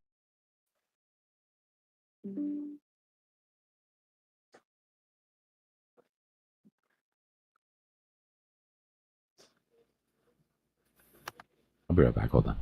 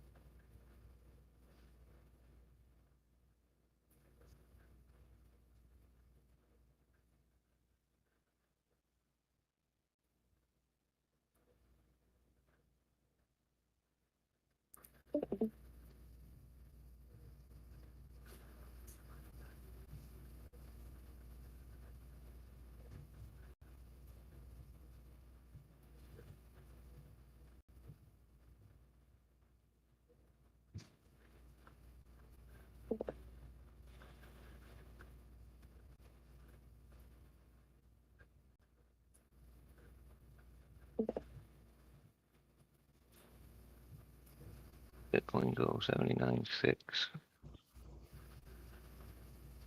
9.2.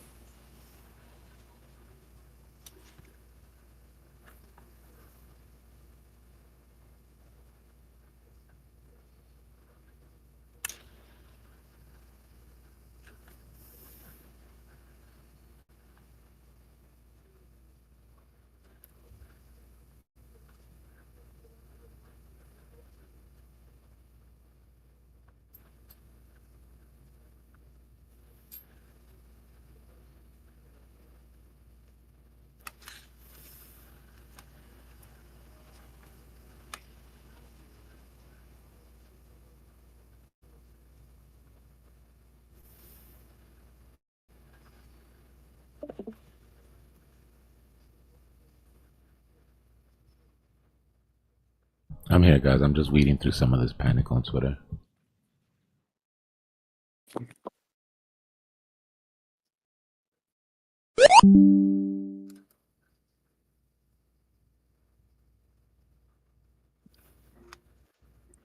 Once these orders go through, I still got quite a bit of cash sitting on the side. I'm kind of looking into something like I've been talking about that's made its way down, like Sui or something. I don't know what's everybody been seeing. It's been falling harder than anything that's standing out. What rhymes with dump? Tron. There you go. Well, I don't know. I was thinking, I don't know if XRP made it down to 170s or something, or if anybody's really noticing something falling hard. Well, Ando is about to make its end, I think, pretty soon. But that's just my opinion. I don't know. I believe it's a monthly bottom that's coming. Or do I just dump it and jazz me? Oh, that's true. Jazz me down here at 17 is feeling pretty good. No, Yeah. I'm curious. Just curious if somebody notices anything that's been standing out.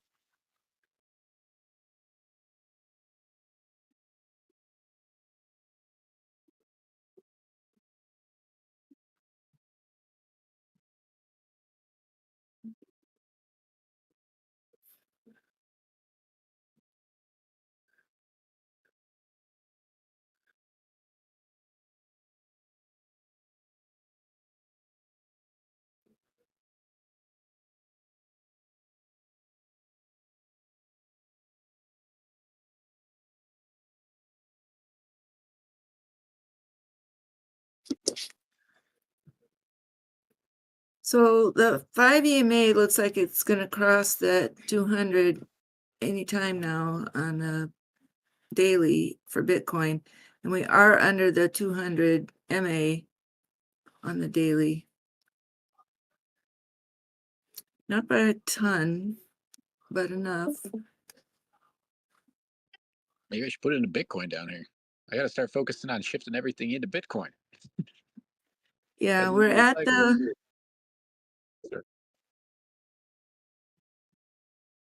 and so, coming under this 200, we've got the 800 done in the next level, but that is below 69.7. That's down at the 59 level. So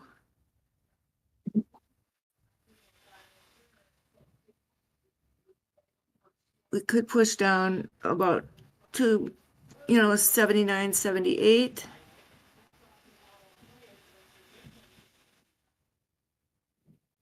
Where did our wick go to? Yeah, see, the wick went right there to about 79. 79.2.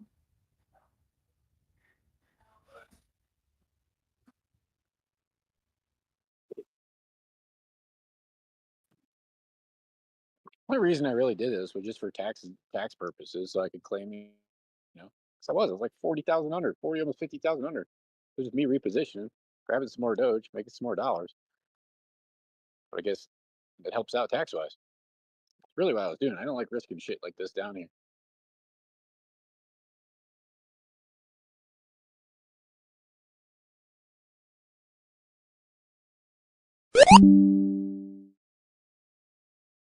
I mean, that sounds like a terrible idea. Sell it at 21 and buy it at 19. Oh, that's pushing it.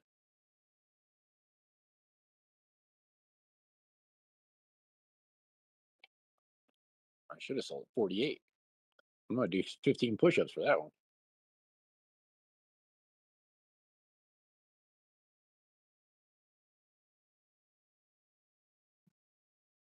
Yeah, there's inflation on the push-ups. It's instead of 10, it's now 15.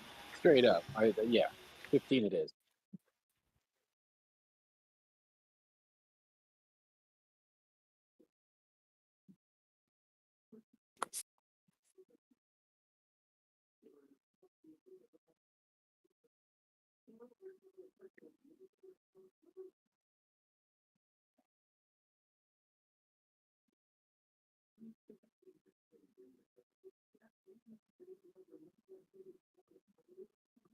Okay, so that's 76.5 to 75.2 area is looking fairly juicy.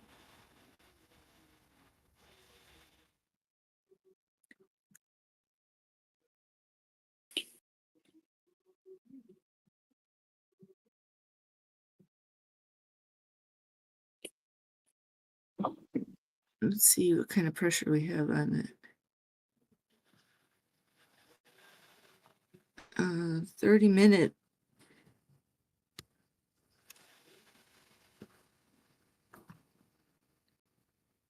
Oh boy. 30-minute is trending up right now, but it would need to grab. It's a slow one. We just got low 81. value. Yeah, that 81.8, and it doesn't look terribly strong. And we would need to close over, like I said, 80, 83.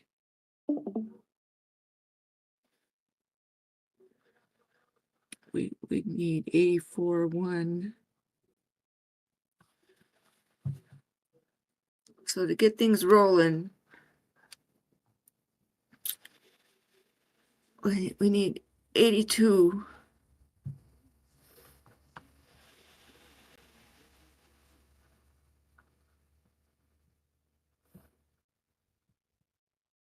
We haven't even wicked to the 5 EMA on the 30-minute yet.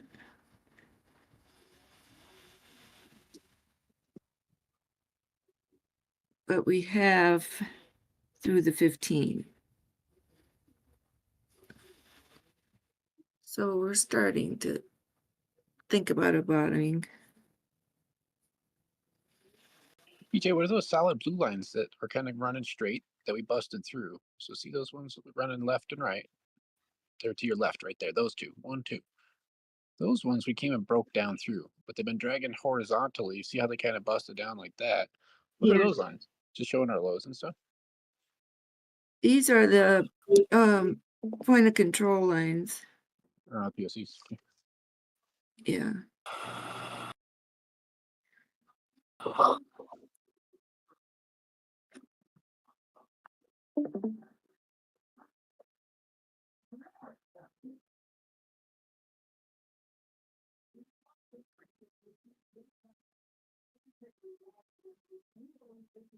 So on the 15-minute, once we can hit this area, this number here, which is 86.59, then we're going to start reversing, because this is the 50 MA and this is where it took where it turned over. So we'll start reversing a trend right here at 86, because that's where you then, if price can come up from here and you clip this angle, and then price gets over the 200s at that point. So that this is where you would, make a change in direction. You see what I'm talking about right there? So your price comes up through this area and you make a diagonal right there.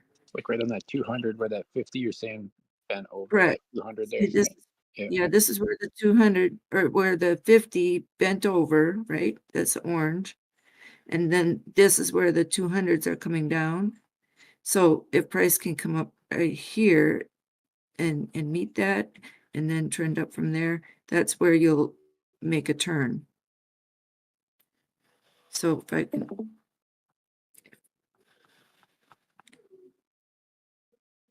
but if it keeps staying down here longer, it will just bring that 200 down closer to it and give it less effort to even have to go through it. So if it stays down here a little bit longer, that 200 EMA is going to be sagging down and be even easier to poke up and through. The longer it stays down here, the harder and faster I think it's going to rip. But oh no, the problem then would be that we will go lower. We'll keep will keep going You're lower. 71, you're 72, you were saying down those next line. Oh yeah. Oh no, well, then we'll hit below 69. See? Yeah, we got to stay inside there and bounce up and out. See, because this is a fib. Then we'll enter into the next fib section. So what we're saying is we're running out of time, BJ. We got to scoot back up there. Yes.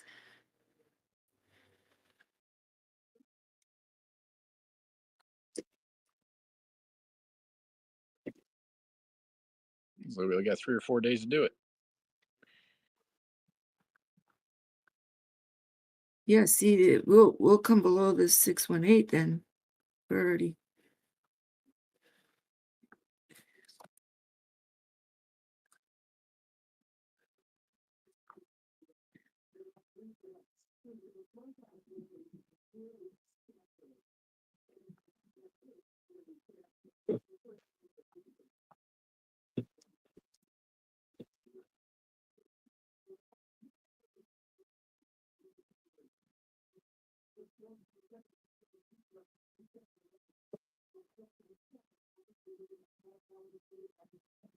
Yeah, that's 786 down there. I don't like that one. I don't like that one, BJ. But it's still, if it came down to that, it would still be within the boundaries, and it could rip hard from there too if it does it quickly down to that point. Yeah. See what I'm saying? So it goes down at 786 where those two meet up, the bottom of that. Whew. Let's see what we can. Good things take time. But the shit better happen quick. Seems like it's getting a very fast move. Yeah, like almost right down to that 786. Bam, still inside the region.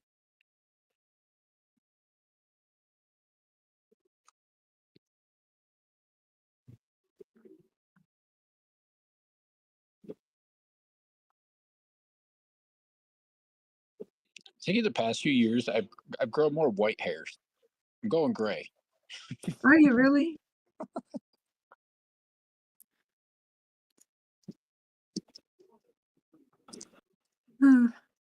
Yeah, I'm 38 years old, but I do. I've started to have like gray hairs when I get my hair cut. I got like gray beard pieces and stuff, and start laughing at myself in the mirror. We look very distinguished.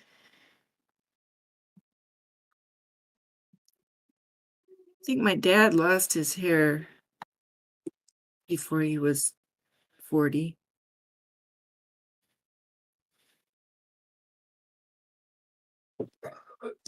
Some men do lose your hair quick. You know, I don't know. Maybe nowadays you have ways to keep your hair longer. I still got my hair. It's just turning colors, like getting old. Something. Yeah.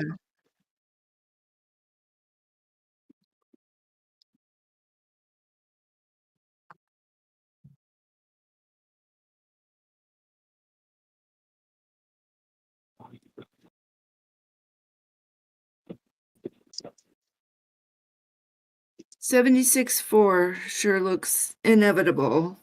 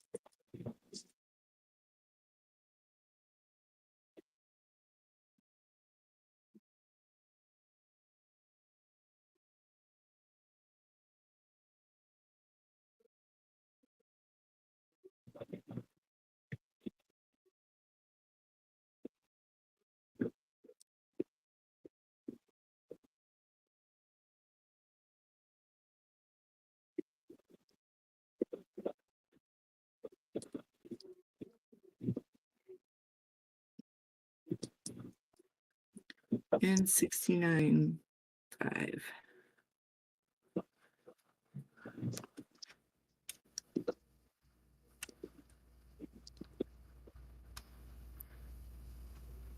Wow. It's coming down fairly hard right now, I think. Mm.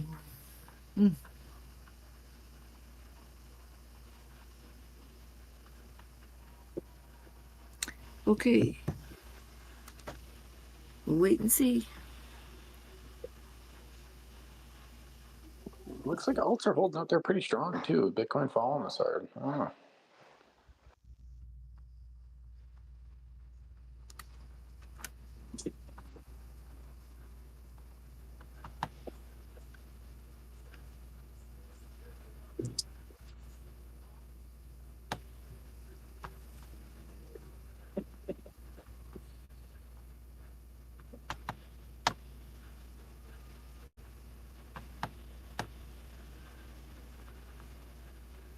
Ray might scrap up some Trump. I might do it. Well, it's on sale. So I'm saying I might just do it so I could be on the Trump team.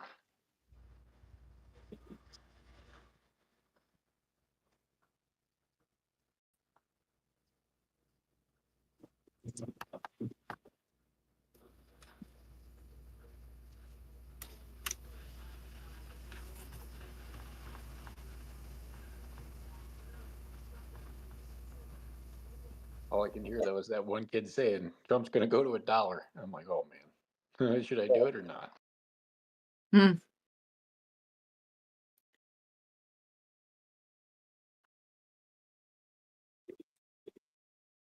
I don't know. You might want to wait till this dips over.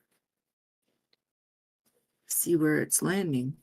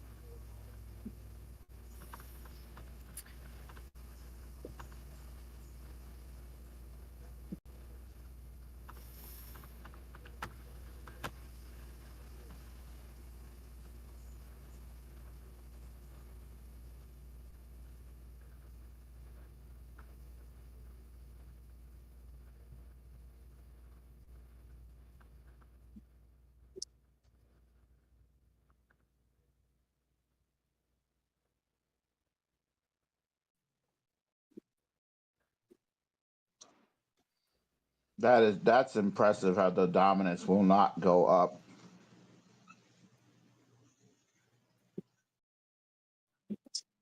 What's our total at? Telling us that shit's all going out together, or what? What's total at? I mean, it's not really moving considering how much Bitcoin's going down. You would think that everything would be totally getting destroyed, and they're not. There's something going on here.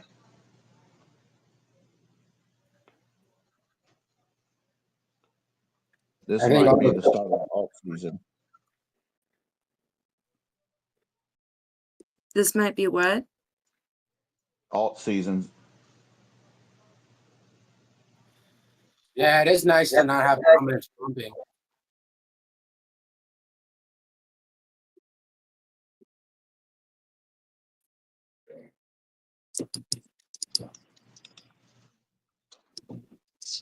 Just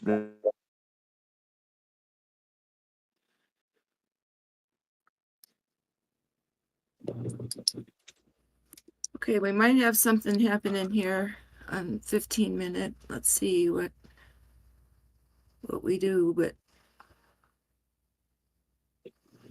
the bleeding might be stopped here.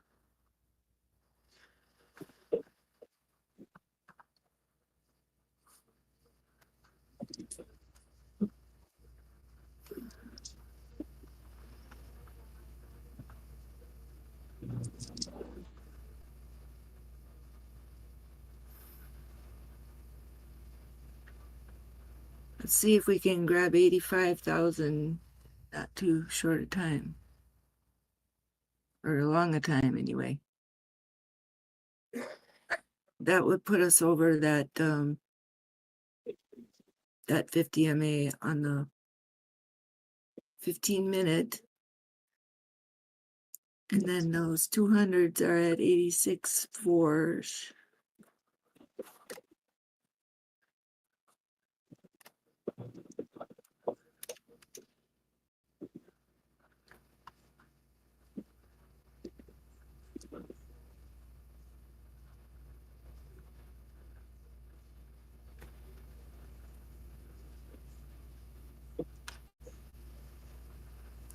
Maybe this will be the rip everybody's waiting on. We'll see. Doesn't look too rippy, but you never know.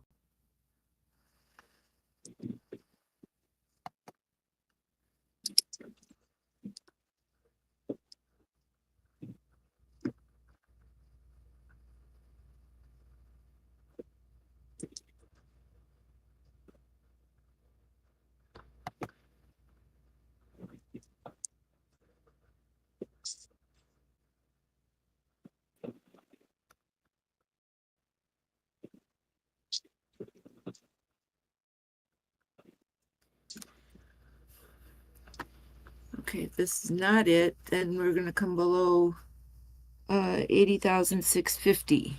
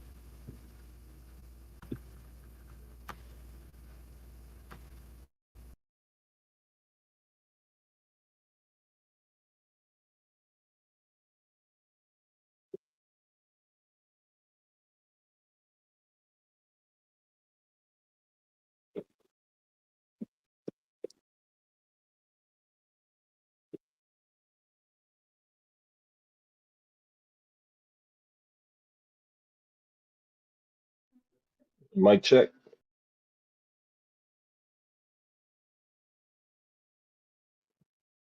I hear you. Oh, okay. I was hearing some weird noises. Good evening. Good evening. Thank you Were very you much. hearing my TV? There's a basketball.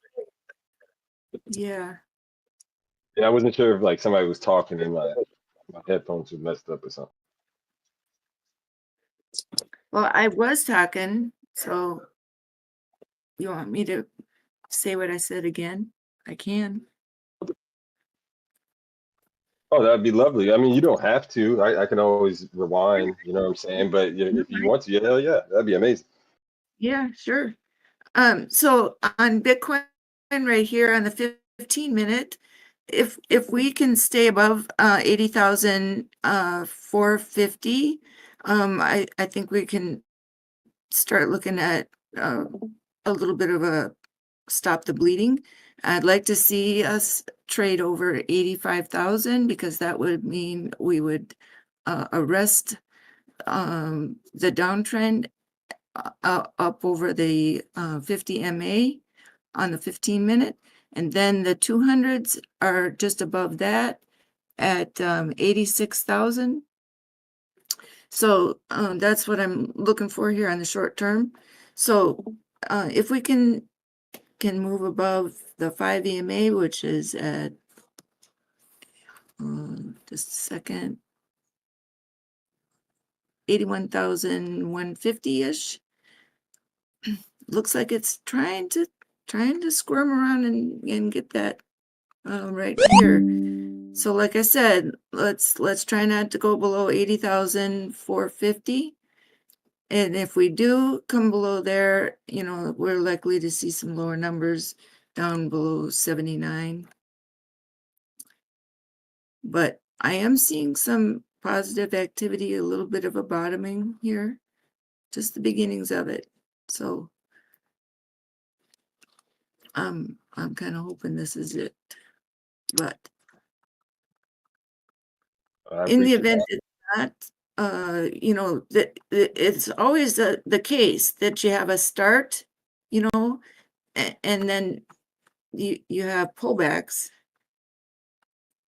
So, you know, likely we could see a 70, let's see, a 79.3, a 77.450. So keep those numbers handy. 76.160 is another number that, you know, is possible here.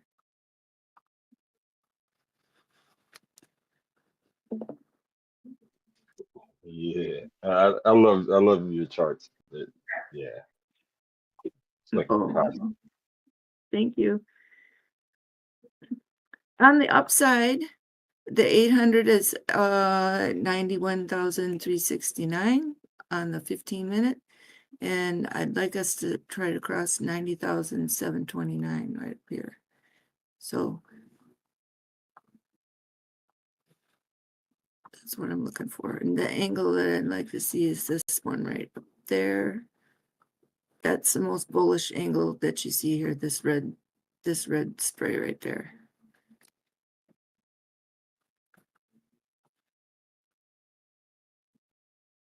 Now price is down here at the moment. So falling between these red arrows would be bearish, obviously, through the black. And under the white line, underneath this white line, is bearish. There, that's better. I can see that better. Okay, I'm going to take a little break. I don't think we're going to go much. I don't think we're going to dip too fast right here because it looks like it's trying to slow down a little bit right here.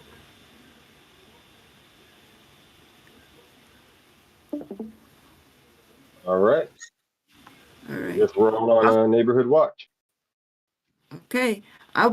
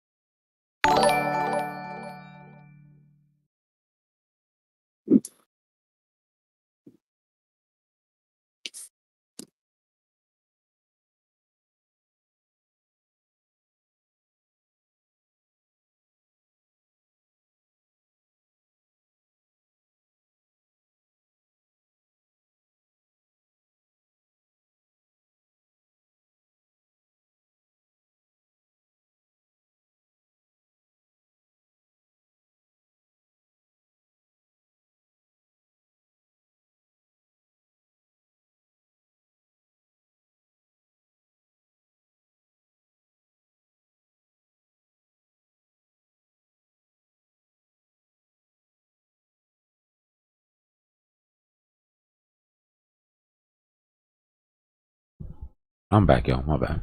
I had to deal with a couple.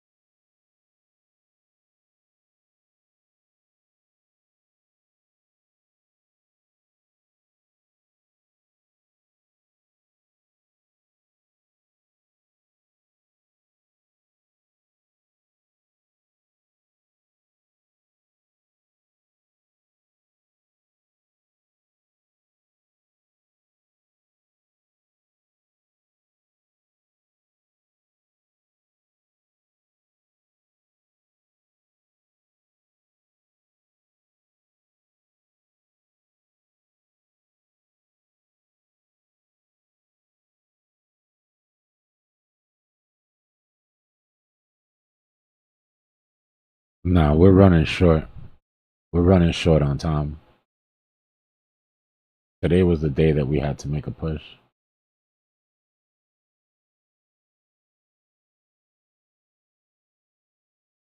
We had to close the day above 85 to avoid this CME gap. We've already failed that mark.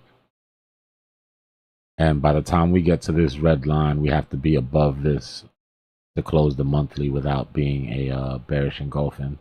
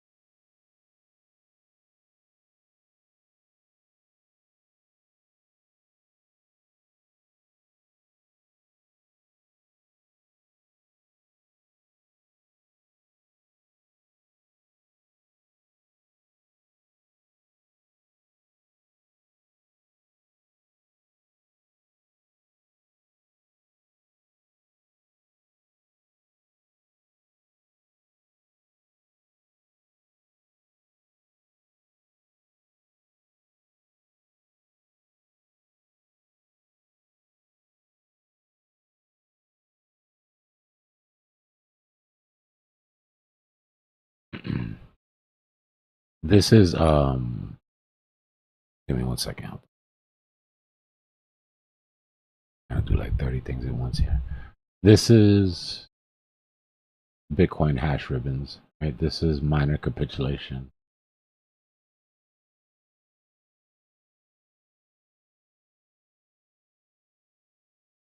We all know that these cycles go from minor capitulation, where they're selling off because it's becoming not profitable to mine Bitcoin, and it always ends in their buys. Right? This one gave us the bottom if it wasn't for FTX. This one gave us the very bottom, right? Capitulated all through this range, finally started to buy back. This finished off our bull flag for us. This was the longest sort of minor capitulation event that we've had in Bitcoin history, followed by the buy. Small instance there. And now we've got our fourth minor capitulation bubble, and it's brighter, right? Meaning they're accelerating. Brightest bubbles come towards the end.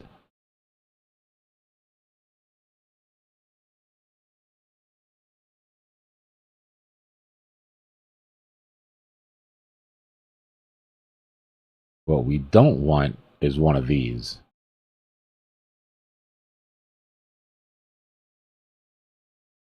Long, drawn out minor capitulation. This shit took us, what? $70 days? Yeah, we don't want that.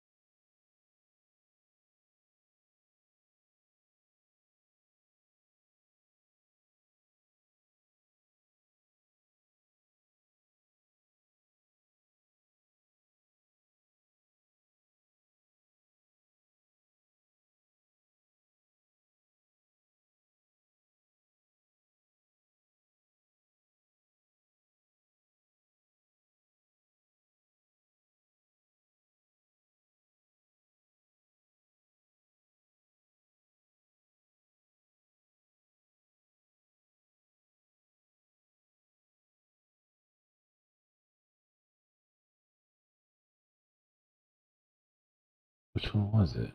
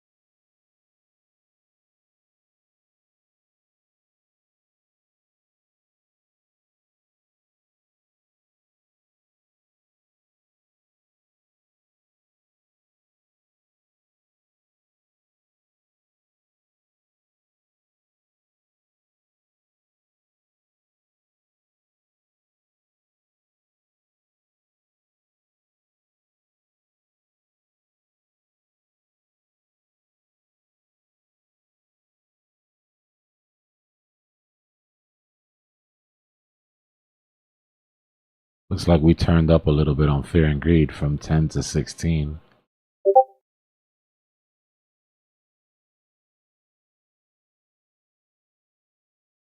I get that on your chart.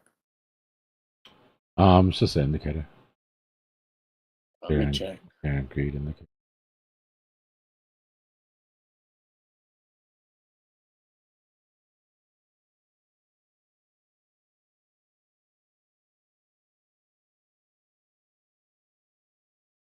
You said why did it stop on like the other ones? There's other ones that it doesn't go all the way through. You'll get some dead moments.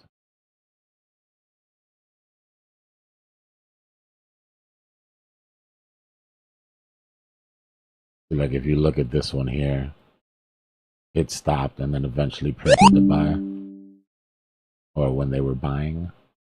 Right? It's not necessarily a buy like you're supposed to buy. It's a buy meaning they're filling their coffers back.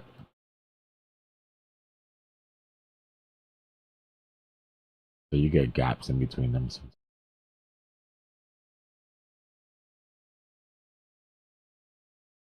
Good morning, Dbloc. Morning.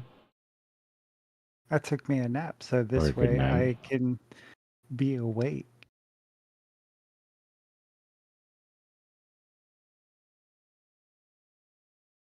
Now I'm just trying to make sure people don't lose track of the on-chain metrics that matter.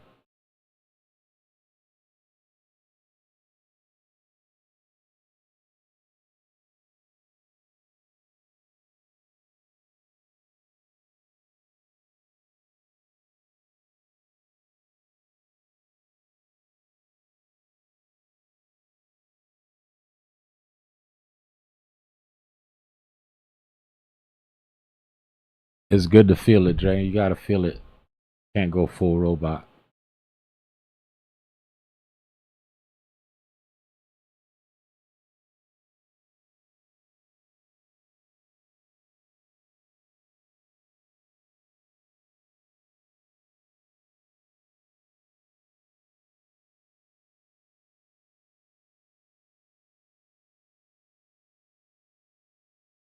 I mean, Dbloc, I mean, we kind of predicted this, didn't we? Bobbin. I was just saying, I mean, with the price of Bitcoin, I mean, we kind of predicted it was gonna come down a little bit at least here. No, it's not. That's not what I'm talking about. Everybody knew the possibilities of it going under if we broke support. And even earlier today, we knew if we didn't get over the one here, that market maker would go for a CME gap. It's just trying to balance people's sentiment. Yeah. They go on Twitter for 10 minutes and then it's like, there's nothing wrong with that. I mean, you know, you're looking for information because you want to know what's going on. Oh yeah. But you can almost tell who certain people have been listening to when they give you those bull market or over vibes. I'm actually going to do, you know what? Let me start it now. I'm going to do a full thing tomorrow to let you guys know when the bull market is over and when the bear market is over so we can stop panicking every time. There's very specific metrics that have to be hit. And I think if everybody had a PDF that they can sort of refer to, it might help with some of the sentiment. Oh yeah, because I think we're still on for the bull market, and to be honest with you, I look at this as like our gift. Thanksgiving feast. Yeah, like everyone kept saying they wanted to buy cheaper. Well, how much cheaper does it need to be for you to buy in? Problem is if you didn't take profits. Like Yeah. that's the real unspoken issue right here that is the big difference between anybody who's happy and anybody who's upset. Yeah.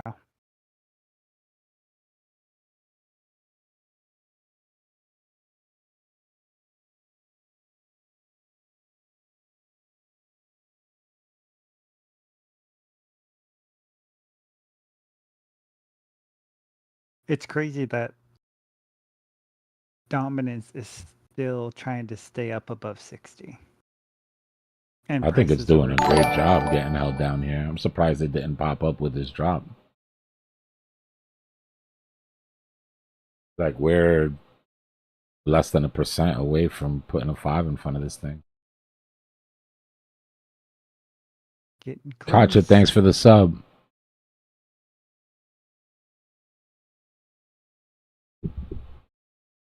We've been staring at this CME gap for months. Right, the only thing that stopped us from coming down to the CME gap was holding at 90 the way we did every time we came down there. So breaking that support, like, yeah, this was the target. Yeah, Ethereum gonna break I can too. see that. Ethereum came back down to that wick finally. Yeah, and And now then people some. are afraid of the 800 EMA on the daily at 60K. People are afraid of the freaking wind right now, bro. Again, not saying I blame anybody, but Oh, I'm starting to understand, man. seen it all Jesus, before. not stopping. So Dbloc, you know how we were comparing where we're at to where we were at during the previous bull run? So Mhm. where do you think this lands us now on the daily or the weekly compared Right to our about previous? here.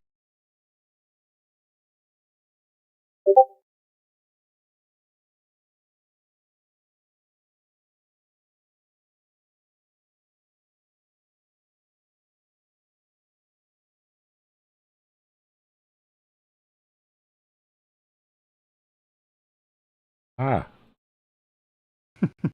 Don't you hate it when it does that? what are you doing? What does this control? What are you controlling? Wait, why is that in like the millions? You're Because trying to it's tell us. because I'm on the indicator. Oh, here we go. It's the hash ribbon indicator. That's why. Your price is on the left. Yeah. No, I was just saying I was looking because I'm moving it and I didn't see anything moving. I'm like, what do you control? So here's where I would think. So this step here. Yeah. Oh, right The there. last Okay. time that miners capitulated before all-time highs And what was that drop right there? What was that percentage? was like 12%, 15% drop. It was nothing crazy. I think we're at what, 20% right now? Yeah, we're at our average drop at this point. So if you look, we've got 22% at 1, 22% at the bull flag, 21% at 2, 32% on the longest accumulation in Bitcoin history, and then 24. Actually, we're lower than 24%. We're at 26%. So we're within the margin of error.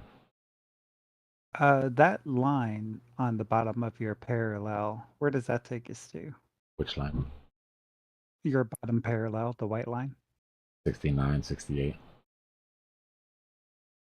See, I was thinking 76, but 69 I think takes us to the bottom of the weekly 50 EMA We cloud. can't forget about the structure though. Like I said, this is the longest accumulation we've had. That resistance doesn't go easy. In a few more days, we'll be at 70K, that line.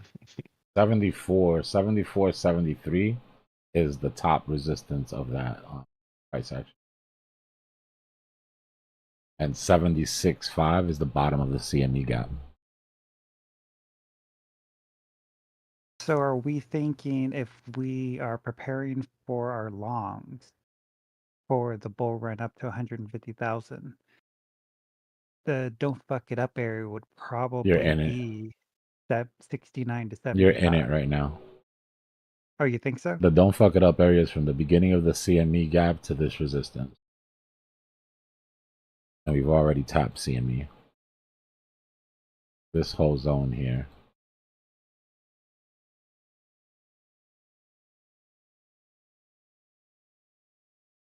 I gotcha.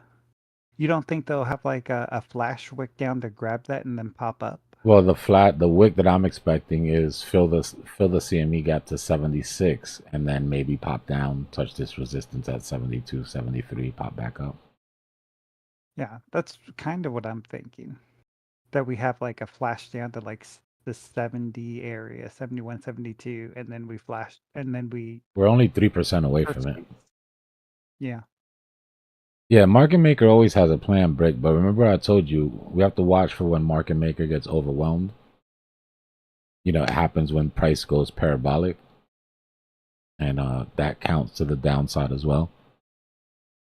So when you got major exchanges selling all their ETH and Bitcoin to be flushed, the market maker can't necessarily stop that price action. And then when you've got market maker targets like vector gaps and CME gaps underneath, they just kind of let go of the brakes. It's like, okay, if this is where you want to go, you know, we've got bags down there anyways, but So I'm kind of wondering then, if this is our don't fuck it up zone, is it better to get back into Bitcoin at this point than alts?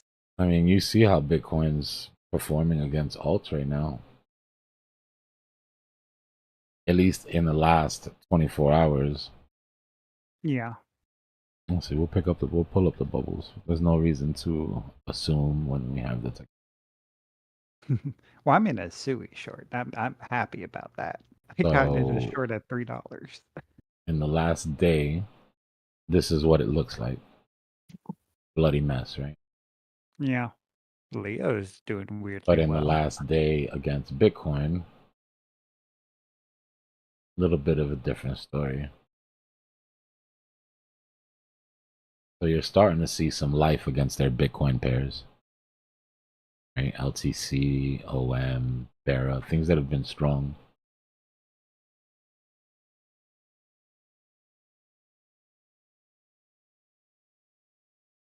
Yeah, My I see crypto what you face was mean. in a Sui short too. He was doing pretty good.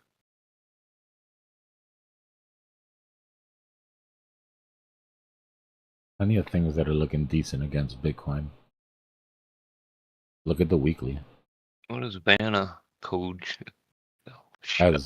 As nasty as this week has been, look at the weekly against Bitcoin. ICP, huh? Maker 34%. Wow. IP 37%, ENA 16%, Barrow 12%. Man, look at Trump coin. Who could have called Font. that?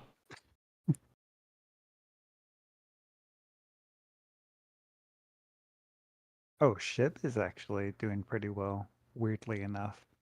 Has there been any news on SHIB? I heard something, but I can't remember what the hell it was. There was some kind of news on SHIB. Because they sort of had like an early bull run. I didn't even bother reading it. AI XBT is up 21% against Bitcoin in the last week. Interesting.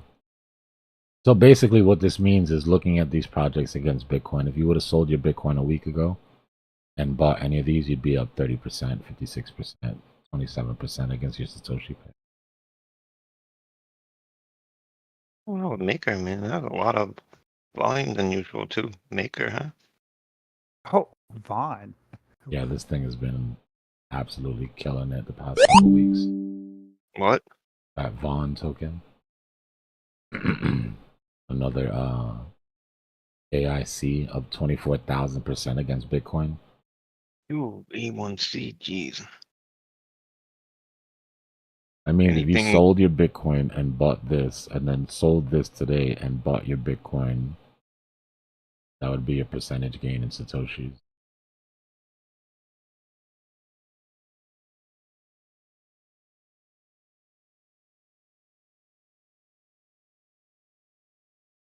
Click on the figure out what's bubble going for on with what? Maker. I click on Maker, man. It just they talk about every other coin but themselves. Yeah, the chats used to be good on there. Like when banner bubbles first came out, you'd be able to go on the chat and see like what was going on, but now it's all shilling. I'm trying to figure out something. Something must be going on with Maker. Maker. Okay. Maker breaker. Maker DAO. Yeah, Devilfish. A1C is just a AI agent that keeps track of your sugar levels. Organization.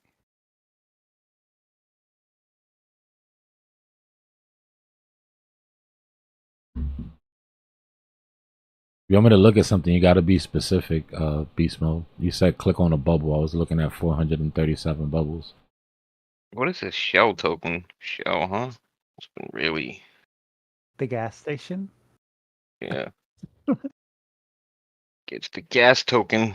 Maybe it's Final Fantasy where they cashed out to protect against magical attacks. Nah, Devilfish. I was kidding. That was a joke, bro. That's the shell. Don't cast spells, they cast shells. You know, they go into like the Flintstones, they pay everything in shells. In shells. Like clams? 50 clams. And shells.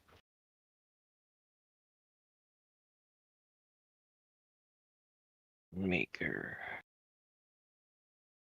Well, I now have me some dry powder I can put into Bitcoin.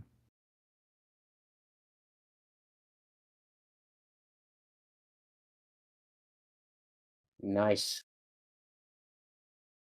We're almost at And that then gap on Nasdaq. might as well do like 2x leverage on it, bro. Well, I have a 500x short on Bitcoin at 107,000. Ooh. I did not. So I'm struggling on taking profits, to be quite honest with you guys. Bro. Do like, have you took any profits at all? No, I haven't touched it. Yo, 20% right now, bro. I'm trying to say, Nah, I'm I'm trying to 20%, dude. I'm waiting. I thought about taking profit at 85 and I forgot. And now I'm like, you know what? It's getting really close to 76. Just take a little, man. Just Sounds take a like little. greed to me. It is. Just being a tad bit greedy. Oh my Just Maker. don't even think about it too hard. Just go on your platform, hit the 20% button, and hit market sell, and then walk away. I'm telling you, man. Please. We'll see. Please. If I sell at 76, it could help the market recover. When I click on Maker, it takes me to Sky Protocol. Did they produce? What the hell's going on? If you can't tell, Epic Hero, I didn't take any profits on the move we had over the last 6 months, so I'm trying to help you out here. Oh yeah. Yeah. No, trust me. I got it planned out. I got a game plan. Trust me, I'll be taking profits before it goes back up.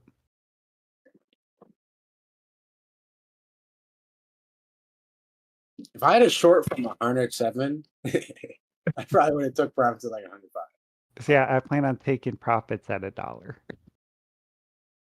Because then I don't have to work no more, or trade anymore, or do anything anymore. No, that's not gonna happen. I'm just stoked all my orders filled now. 79. Waited for 79. Man, this other chart is bad. 79.6. We're dropping hot. Drop it like it's hot. What's Bitcoin doing? How dominant I is don't still know. trying to stay? That's weird. Welcome to Polaris Libera. Yeah, I mean, tomorrow is the last day of the month, so if Bitcoin can't go up tomorrow, then there's no way. I mean, I guess it would be bad if we ended up on a bearish engulfing, but I mean, it could technically we could see a candle the next month and it just fully recovers this candle and become bullish engulfing in March.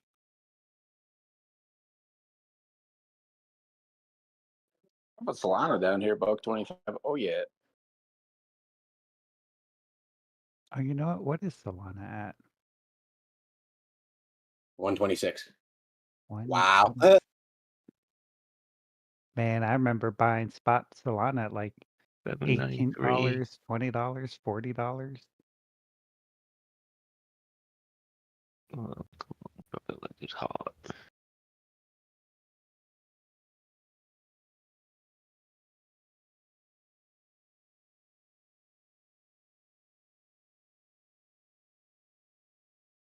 I don't think anyone's gonna sleep tonight. You going to sleep tonight, Dbloc? Oh yeah.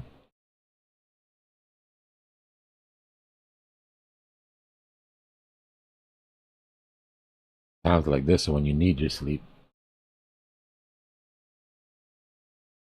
Not that it's You know, easy, but necessary. wake up in the morning, we're back at 100,000. All the shorts are wrecked. Not without me.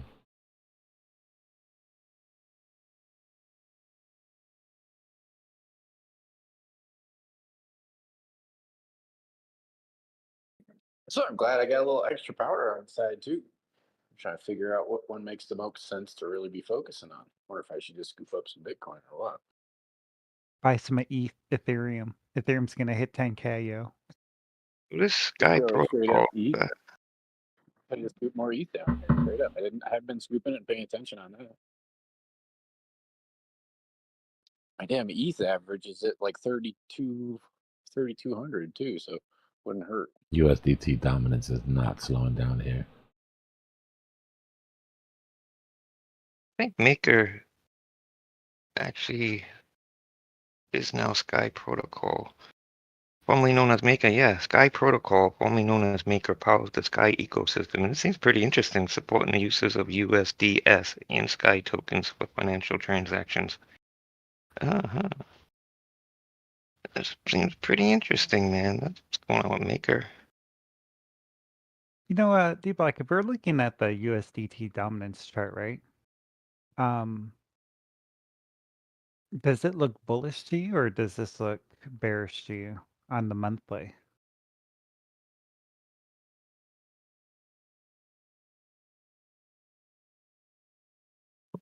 Because on the monthly, we're gonna hit the 382 pretty soon if it keeps going up at this rate, which is that Maker 5.87%. Still has a while before you can call it bullish on the monthly, but Maker has been rebranded to Sky. It seems pretty interesting. You check that out yet, Dbloc? no. Wait, what chart are you looking at, Dbloc? Is that a mix of the two, USDT and USDC? Yeah.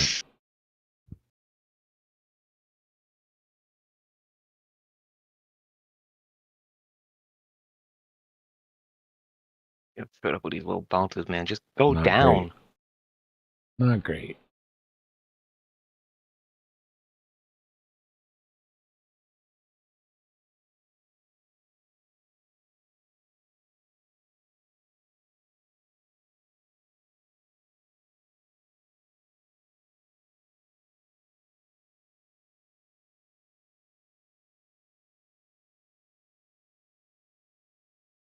Go down and stay down. How low can you go?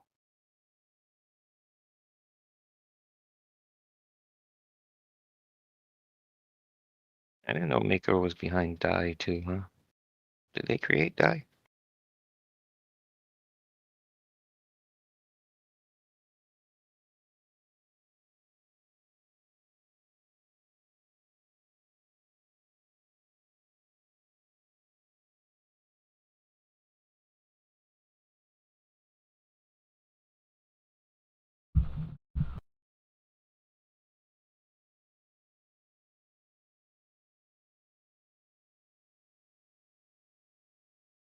Create Die and use the USD. I guess Die is gonna be USDS now, and your Maker will be Sky.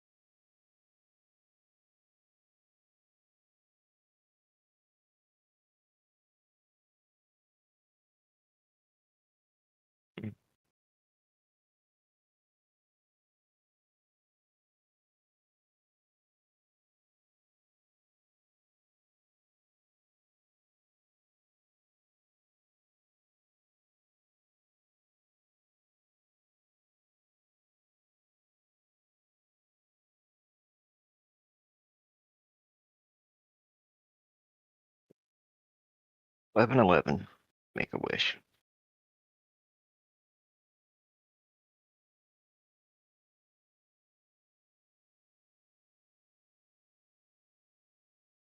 I wonder, is everyone just waiting patiently to enter a long, or is anyone trying to go in long here?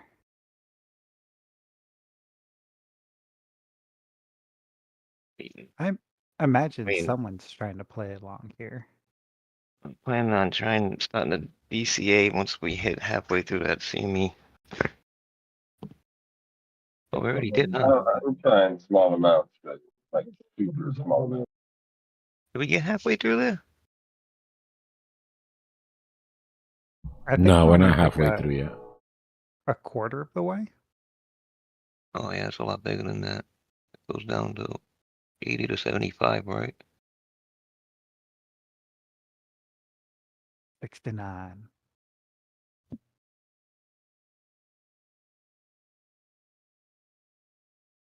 I mean, if we plan on going all the way up to 72. 150 or higher, we kind of got to close the CME gap completely, don't we? So when we go back up, we don't leave anything behind to force us to come back down.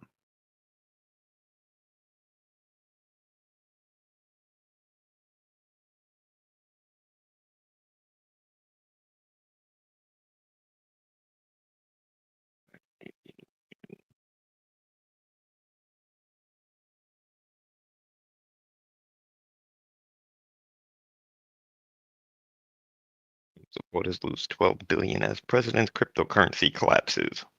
Oh, Well, if you think about it, if they're going to make anything out of this, the reserve, they've got to be able to buy it cheaper, right? I mean, all of these states that want to set up their own state reserves, they don't want to buy Bitcoin at 100,000. If they start filling up their state reserves, I mean, it would make more sense that they would build it up at a cheaper price before it shoots up.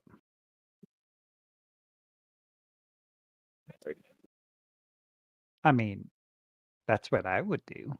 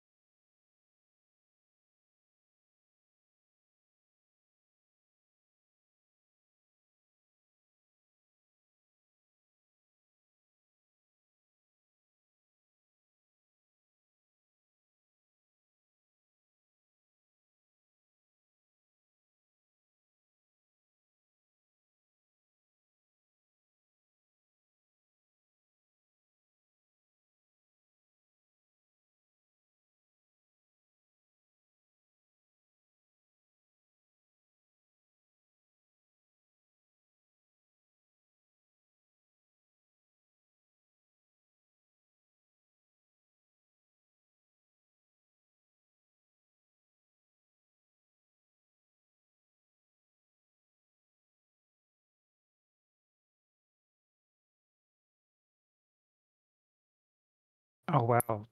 Doge got down to 18 cents.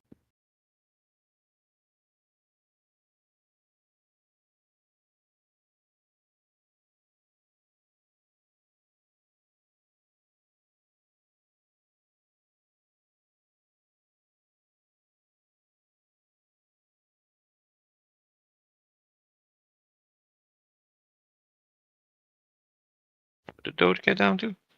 It's at 18.8 right now. I don't know. I think if Doge comes back down to 6 cents, all in.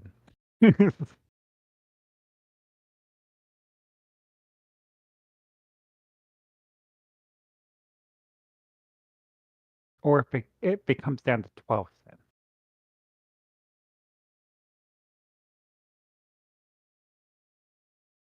This on the monthly chart, the 786 for Doge is at 15.897.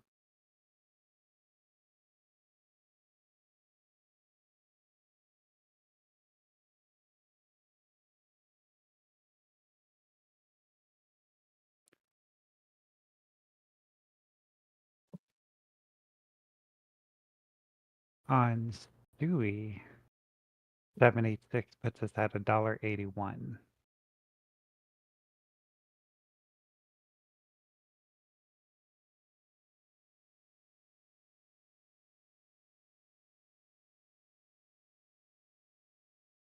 Oh wow, Bitcoin 786 on the monthly is at 19,000.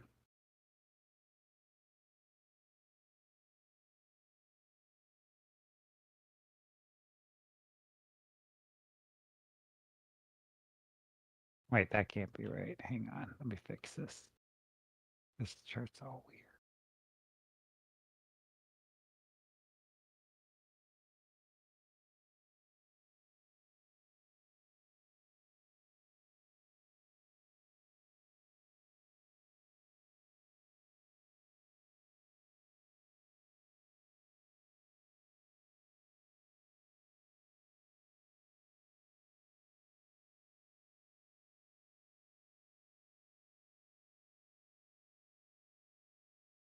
Okay, it's more like 26,000.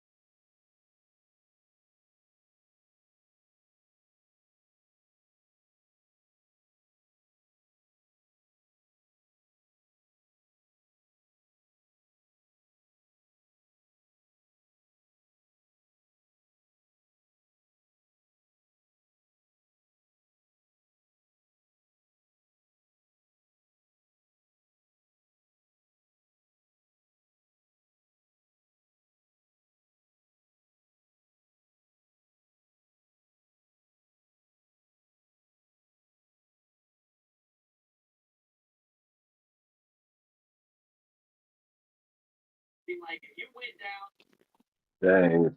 Does that like is that classified for a lower low? Big.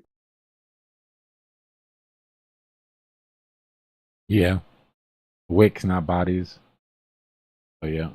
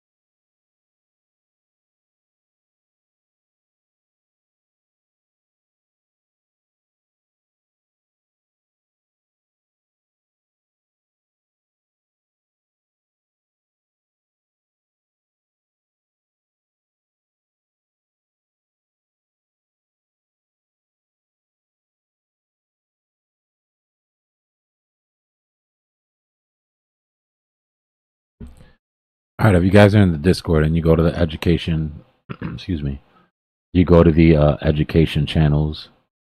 I just added a new one called Tops and Bottoms. If you want to get a better idea on how to technically tell if we're at a top or a bottom, so you can stop letting the emotions grab you by the hoo-has.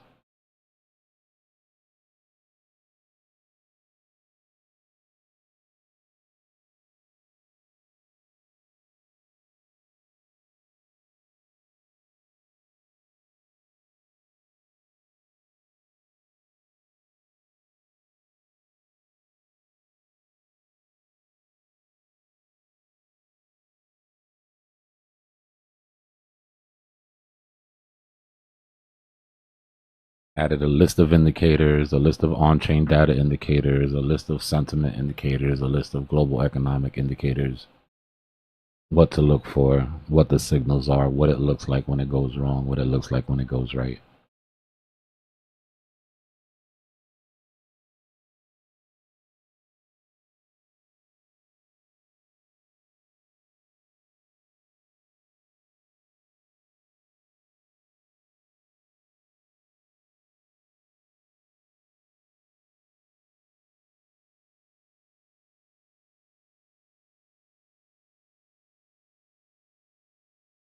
I'm working on another one right now on taking profits.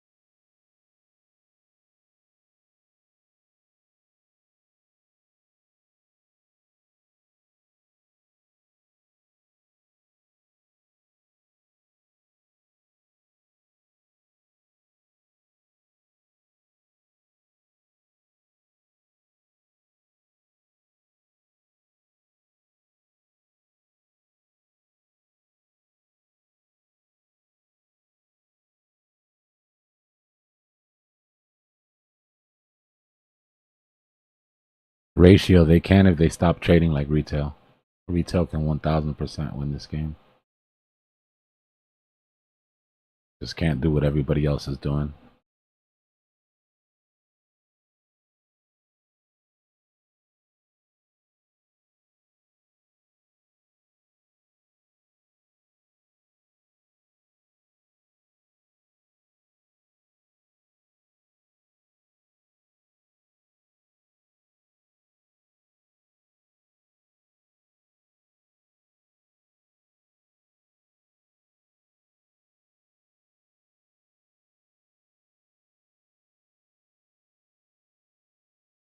I threw that shit together kind of quick. If anybody finds any typos or errors, just let me know.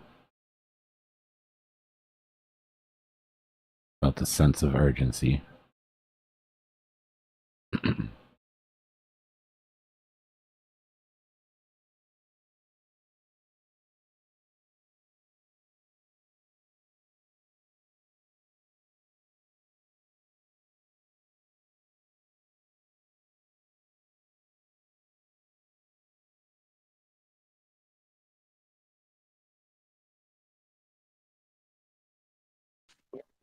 One more time, I was looking for it. I can't actually find that.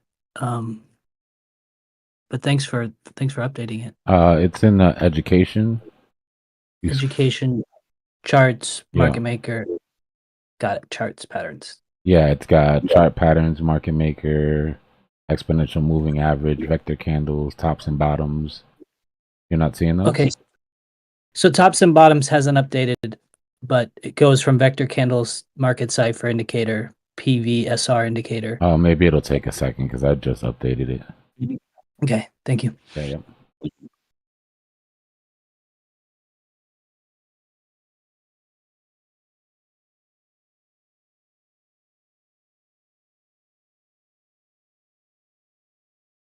Yeah, as long as you can see everything else in education, all the permissions are the same for that one, so it's probably just taking a second to catch up.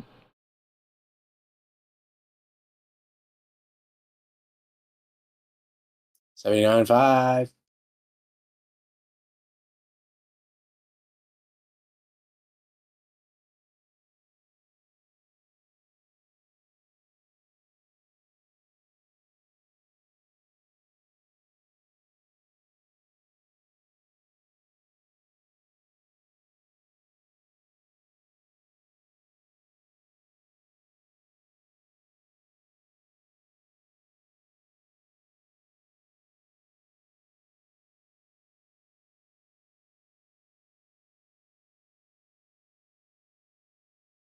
Yeah, that's what I'm looking for. At least that's where I'm putting my money, Maddie. But we still have to play this by momentum, which means tight stops. Right? We swing at the bottoms, but we keep tight stops.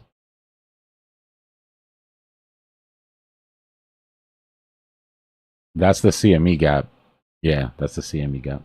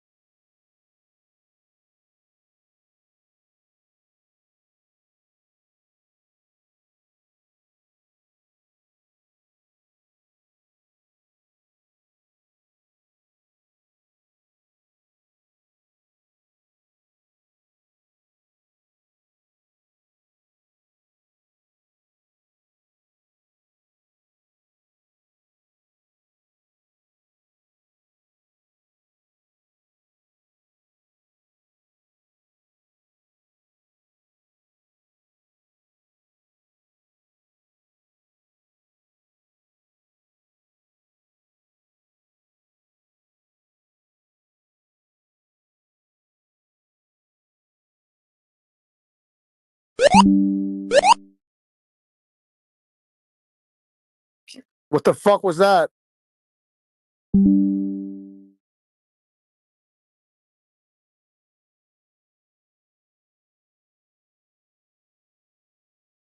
Yo, what's up?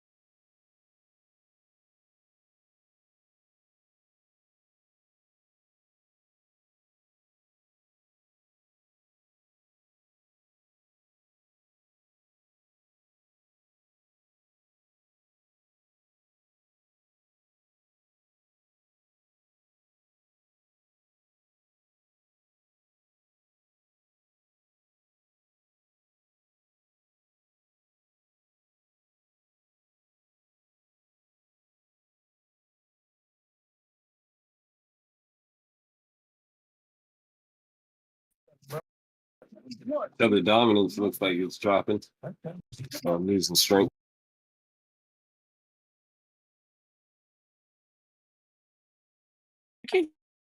Yo, repeat that, bro. I missed it. Sorry. No, I said it looked like tether dominance is losing strength. I think the CME gap's gonna get hit, bro.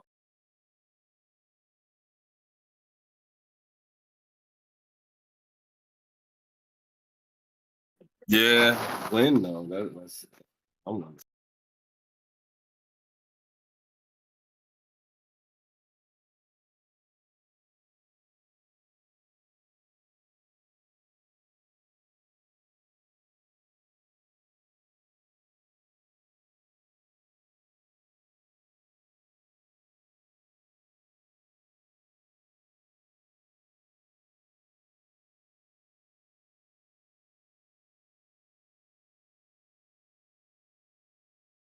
Yeah, tether dominance ain't coming down yet, but it is losing a little strength.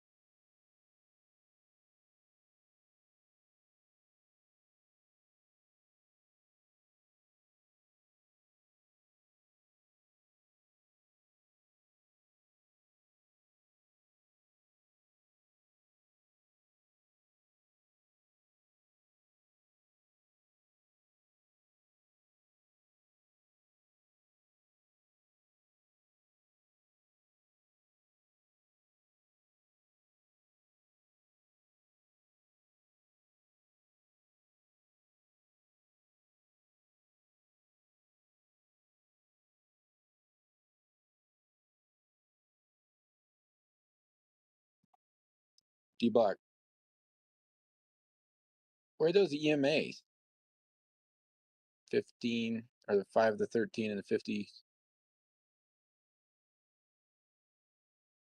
So I'm trying to figure out how those lines are representing those different times for the EMAs, but don't have anything to reference from.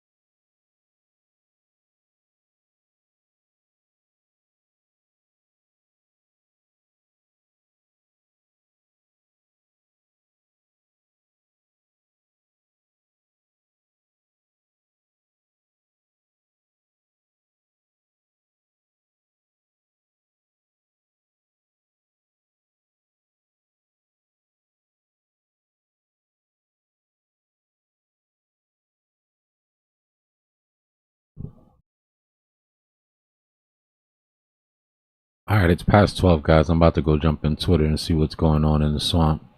I posted another section in education about profit taking called profit per hour. Anybody having difficulty taking profit might want to give that a little once through. If it's anything like the last one, it should take a minute to pop up. So if you don't see it right away, I guess just wait.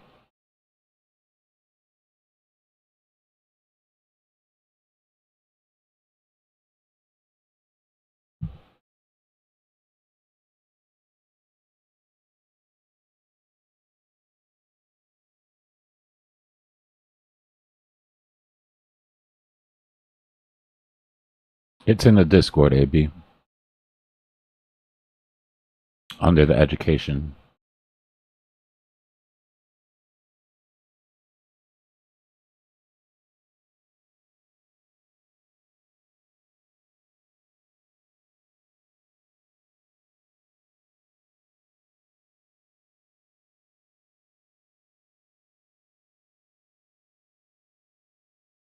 It's just expanding a little bit on that profit per hour strategy we were talking about. I'll be back. Let me see if we're missing anything on the news cycle.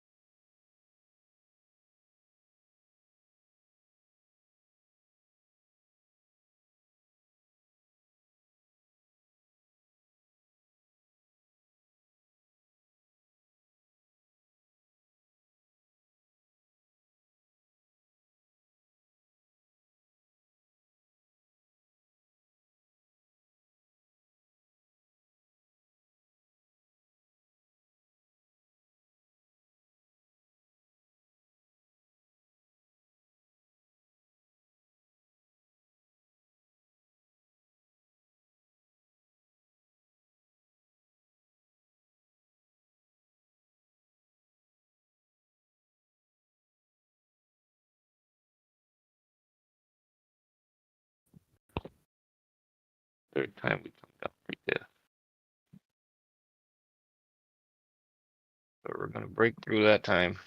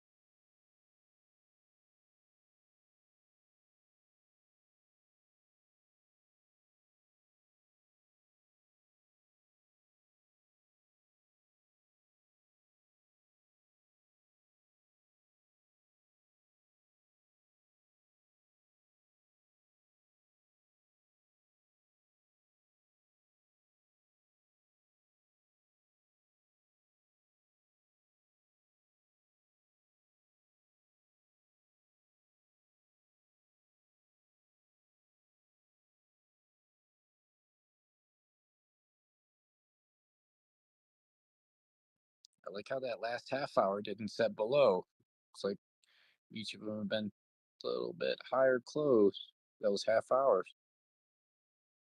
But the gap is still below was.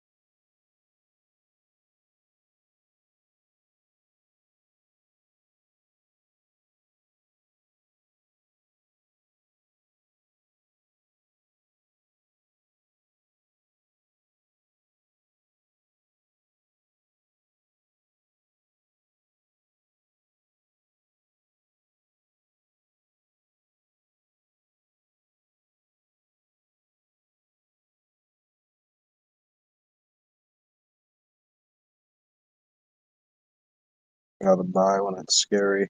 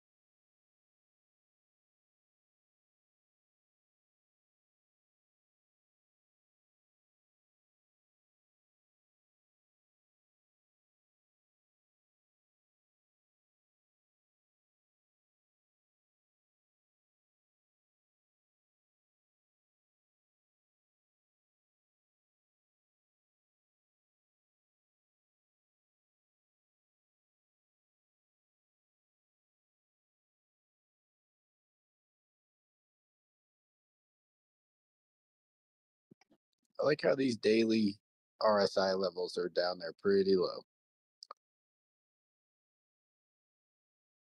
Like looking all the way back, it's like looking good.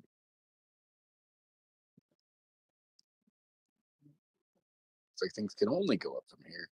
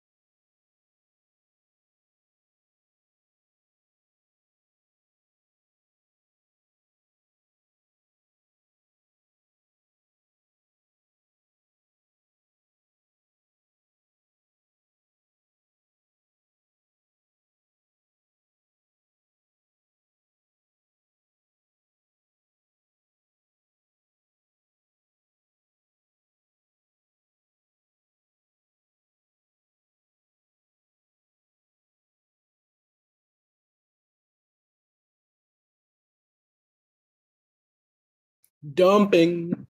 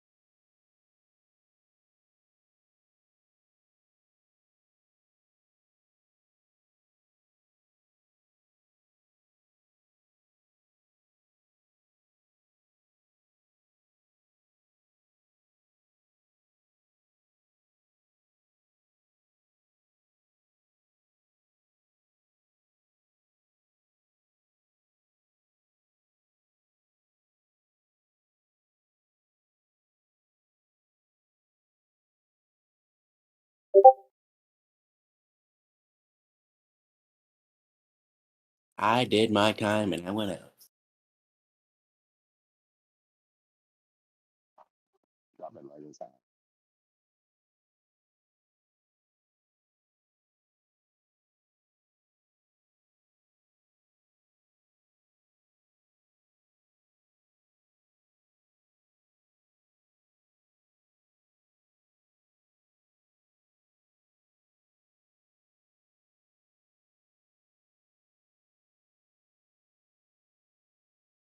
Oh man, here we go.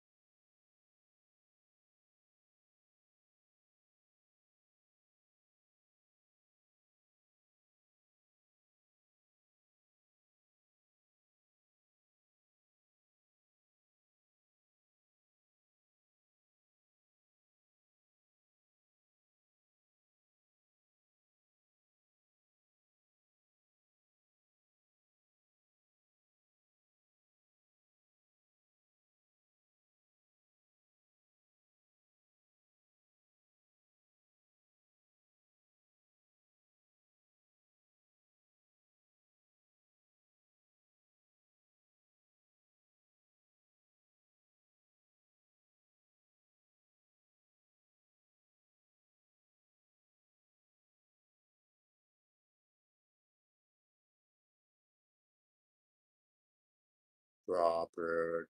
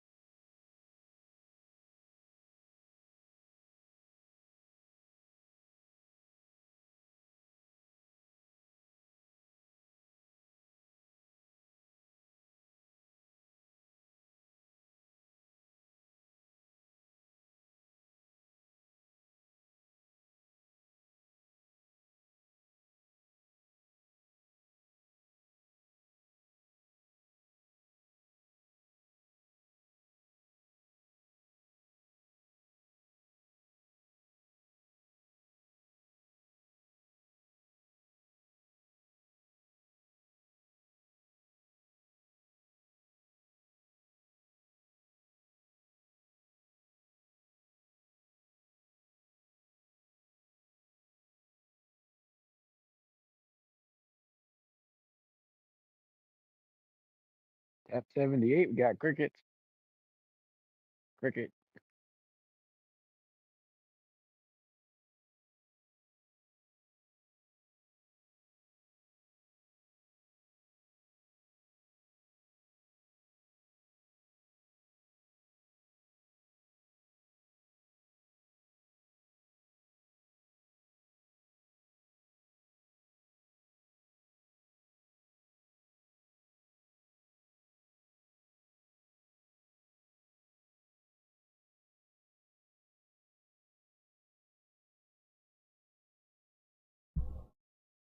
What's going on, family? How's everybody feeling? What's going on, chat? Man. One of Portfolios those. don't. Nah, don't even. Why would you do that?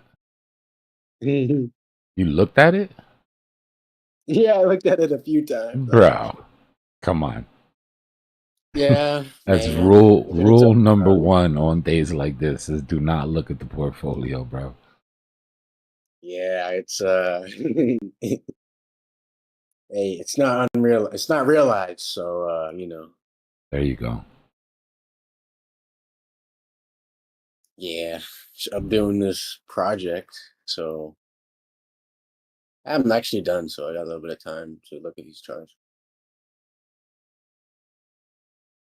Yeah. Hey, man, like you said though, it's about coin count.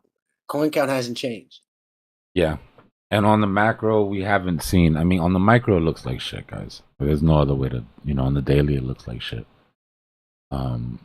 Weekly and monthly, we haven't seen what we need to see yet to start worrying about this being a cycle ending sort of catastrophe.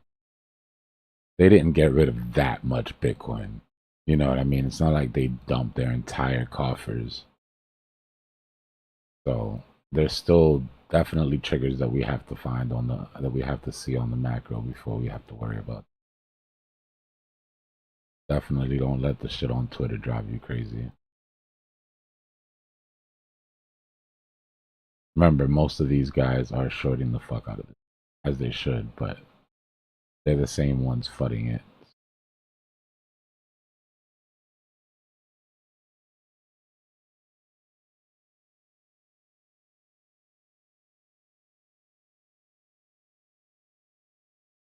Yeah, I mean, it's like we were talking about, I think I was talking to Epic. He was asking where this would be in the last bull market.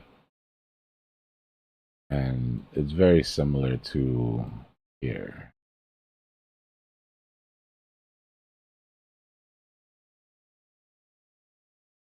So we had come up really explosive. We had set a support that we had only broken with wicks. And then we flushed really hard, right, into some of these imbalances, some of these gaps that we had left, below. I remember this vividly because we were coming up through Bitcoin. I mean, we were coming up through the bull market, and we had left these imbalances here.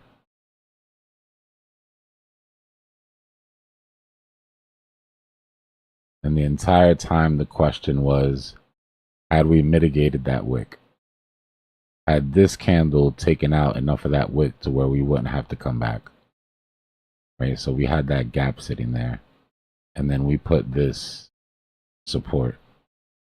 And we stayed there for a while. Not as long as we have now, but the same sort of scenario, same sort of break. It's what it feels like to me anyway. Definitely the same sort of sentiment. And pretty close to the same percentage drop, right? It was like a 31% drop. And then from there, not saying history has to repeat itself, right? But all we have to go by is history. From there, we saw another 123% on Bitcoin, 2.5x. So the drop that we're at now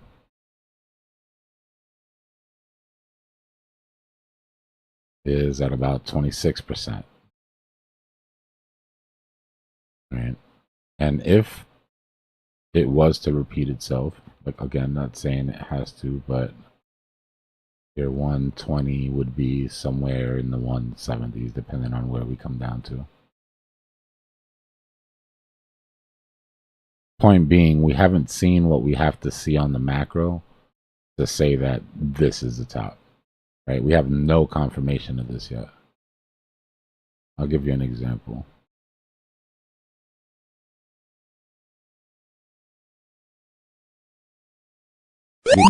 These bull market retracements,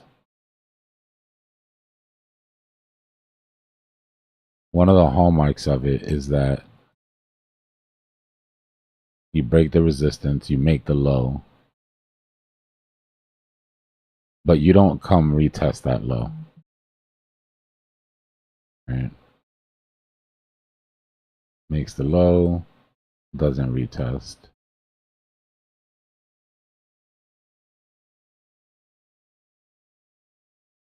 Makes the low, doesn't retest. Same here, makes the low, doesn't retest. And then finally, at some point, you make the low and then you break, right?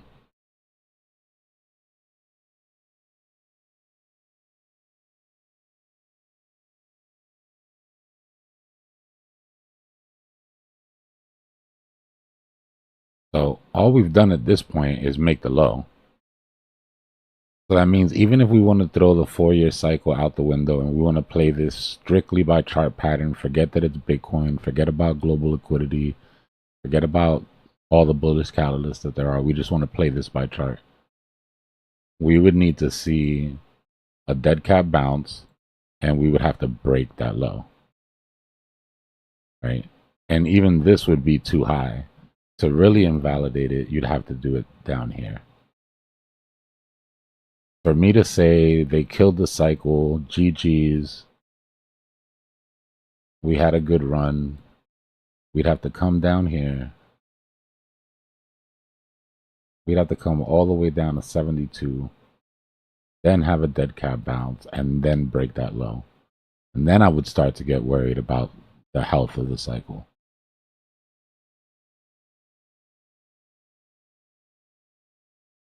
But it's way too early for that. And the only reason I'm even entertaining the thought of it right now is because of how pervasive it is on Twitter. And I know that's what you guys are hearing, or what you've been hearing for the past 24, 48 hours.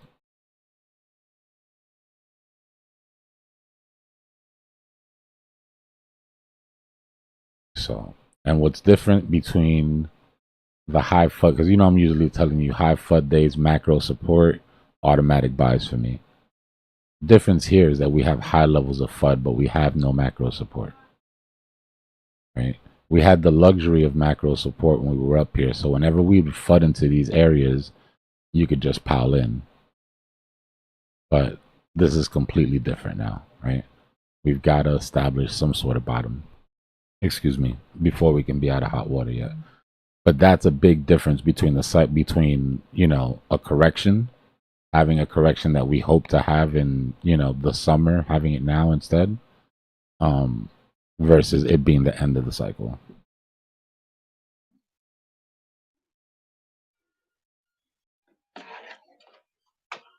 Yo, yo. What's going on, man? Trying to figure it out.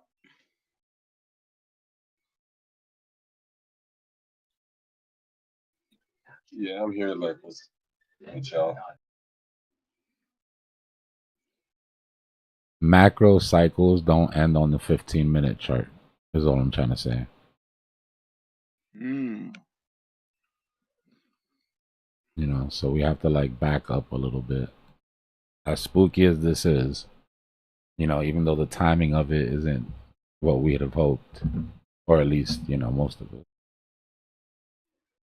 But this is why we de-risk. This is why we, you know, like I've been saying, don't get into the really, really low cap shit.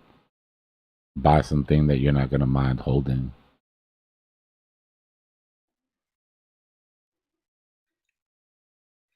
$74K.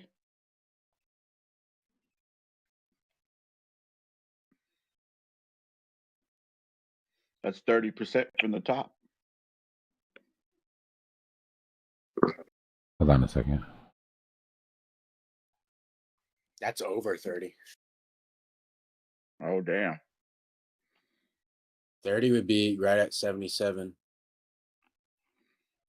Oop.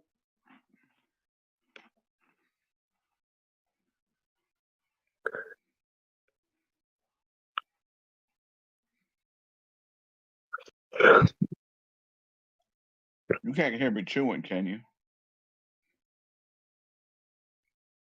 Not really, no. All right. Eating some cookies. Oh, I fixed the not being able to see. So back to the cycle top conversation. If anybody wants to get more technical, in the Discord under education, I dropped a new channel, cycle tops and bottoms, and it'll give you a list of indicators to use, both psychological, sentiment wise, fundamental wise, on chain data. Let you know what tops look like, what bottoms look like. And we haven't hit any of those metrics yet, by the way, but they're there for you so you can get the conviction for yourself. Because I can tell you till I'm blue in the face, but it's different when you have your own conviction. And then there's another one underneath it called profit per hour that I just a little write up on the importance of taking profit and looking at it as a per hour wage. At this point, do you have a new bottom target? For me, I'm loading in at the bottom of the CME gap only because aside from not having a, for lack of a better word, physical support, that's our biggest sentiment support, right? Everybody that's been targeting to fill that CME gap will be taking profits at that point. That's where I at least expect our dead cat bounce if we're going to get one. Is that right under 77? Between 70s, yeah, it's high 76s up to 80. We're in it now. What a hell of an opportunity, huh? Yeah, if you manage to take profit. That's why I felt it was important to do those two, to drop those two things in education today. I've answered more questions about taking profit and cycle tops and bottoms in the past 72 hours than I have in like 3 months. Well, okay, so we're going to talk about dead cat bounce targets.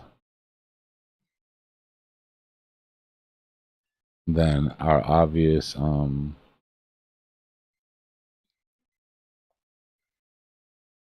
the big one, right, would be 89, 90. You get a move back up to previous support, and that's serious support, right? So it's not the type of thing that I expect to break on the first go. So it's not, well, we're talking about not freaking out as soon as we hit it and reject. It's when you start to lose levels, right? But at this point, if you break and come back under wherever our low is, then you can start talking about a macro downtrend. But for me, it wouldn't be until we break the highs that we created in this range here that I would even start to consider talk about how they might have affected the 4-year cycle in the long run. And to put a more specific line on it, it would be 68.5. Where is it?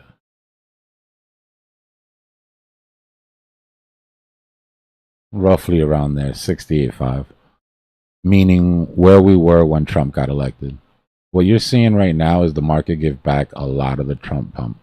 On most alts, the Trump pump is gone. Right? So the people that bought in when Trump got elected because of Bitcoin strategic reserve, and maybe they're not savvy enough to realize that it's not a dead idea or whatever. If they didn't take profit, first of all, they're giving a lot of that back. But a lot of them capitulated. And we know where most of this downtrend came from, right? Say 90, 80% of it, 85% of it.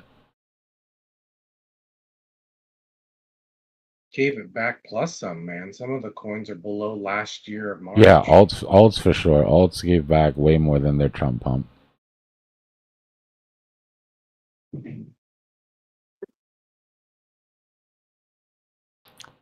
I feel like we're getting a bear market tutorial right now. Justin, it came from. No, it's actually the opposite. Like I said, I put if anybody could take a look in education and see if you can see them now, because people were having trouble seeing them before. I think I had them on private. I changed something, so it should work now. Called cycle tops and bottoms and profit per hour. It's underneath vector candles and exponential movement averages. Now, the reason I'm talking about it is, like I said, I've been answering DMs for like 3 hours, bro. No, I get it, man. This is So, what I love about you. You're not biased. You're basically saying, no. if this thing shifts, this is what we need to do, and I love that, man. Yeah. I mean, I think that is so cool. Yeah. And that I haven't seen what I need to see as a macro TA guy to call it. You know what I mean? Just not enough. This is panic reaction that you're seeing on Twitter. Everybody trying to get ahead of the game. And a lot of self-serving TA, right? People who've already taken profits. For me, the cycle tops and bottoms and profit per hour at the top in a new suggested tab. They're not in the education tab yet, Okay. but they're there and I appreciate them. No problem, thanks. I know if you go to browse channels, you can also find them there. I'll figure it out by tomorrow.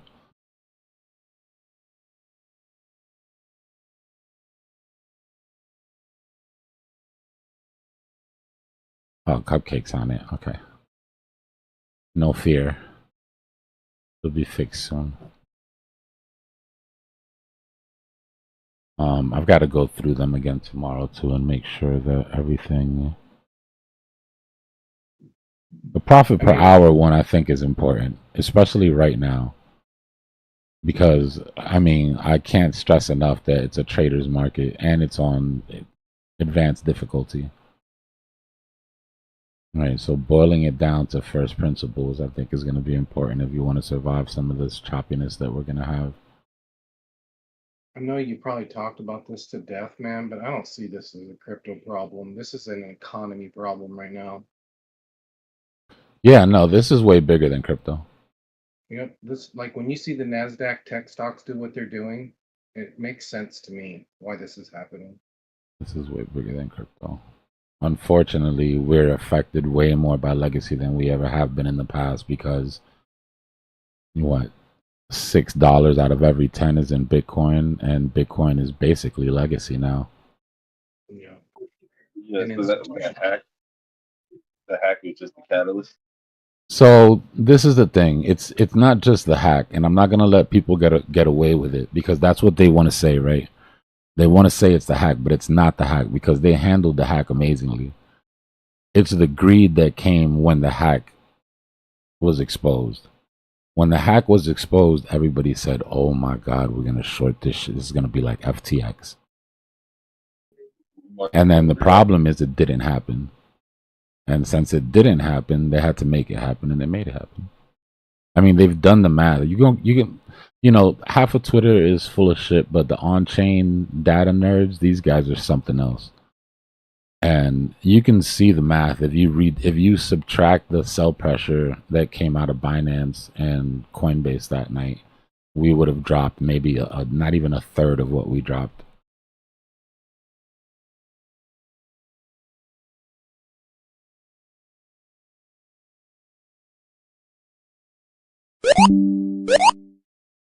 Jim, a lot of these crypto companies and Web3 companies are just like Web2 masquerading, right? They're like Web2 cosplaying as Web3 companies.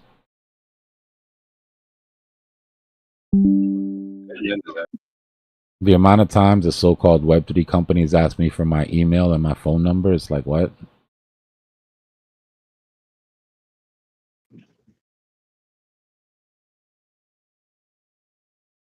All right, thanks. Would it be fair to say that Bitcoin became legacy and the rest of crypto is still crypto and in Yeah. another cycle than Yeah, the problem is that the rotational capital that we're seeing, that we're used to seeing come out of Bitcoin into alts, more importantly into Ethereum, and from Ethereum whales into alts, went into Bitcoin and stayed into Bitcoin for now.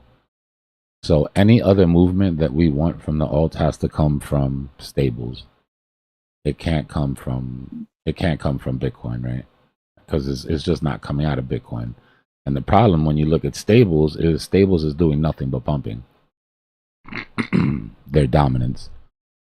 Meaning there's money going into stables, but the stables isn't coming into anything yet. But there's massive amount of money in stables on the sidelines, and it keeps amassing. You know, so now the question is, when does that money in stables rotate? And my guess is Bitcoin at these levels is pretty enticing. The problem with that is if that money rotates into Bitcoin and not alts, then dominance goes back up. So that puts our alt sort of push into the summer in danger. Right? Now we're looking at maybe one parabolic push on alts instead of two. But it's still too early to really call it, because as easy as Bitcoin can go down, it can go up. Right? So we have to let this play out. We're going to need, like I said, it's macro cycles are going to take more than a day or two. Like we're going to have to give this a week or two to play out. It's just the intellectual dishonesty on Twitter that drives me crazy, because some of these so-called macro guys should know better. Right? You're basically reading tea leaves at this point. If you're, you know, you can tell me about your feelings about what it feels like, but the data doesn't show it. You know, show your work.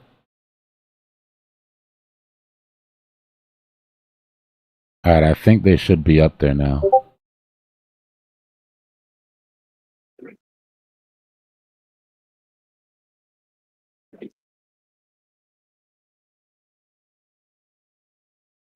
Underneath education.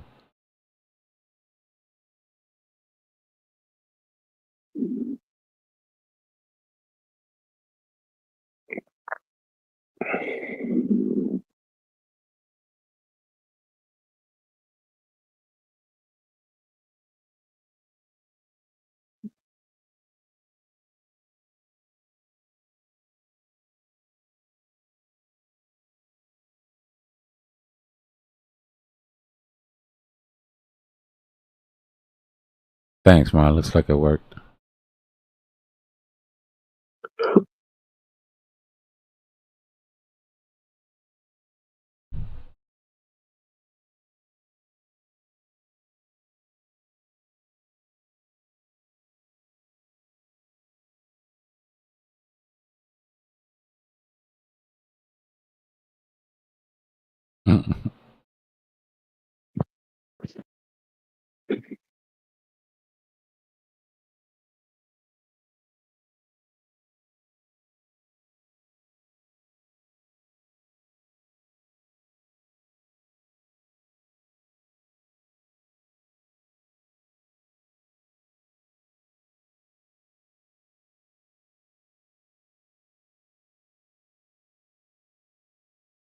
Yeah, so back to stables. This is the issue right now. This is where our liquidity is going.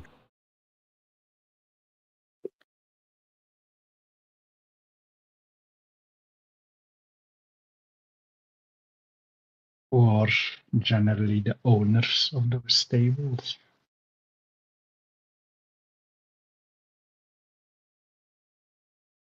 You know, is it big money or is it retail? Well, when we look at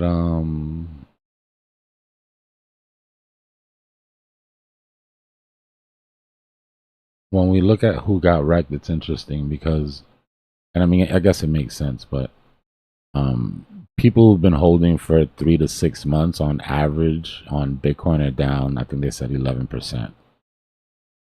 But people who got in early, who got in late, right, the last month, maybe the last couple weeks.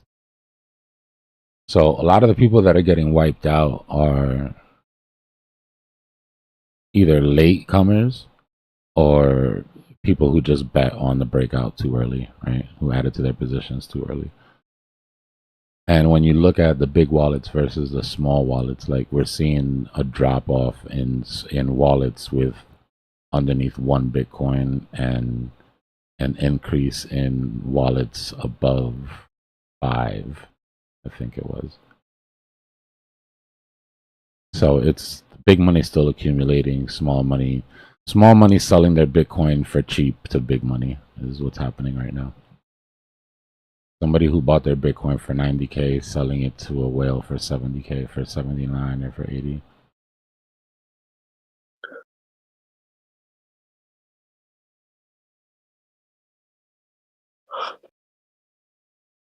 Because the ETFs are selling again, right? So they Yeah. people in there. Yeah, we had big outflows, massive outflows, just like all our bottoms. I mean, to be honest with you.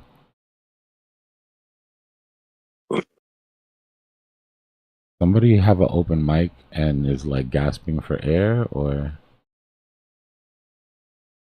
I think we all are. At this point.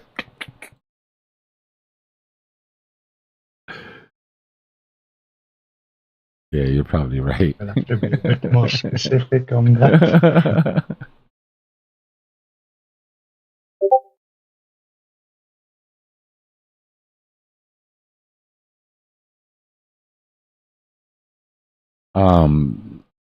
That little write up on taking profits. This is for the day traders, right? This is for the people who are swinging their bags.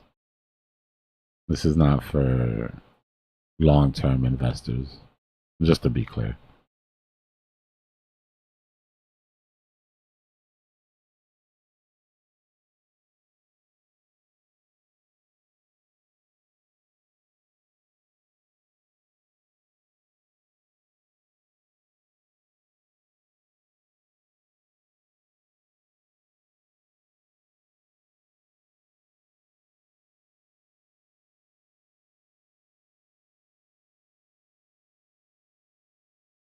If you look now a week back, did you think that this week would turn out to be the week that it was? Or?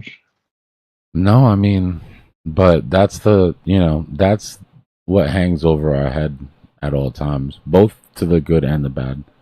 Like you hear me say all the time, your TA can be perfect, you could have everything figured out, and somebody with a ridiculous amount of money could press the red button when they're not supposed to. There was more than enough technical reasons to come down to this level. Right? Nobody's saying that CME gaps fill. We all know that. And there was a massive vector gap above the CME gap. Like this entire thing was begging to be filled. But they weren't able to drop price. Right? There was way too much bullish catalyst. Nobody wanted to sell their Bitcoin. Nobody cared how many M patterns or head and shoulders they printed. You were going to hold your Bitcoin because you knew what came next. And it took them playing dirty to actually break that support. Right? Just think of all the different types of FUD that they threw at us at the bottom of those levels. And nothing could break it.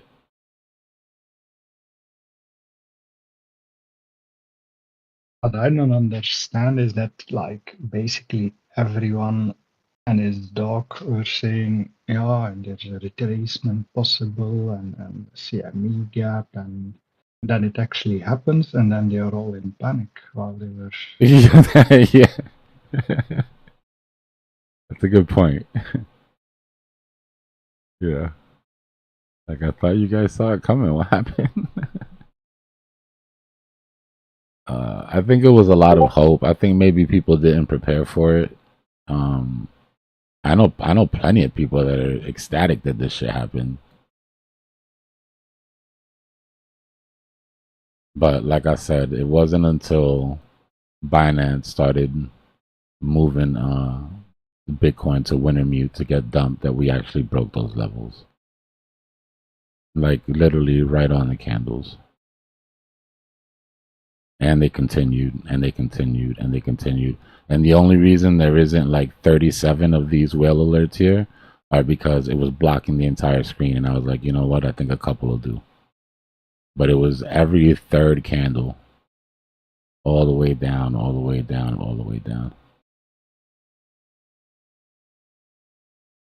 And right around here was the last couple sell-offs. Right here, they said they sent more BTC to Wintermute 30 minutes ago. We popped up for that vector gap. They sold it off.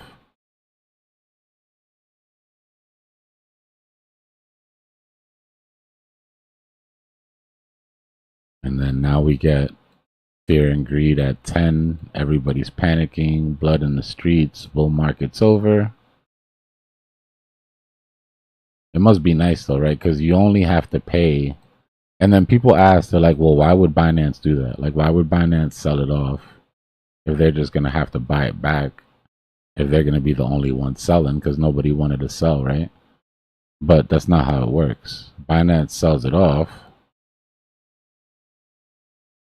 then stops, then you panic, and Twitter panics, and everybody else panics. And they get all this extra bang for their buck right here that they didn't even have to pay for. Then when all is said and done and everybody's convinced that the bull market is over, then they buy back. Way cheaper. And then everybody that misses the boat has to buy higher. You think they also have some paid panic tweeters to emphasize? Of course. People who short at a real level, like institutional short sellers, they don't just take the trade and sit back in their chairs. They take the trade and there's $1 million FUD campaigns that get run. They go on podcasts and they explain why everything's going to shit. They pay influencers the same way that the developers pay influencers to shill projects. These people pay influencers to shill FUD. And it's all a force multiplier, right? You might have spent a couple $1 billion selling off and then got another, $2 or $3 billion worth of profit off of being able to hold your short through the panic. Because remember, it's not just that they sell off. The selling off, you can do whatever you want. It's your money, right? It's not the selling off. It's the taking of the short before the sell off. And then short ladder attacking this thing all the way down while you're making a shit ton of money on your short. And then continue to make money on your shorts as retail panics. And then you get to buy back with all of that money. Hey, And people still wanna ask, why would Binance do that? Why would CZ do that? Dbloc, can you look on July 20th on the 2021 20th of July? And on Bitcoin, and can you tell me if that broke bear market structure? 21. Because what you just described about where 2021, what now? Talk to me. July 20th. Yeah.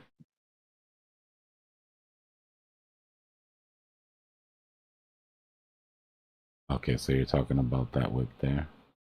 Yeah, so like this is when they thought, because they tried it 3 times, right? They tried it 3 times that summer. Or it started in the spring, really. And they just couldn't get it to go below 28. And I kind of feel like if it goes down, but the question is that you were saying that if it goes down to a certain amount, it'll break a bear or a bull market structure. I keep saying bear, and I'm sorry. No, you're good. So, did that come close at all to cracking bull market structure? No, because you would have had to, by the same metrics that I'm using, you would have had to come down underneath 14. Okay. You would have had to come down underneath the highs. You didn't even break underneath all-time high. That was the old all-time high. So, But it was an anomaly. This is the biggest drop we've ever had that didn't end up in it being the bear market, which was, I believe, like 50%, if I'm not mistaken. that's what I'm saying. That's what I'm saying. Like, I remember how it felt during that time. What it was like on Twitter. What it was like on YouTube. They're like, it's over. Blah blah blah. And they just could not pull it below 29,000. They kept trying to pull it below, and then it just took off. Yeah. With I me, feel like what this feels like more than anything is COVID.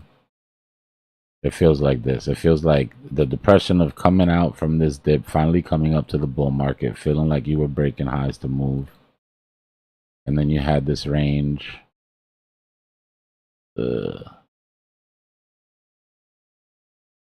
Jesus, will you just go there? So you had this range, and then finally they swept it.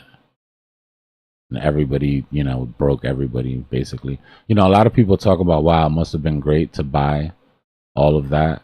It was very similar to this situation now, where chances are, if you've got some dry powder left, it's not all of it.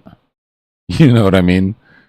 So you're not really fully allocated unless you're somebody who wasn't in it at all. And then you get this, gifted to you on your lap or whatever. Yeah. But everybody thinks like, oh, if I just had my entire portfolio and put it, that's probably not how it worked, because we had a lot of recoveries here, right? After we popped up and we came back down, we held where we were supposed to on the last support and started pulling up. This drop was pretty quick.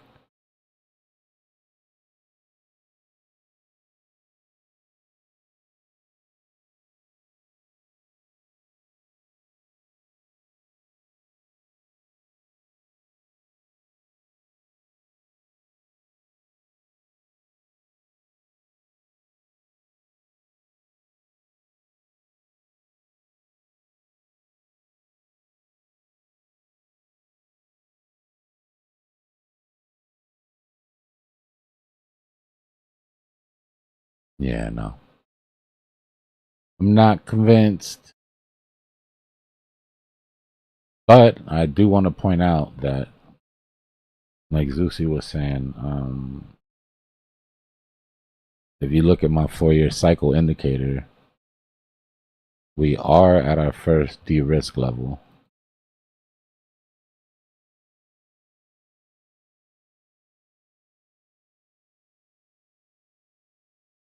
Right? This is when you start de-risking from all the shitty, nasty, filthy coins into Bitcoin and higher market cap stuff. And then as you go down, you go diluting more until you're finally just in like Bitcoin and Ether, Bitcoin and whatever your coin of choice happens to be. And people always ask like, well, why do you start to de-risk so early if, most times the end of the bull market isn't until the very end of that range, right? Very end of the range, but it's because you have these events, which don't look like much, but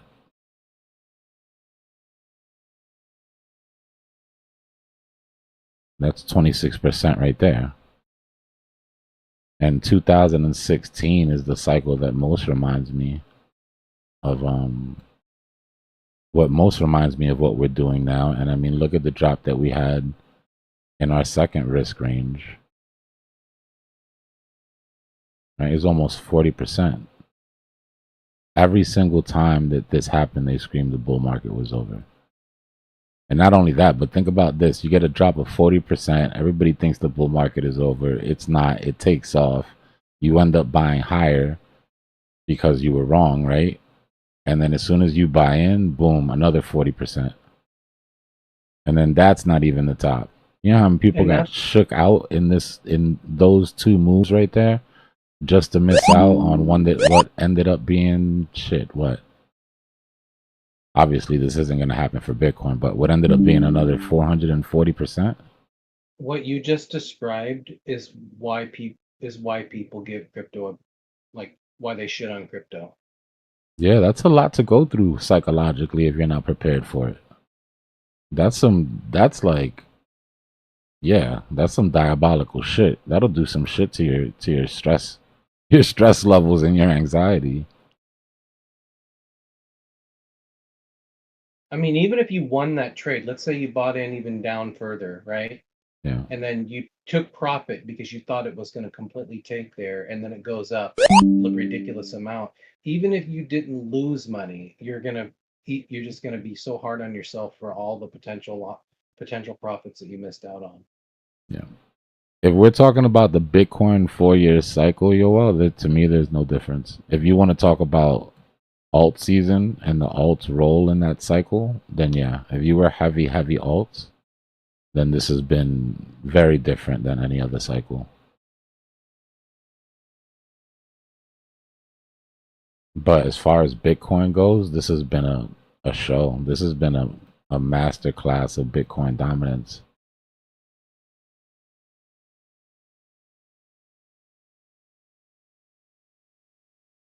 I think my mistake was to fast out of Bitcoin.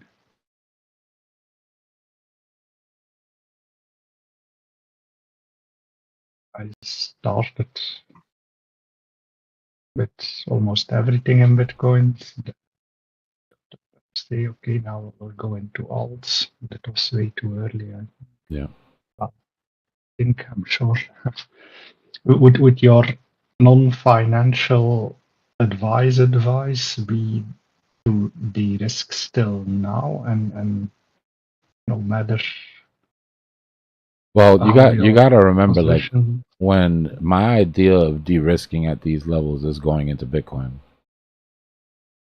You know what I mean by de-risking? For me, it's a bigger risk being out of the market than being all in Bitcoin, personally. So when I talk about de-risking, what I did is I took all of those. I mean, I had a bunch of shit coins that I'd already made a ton of money on, a bunch of those AI agents that we were playing with, a bunch of the mid-cap stuff too, right? I mean, I'm talking about anything under 40, anything under 30 got cut and got put into Bitcoin rather than stables. So yeah, of course I took this dip on Bitcoin, ouch. But I didn't get necessarily as slaughtered as I could have in alts if I would have stayed in alts the whole time. But Yoel's right. Until Ethereum moves, alt season's not happening. Now, what makes me feel confident that Ethereum will move is that everybody and their mother is buying it. Everybody's fudding it, but everybody's buying it. And we see the suppression. We see the sell-offs. We saw for 6 months Ethereum Foundation cash in on the ETF. We see the jockeying for position. It's just timing. People, delayed gratification doesn't come easy to people. Dude, is this really the worst week? I'm hearing on Reddit. This is the worst week of the bull market. Some are saying it's the worst week in crypto history. No, I don't know about that. I'm not sure about that. FTX was pretty bad. But FTX I consider being at the end of the last bear market. So as far as this bull market goes, this has been probably the biggest. As far as FUD specifically, not even price action, but just sentiment. I mean, we're at a 10. I mean, geez, dude, that weekly red candle looks really bad when you zoom out. Yep. But look how big that thing is, man. Yeah.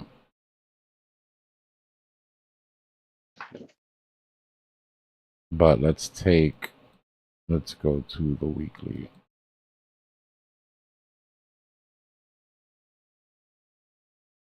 I mean, if you take like just a clean chart, like just a clean trading view chart with nothing on it, it's so obvious. Let's go clean. Look at the 2-week chart and tell me what you see. Okay, 2-week chart, 2 weeks. Yeah, with the vectors. Dude, why don't I have a 2-week option? You have to add it. Oh. Meh.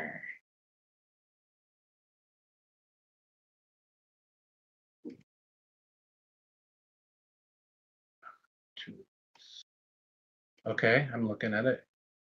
So that candle that popped us from 72 up, where there's no support, like literally it was just one straight candle all the way up.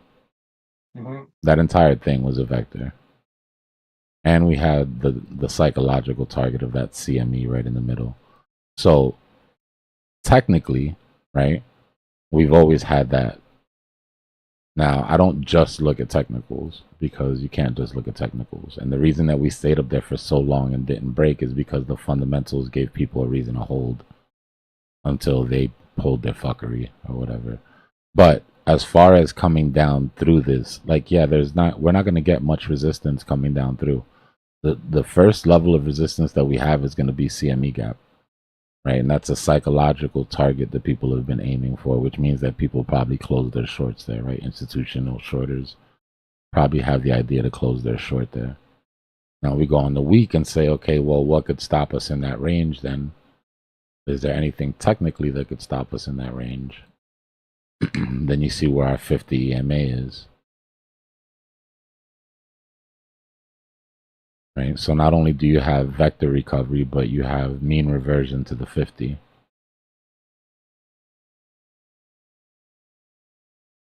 So that's why I say, like, macro cycles don't break on daily time frames or 15-minute time frames or 4-hour time frames.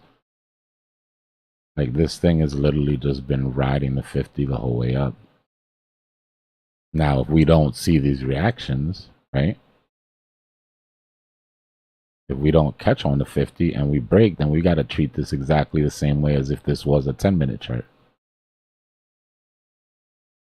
Right? If you were looking at this and this was a 5-minute chart instead of a weekly chart, you'd be waiting to see if you catch support on the 50.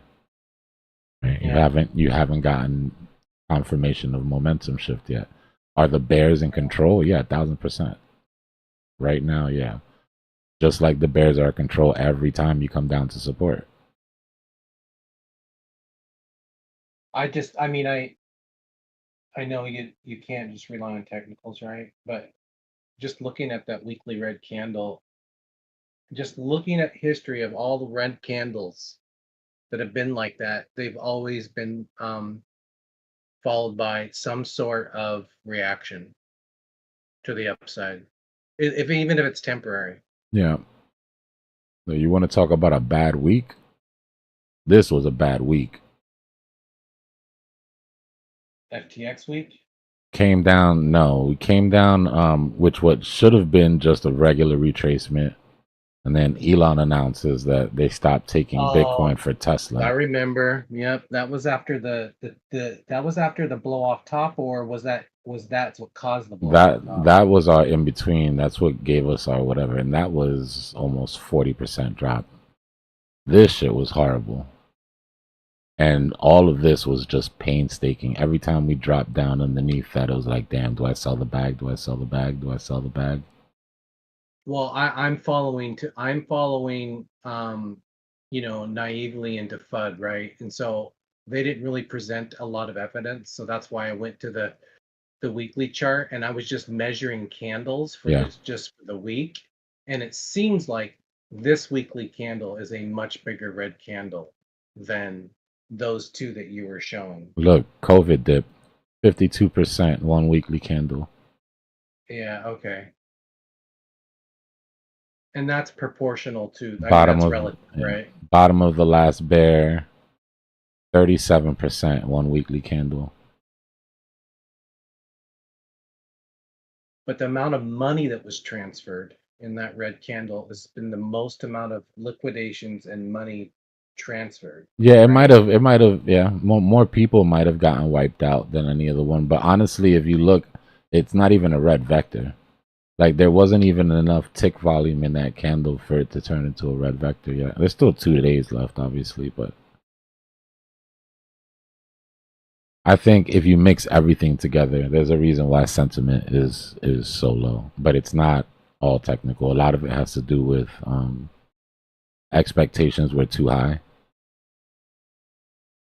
Right? Expectations of Bitcoin to 500K tomorrow were just way too high.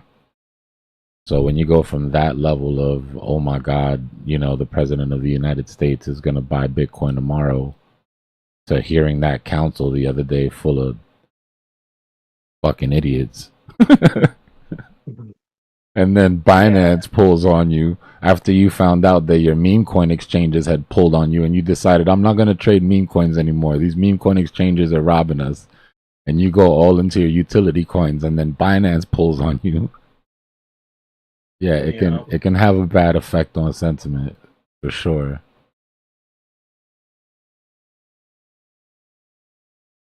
Yeah, that's amazing, man, how they just time it. It always amazes me. Everybody's scratching everybody's back. Listen, they don't ever, remember how I always say, they don't ever let any bad news or bad event go unexploited.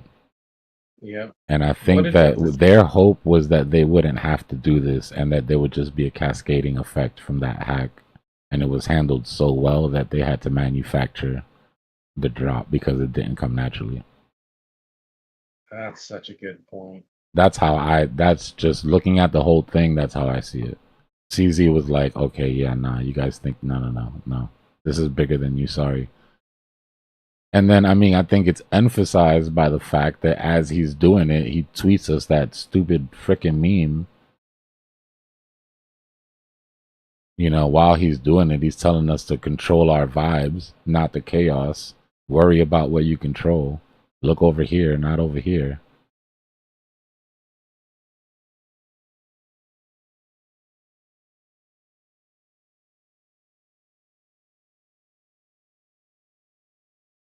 It's dirty. Was it ideal? No, it wasn't, obviously. Does it surprise me? Not at all. I do like what you mentioned the other day where you were like, I don't remember how you said it. Alts are not like Bitcoin's catching up to the loss of alts. I don't know how you said it. Yeah, but, yeah. Yeah. And I know there's dominance to kind of measure that or whatever, but that's happening as dominance is still in this, lower 60s. So it's just kind of an interesting dynamic. Yeah, for sure. I find it funny that they tried to drop it even with presidents and dictators who all was involved. Bro, they threw everything at us. If you think, you know what, when I have some time and this shit is cooled off, I'm gonna go back to that range and I'm gonna find every FUD article at the bottom of that and just show you how insane that was. Because they went all the way in their pile, from China threatening to ban in the beginning to USDC to tariffs to presidential rug pulls to, I mean, they pulled everything out of the hat and still couldn't Dude. drop the price. If I had the time, I would so program you a script and just let DeepSeek do the whole thing for you. I could probably do it in a couple prompts. Me and DeepSeek are becoming friends. Well, I mean, in a way where it writes a script for trading view, so it'll just automatically Oh, like pop it up. images. Yeah. Yeah, and just do everything for you. Just don't have the time.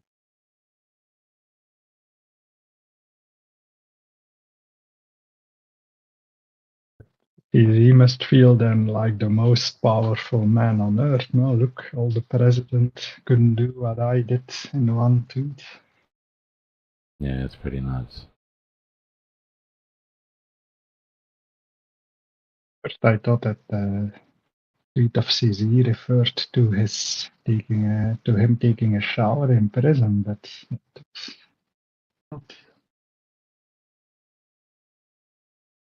What? What about a shower in the president? You talking about the Instagram FUD or the Instagram post? No. This CZ posted that tweets about control your vibes, not the chaos.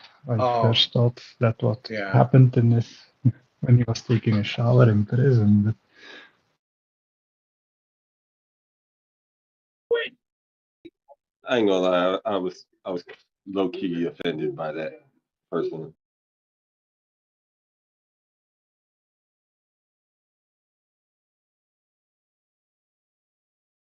All I know is I heard shower in there, and then this morning I was watching it. I was scrolling through Instagram real quick, and somebody did an AI video of Trump and the president of France taking a shower, not together, but like different views, and it looked so real. It was just Trump sitting in the shower with his hair getting wet, and it was like really close up to the camera where you could see his like wrinkles and shit. It was really good, but it was kind of, whew. I don't think I can get the image out of my head, and it didn't show any nudity or anything. It was all face shots, but wow, it's getting crazy out there. Was there orange paint coming from his body while he was taking a shower? It wasn't, but you could see the orange on his face. Like the AI didn't do the job of like washing the the fake stain stuff he puts on his face, fake tan. But it was so kind of gross because it showed his like um like down into the crevice of his wrinkles of his face. It was just super detailed, and he was like. AI for some reason kept his mouth open, and everybody in the comment section was like, why does he have his mouth open? I should put it in. I'll put it in off-topic chat. You guys will get a kick out of it.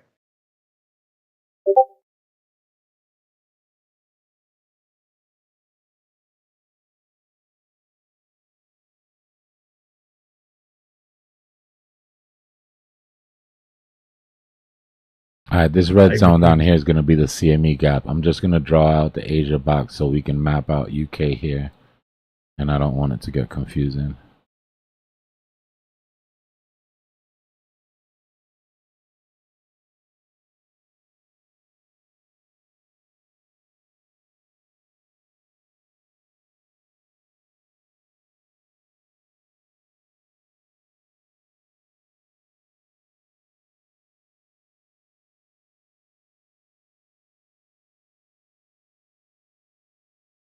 All right, so UK has one job and one job only.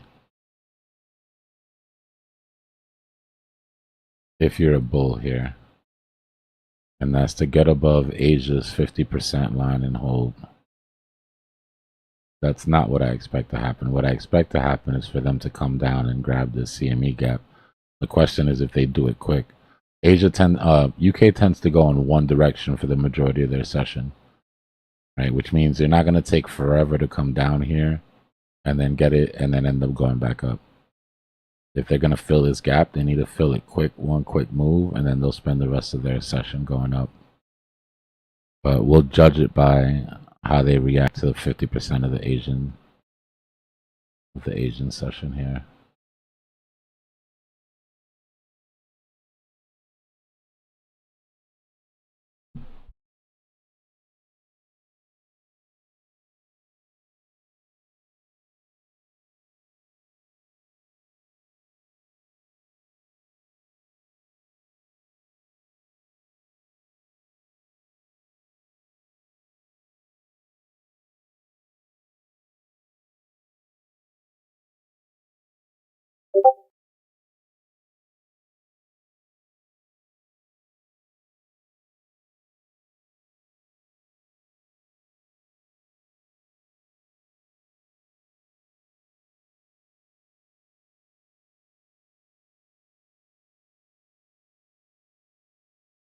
At this point, I want to fill it and get out of the way.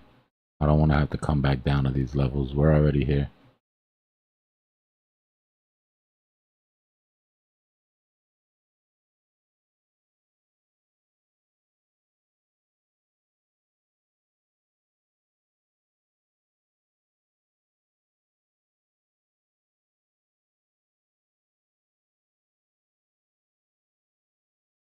The buy orders are pretty stacked between 76 and 77. They're obviously stacked all the way down because of the fear. Whenever fear and greed's this high, or this low, I should say, you're gonna get a bunch of orders stacked low. But the biggest ones that I see right now, probably about close to $1 billion, between $1,000 range, between 77 and 76.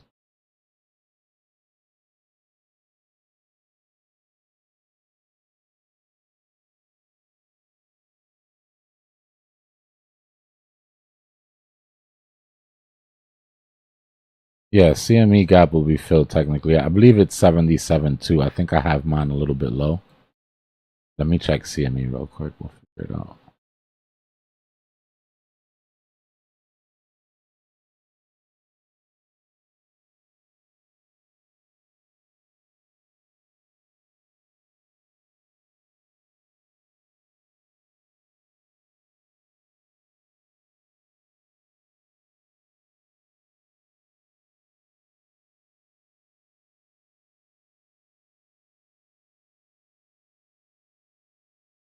So here's our CME gap on the futures chart.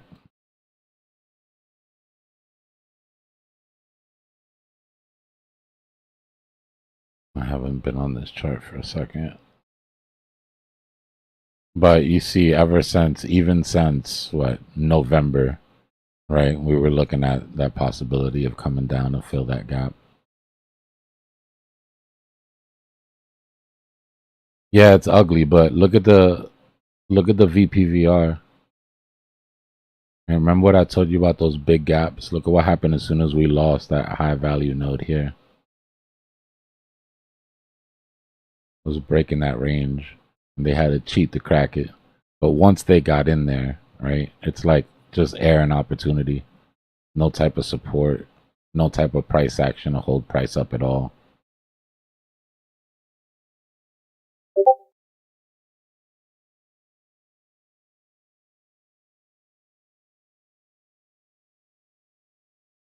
I don't know. I'm going to play it by ear, man. That's why the title of the stream is what it is, right? Less predicting, more reacting. The game's on advanced mode right now.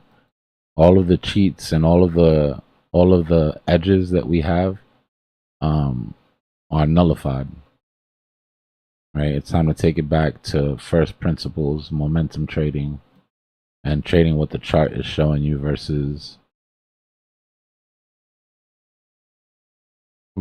any sort of far out predictions, I should say, right? Intraday predictions are cool. What's going to happen in the next 48, 72 hours? At that point, you're reading tea leaves. Too many big players with too much big money, way more ammunition than us, that can set this thing in any direction. We know where our borderlines are. We know what we have to watch, and we know what it means when it gets there. But don't let anybody convince you that they know exactly where this is going, or that they can tell you when it's over without letting at least a couple of days of price action play out.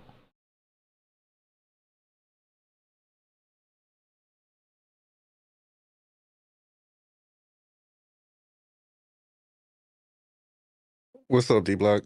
Yo. So correct me if I'm wrong, Dbloc. I'm just walking in. Wrong. If we spend I'm just playing. if we spend too much time down here, we're hit, right? Like we have to like bounce back. I mean, so, okay, the problem with spending too much time at the lows is that you kill sentiment. Fear and Greed's at freaking 10. Like, well, I mean, it popped up to 16. But we've already crossed that bridge, So at this point, the problem is getting sentiment back up. Having liquidity come in and be able to sustain itself long enough to have sentiment come back up. We need a lot of good news, basically. Yeah, well, good news followed by actual green button presses, And more importantly, the suppression needs to stop. Right? Unfortunately, people with more, with bigger bags and more influence than us have decided that it's not time to go yet. So as much as we want to be upset about it and talk about how it's not fair or whatever, you invite the boogeyman into the house and that's what you get. And we were happy when BlackRock and Fidelity and the institutions came in. Everybody was celebrating that shit. Right? Because price go up. But then you got to deal with this side of it too. And even if you take them out of the equation, like I said, it's just normal retracement that we've seen. The problem is when we got the retracement is unfortunate, But so far, both 1, 2, and 3 have been very similar. Hold on, this chart got all messy. Let me get rid of this shit.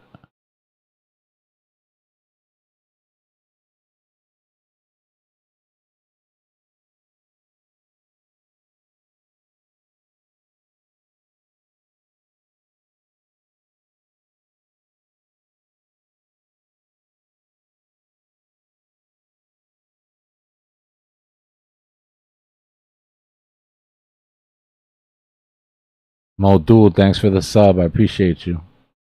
Welcome. Welcome, welcome, welcome.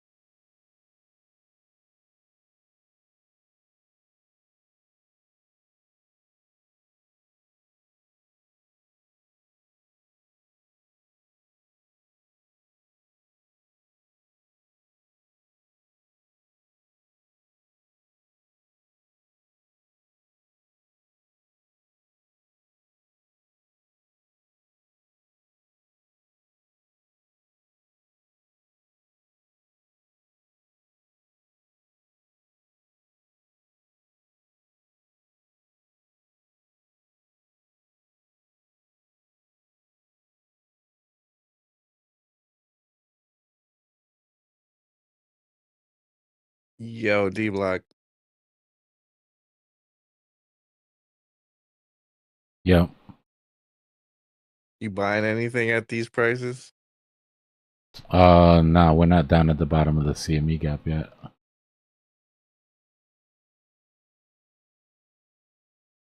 That's what I'm waiting for, anyways.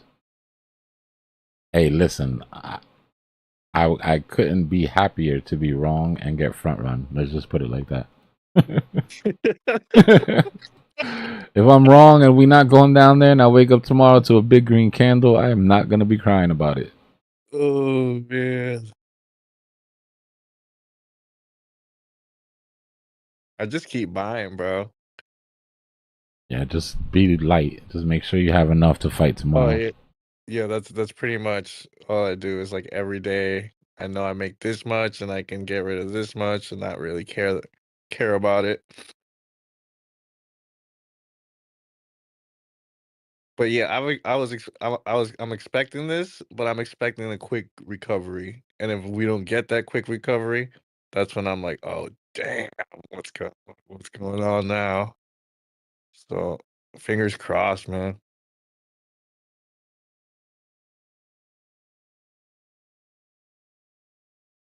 Nah, I try not to get into the whole part of the trade. For me, But it's yeah, just plain and simple. I haven't seen technically what I have to see to be worried yet. I haven't seen ETH at this price in hella long. Oh, what is ETH at? It's at 21. So I'm like, I have to buy Oh, at this price. Like, interesting.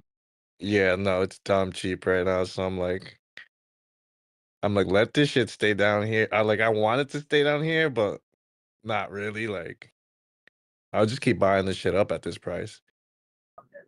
I don't know, man. I feel like this Ethereum, like North Korea's coin now. I don't feel right buying it.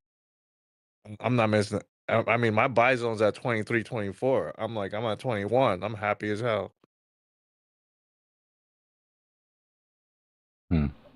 I'm not pumping North Korea's bags. Well, no, I mean, we could go lower. I mean, if Bitcoin goes lower, we hit. Like, we hit. I don't know, man. I remember hearing plenty of people say when we had that wick on Ethereum and they missed it, that if price ever came back to it, that they were gonna buy some. I can remember vividly. Let's see how many people stick to their plan. But we are at support. Like, this basically needs to hold at this point, right? Like, you're at macro support here. Yeah. Even though I said, remember when I said like max FUD at macro support, I'm forced to buy? Bitcoin's not at macro support. Ethereum, on the other hand, kinda is. This SR flip is pretty crucial. This thing's on life support. That's weak. Well, I love these type of buys because the invalidations are simple. You know what I mean? Like, what you don't want an easier invalidation than this. Yeah, right? If you buy at the bottom of this, your invalidation is however many ATRs you want to set. Still gotta be careful. They might turn too. And like, who cares? It's ETH. If it goes lower, just hold it. Oh no, but like if you're Well, you would want to get it. Yeah, at that point, you'd want to sell and buy a lot more of it cheaper if it Yeah. comes all the way down to like 185. Then you don't want to ride it down. But Facts. shit, a Leave couple of room. ATRs underneath that support. You ever see a real nasty wick that goes through like multiple nodes, like high value nodes? Yeah. I have. Bro, those like I feel like that's my nightmare. Like just the mean reverse, and I don't mean mean like the reversals. Some of those reversals, nasty work. 33 million transferred from unknown wallet to Gate.io. 21 million transferred from unknown wallet to Binance. 31 million from Binance to unknown wallet. There's a couple of sells. There's a couple of people getting ready to sell off that last little bit.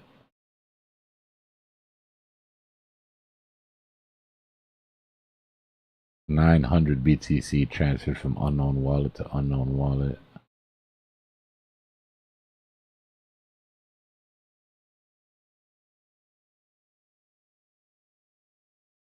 Bet you this shit was from Binance. Where'd you come from?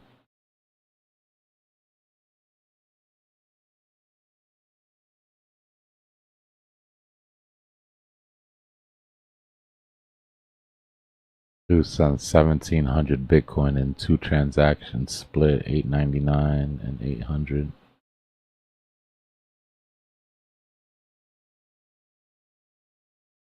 One output.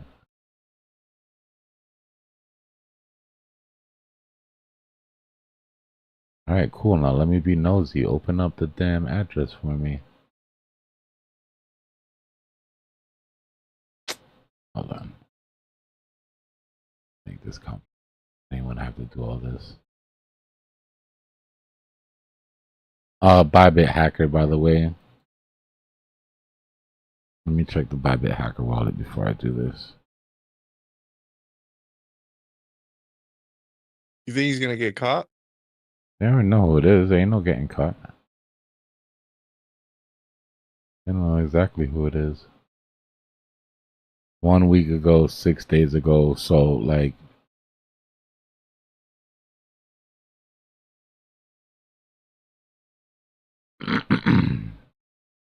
respectfully. Well, let me not say it.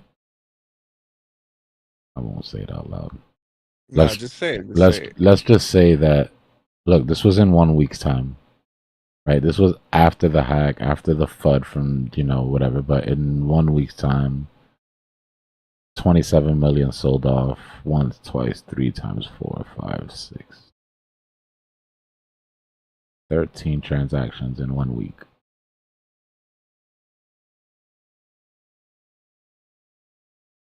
And a whole other page.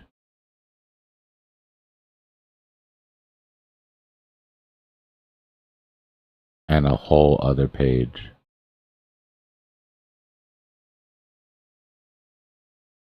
So this is back before. Some of this is getting back before they even hacked the wallet.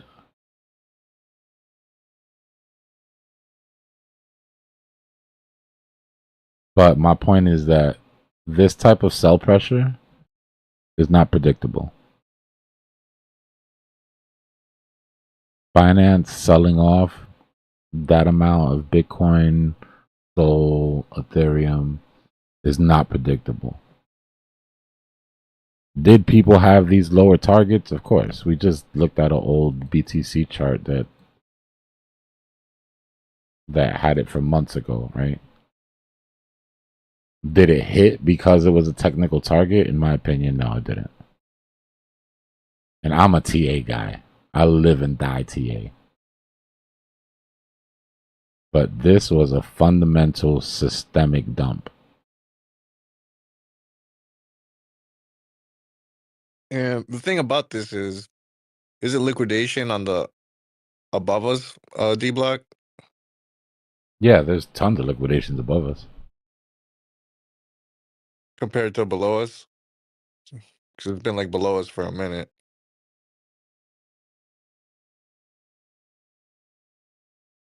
Well, all the bears that are shorting this have liquidations above us.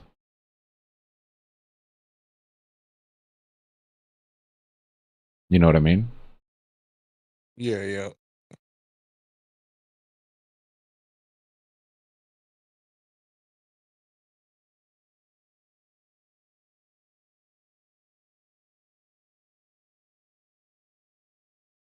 How much ETH you actually need to have your name engraved on a North Korean nuclear missile? In fact. I'll give you an exact number for CME. Give me a second.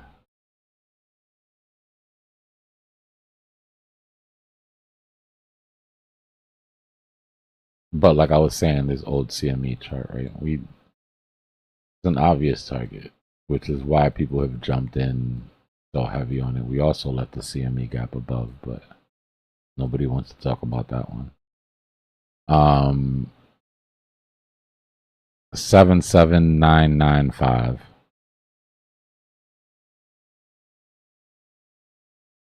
Some people don't count wicks when it comes to CME gap. I do, but if you don't, it's 77385.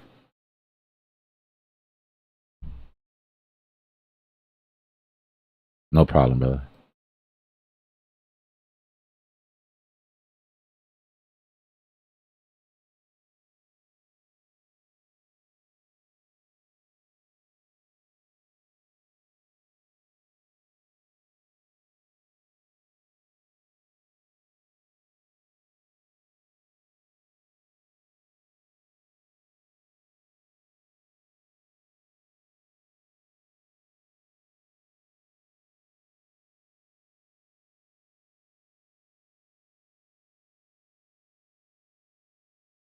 Dbloc, have you been playing any crypto games?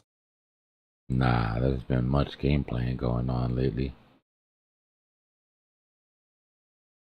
I did download Off the Grid on Xbox, but I haven't even played it. It's on the Xbox store though. It's in PlayStation too, so anybody that has a console doesn't have an excuse. You could jump on Off the Grid and give it a whirl. Make some NFTs, win some NFTs and shit. And you'd be way ahead of the game because half of the people playing that don't even know it's a Web3 game. They're collecting all this shit. They have no idea it has real world value. Probably not worth shit now, obviously, because of the market conditions, but you know what I mean. Yeah, it could be. The potential's there. Mm-hmm. And not only that, if it's fun, who cares? Right. Spend so much money paying to play games and buy skins and stupid shit like that and get nothing back for it. At least the potential of some profit would be nice. I tried it on my PC and I couldn't get it to run properly for the life of me. Like, but I just got a PlayStation. I'm gonna try it on my PlayStation.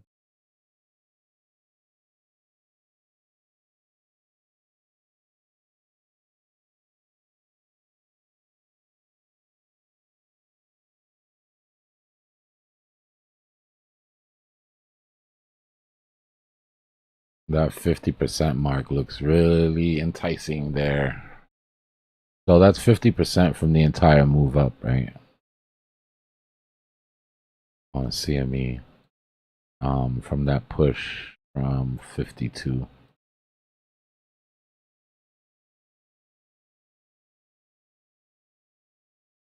We can start to show some concern underneath 50%.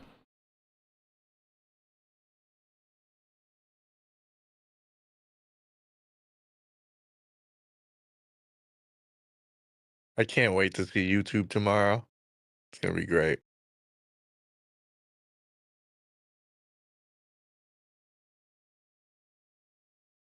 I've watched people actively go from buy the dip to the bull market is over to buy the dip to the bull market is over in like less than 24-hour time between videos. Same person.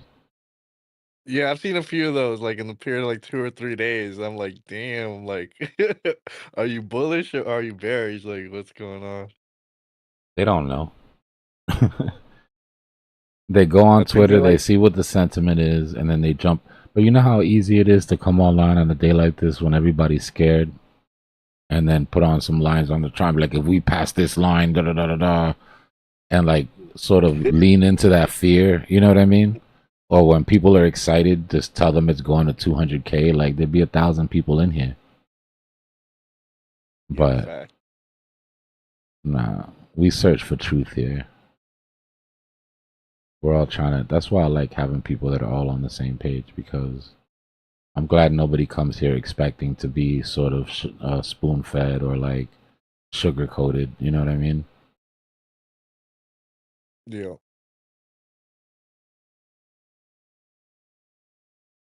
There's plenty of channels where you could go where they'll make you feel good about your last decision.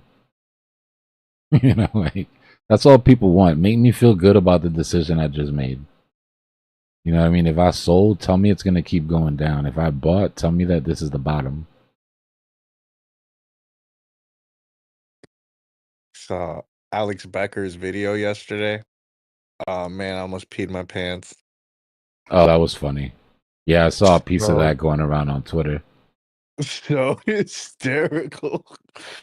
I just love it how he warns people. He's like, "Don't listen to me. You're gonna lose all your fucking money."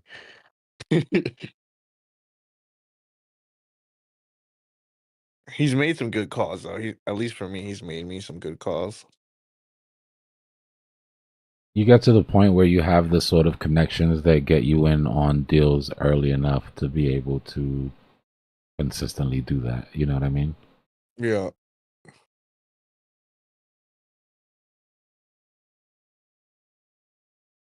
I'm still looking at the same end, Boris. The problem is that we're going to have to look at these alts If it stays how it is now, and what it seems is the alts have found the floor, and we're just waiting for Bitcoin to catch up with the dip that the alts had, then there might be a slight chance of having at least some action before the summer. But if Bitcoin dominance shoots up for some reason back into the 61s and the alts take another dip, we're gonna have to seriously revisit that thesis. And I'm telling you guys from now, you have to be really, really choosy with your alts, man. It's not a everybody's gonna go type of party right now.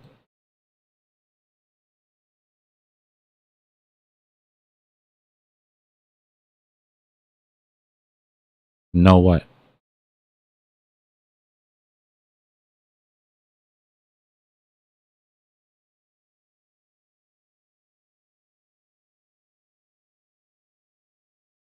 We have some kind of sarcastic ads put up on the stream Dbloc because I refreshed and I got an ad of if I want to sell my car for a good price. What? You don't. I don't know if you have that in the US, but there are like shady companies that put out ads that yeah, if you want to sell your car, then they give a good price. Oh and my stuff. god. Funny. Current pattern looks like a falling wedge. Yeah. There's definitely bullishness that we could pull out of here. But guys, as what I'm telling you, it's more than technicals right now. All the technicals in the world are great. I love technicals. I love measured moves. You guys know I live for that type of shit. But right now, that's not the type of game we're playing. Right now, it's all going to come down to, are they done selling or not? Right? Like I always say, the best TA in the world gets cracked in half when somebody with more money than you decides to hit that red button. You know, especially if it's organized.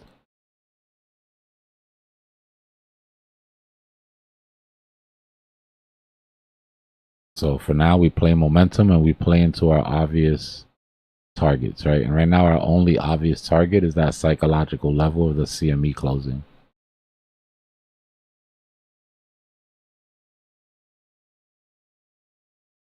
But yeah, there's bullish patterns. I mean, this could definitely pick up from here, and it wouldn't, there's nothing technically stopping it. More importantly, we just need to get above our EMAs, right? Like, we need momentum shift, which we don't have. We're still underneath our 50, even on the 1 minute. So momentum is definitely still down. But the bears are hitting us kind of heavy, right? Which means they're going to have to pay for some of this degeneracy eventually. Right now, we still got plenty of liquidations to go through this CME gap. It looks like the majority of our liquidations end right at the bottom of the CME gap, interestingly enough, right?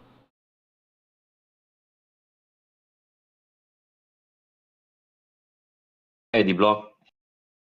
What's going on, brother? I've sent you a message here in the chat. Could you look over it? Does it make sense? In what chat? Where? Here in the Discord chat. The voice chat.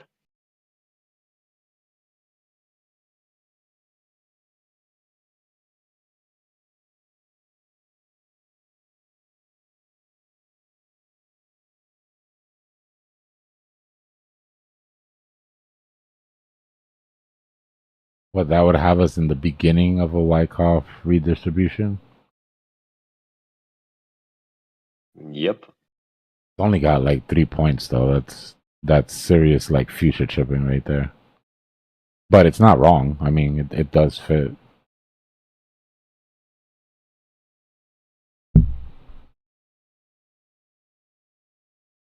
It's just too early. Way too early.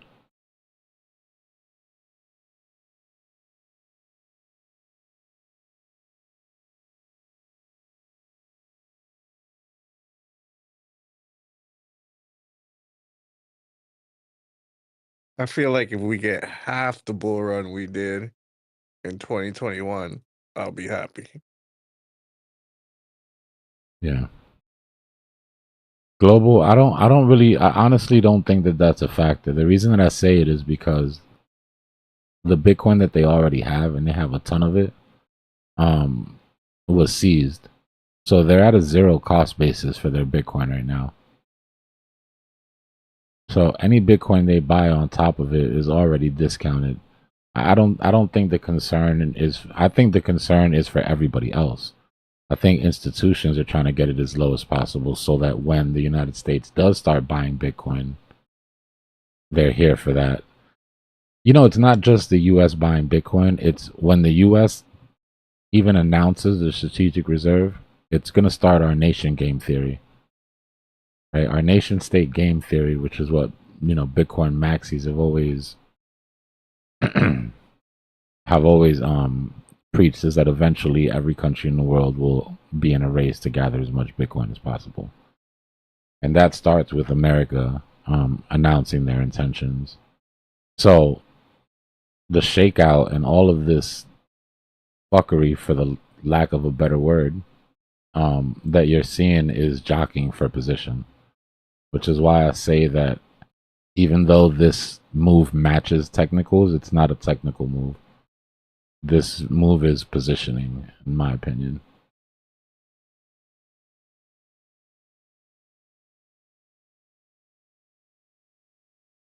Yeah, dominance is shooting up here. It's not that he buys the tops, Yoel, is that he buys everything. And the thing is that, remember, MicroStrategy price goes up when Bitcoin price goes up. So people think that he buys the top of Bitcoin, but what he does is he takes profit off the top of his own company and uses that money to buy Bitcoin. It just happens that MicroStrategy is pumping when Bitcoin is pumping, and he doesn't wait. You know, Michael Saylor, he got $1 in his pocket. He's going to turn that shit into Bitcoin. So he just buys whenever he takes profits. Right? He's turning profits from the sale of his company's shares into Bitcoin at the levels where they're worth the most, right? Which just happens to be at the level where Bitcoin is worth the most. I think he's at 63, if I'm not mistaken. Somebody can correct me on that.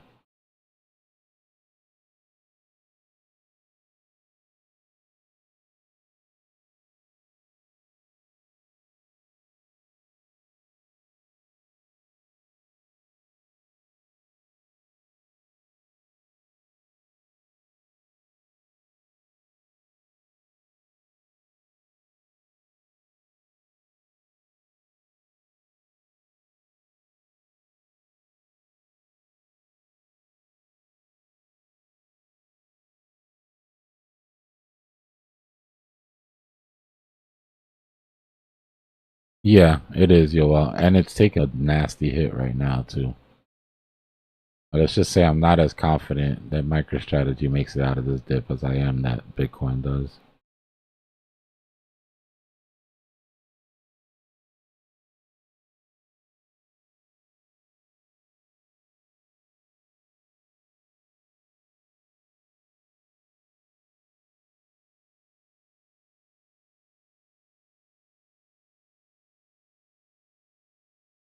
We're right there. Just take it.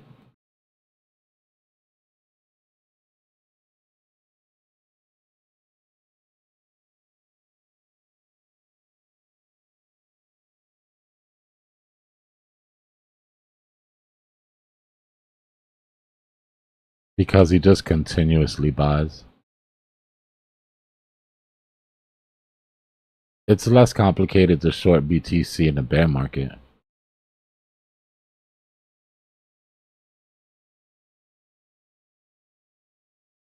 You have a whole year of downturns.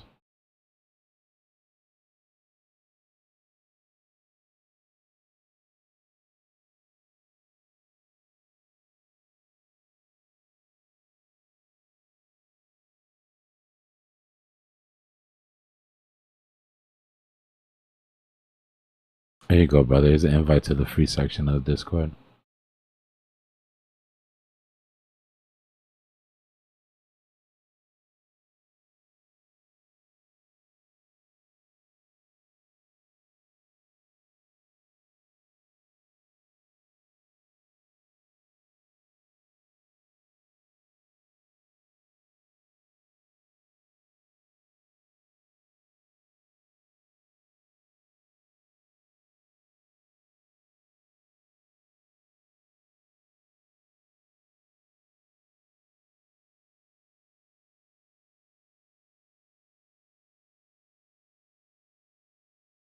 The daily stochastic for Bitcoin is at the bottom. The 4-hour is at the bottom. The hourly is at the bottom.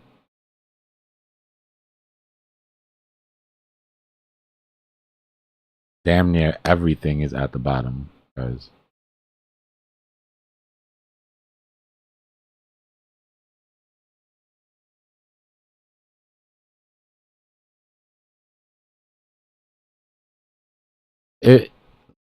It's not that it's important to fill them because there is no real reason, except for maybe some imbalances in the order book, but they become a psychological target.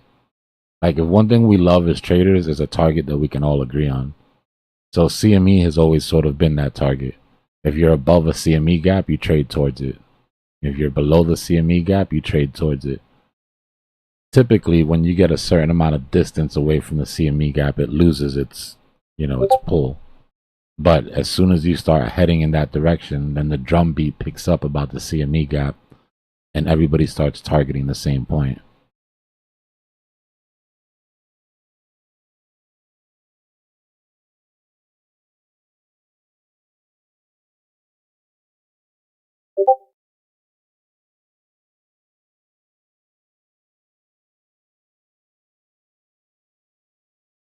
Yeah, it's stochastic wise, we are due a relief rally. I want to go ahead and grab this now. Let's get this CME out of the way, clear that, and then have all our stochastics down low.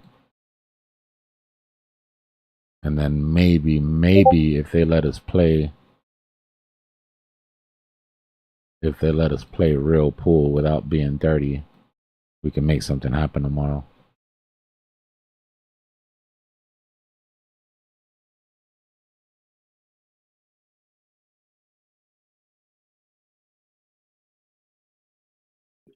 Me later today. Or yeah, whatever time it is, man. These days.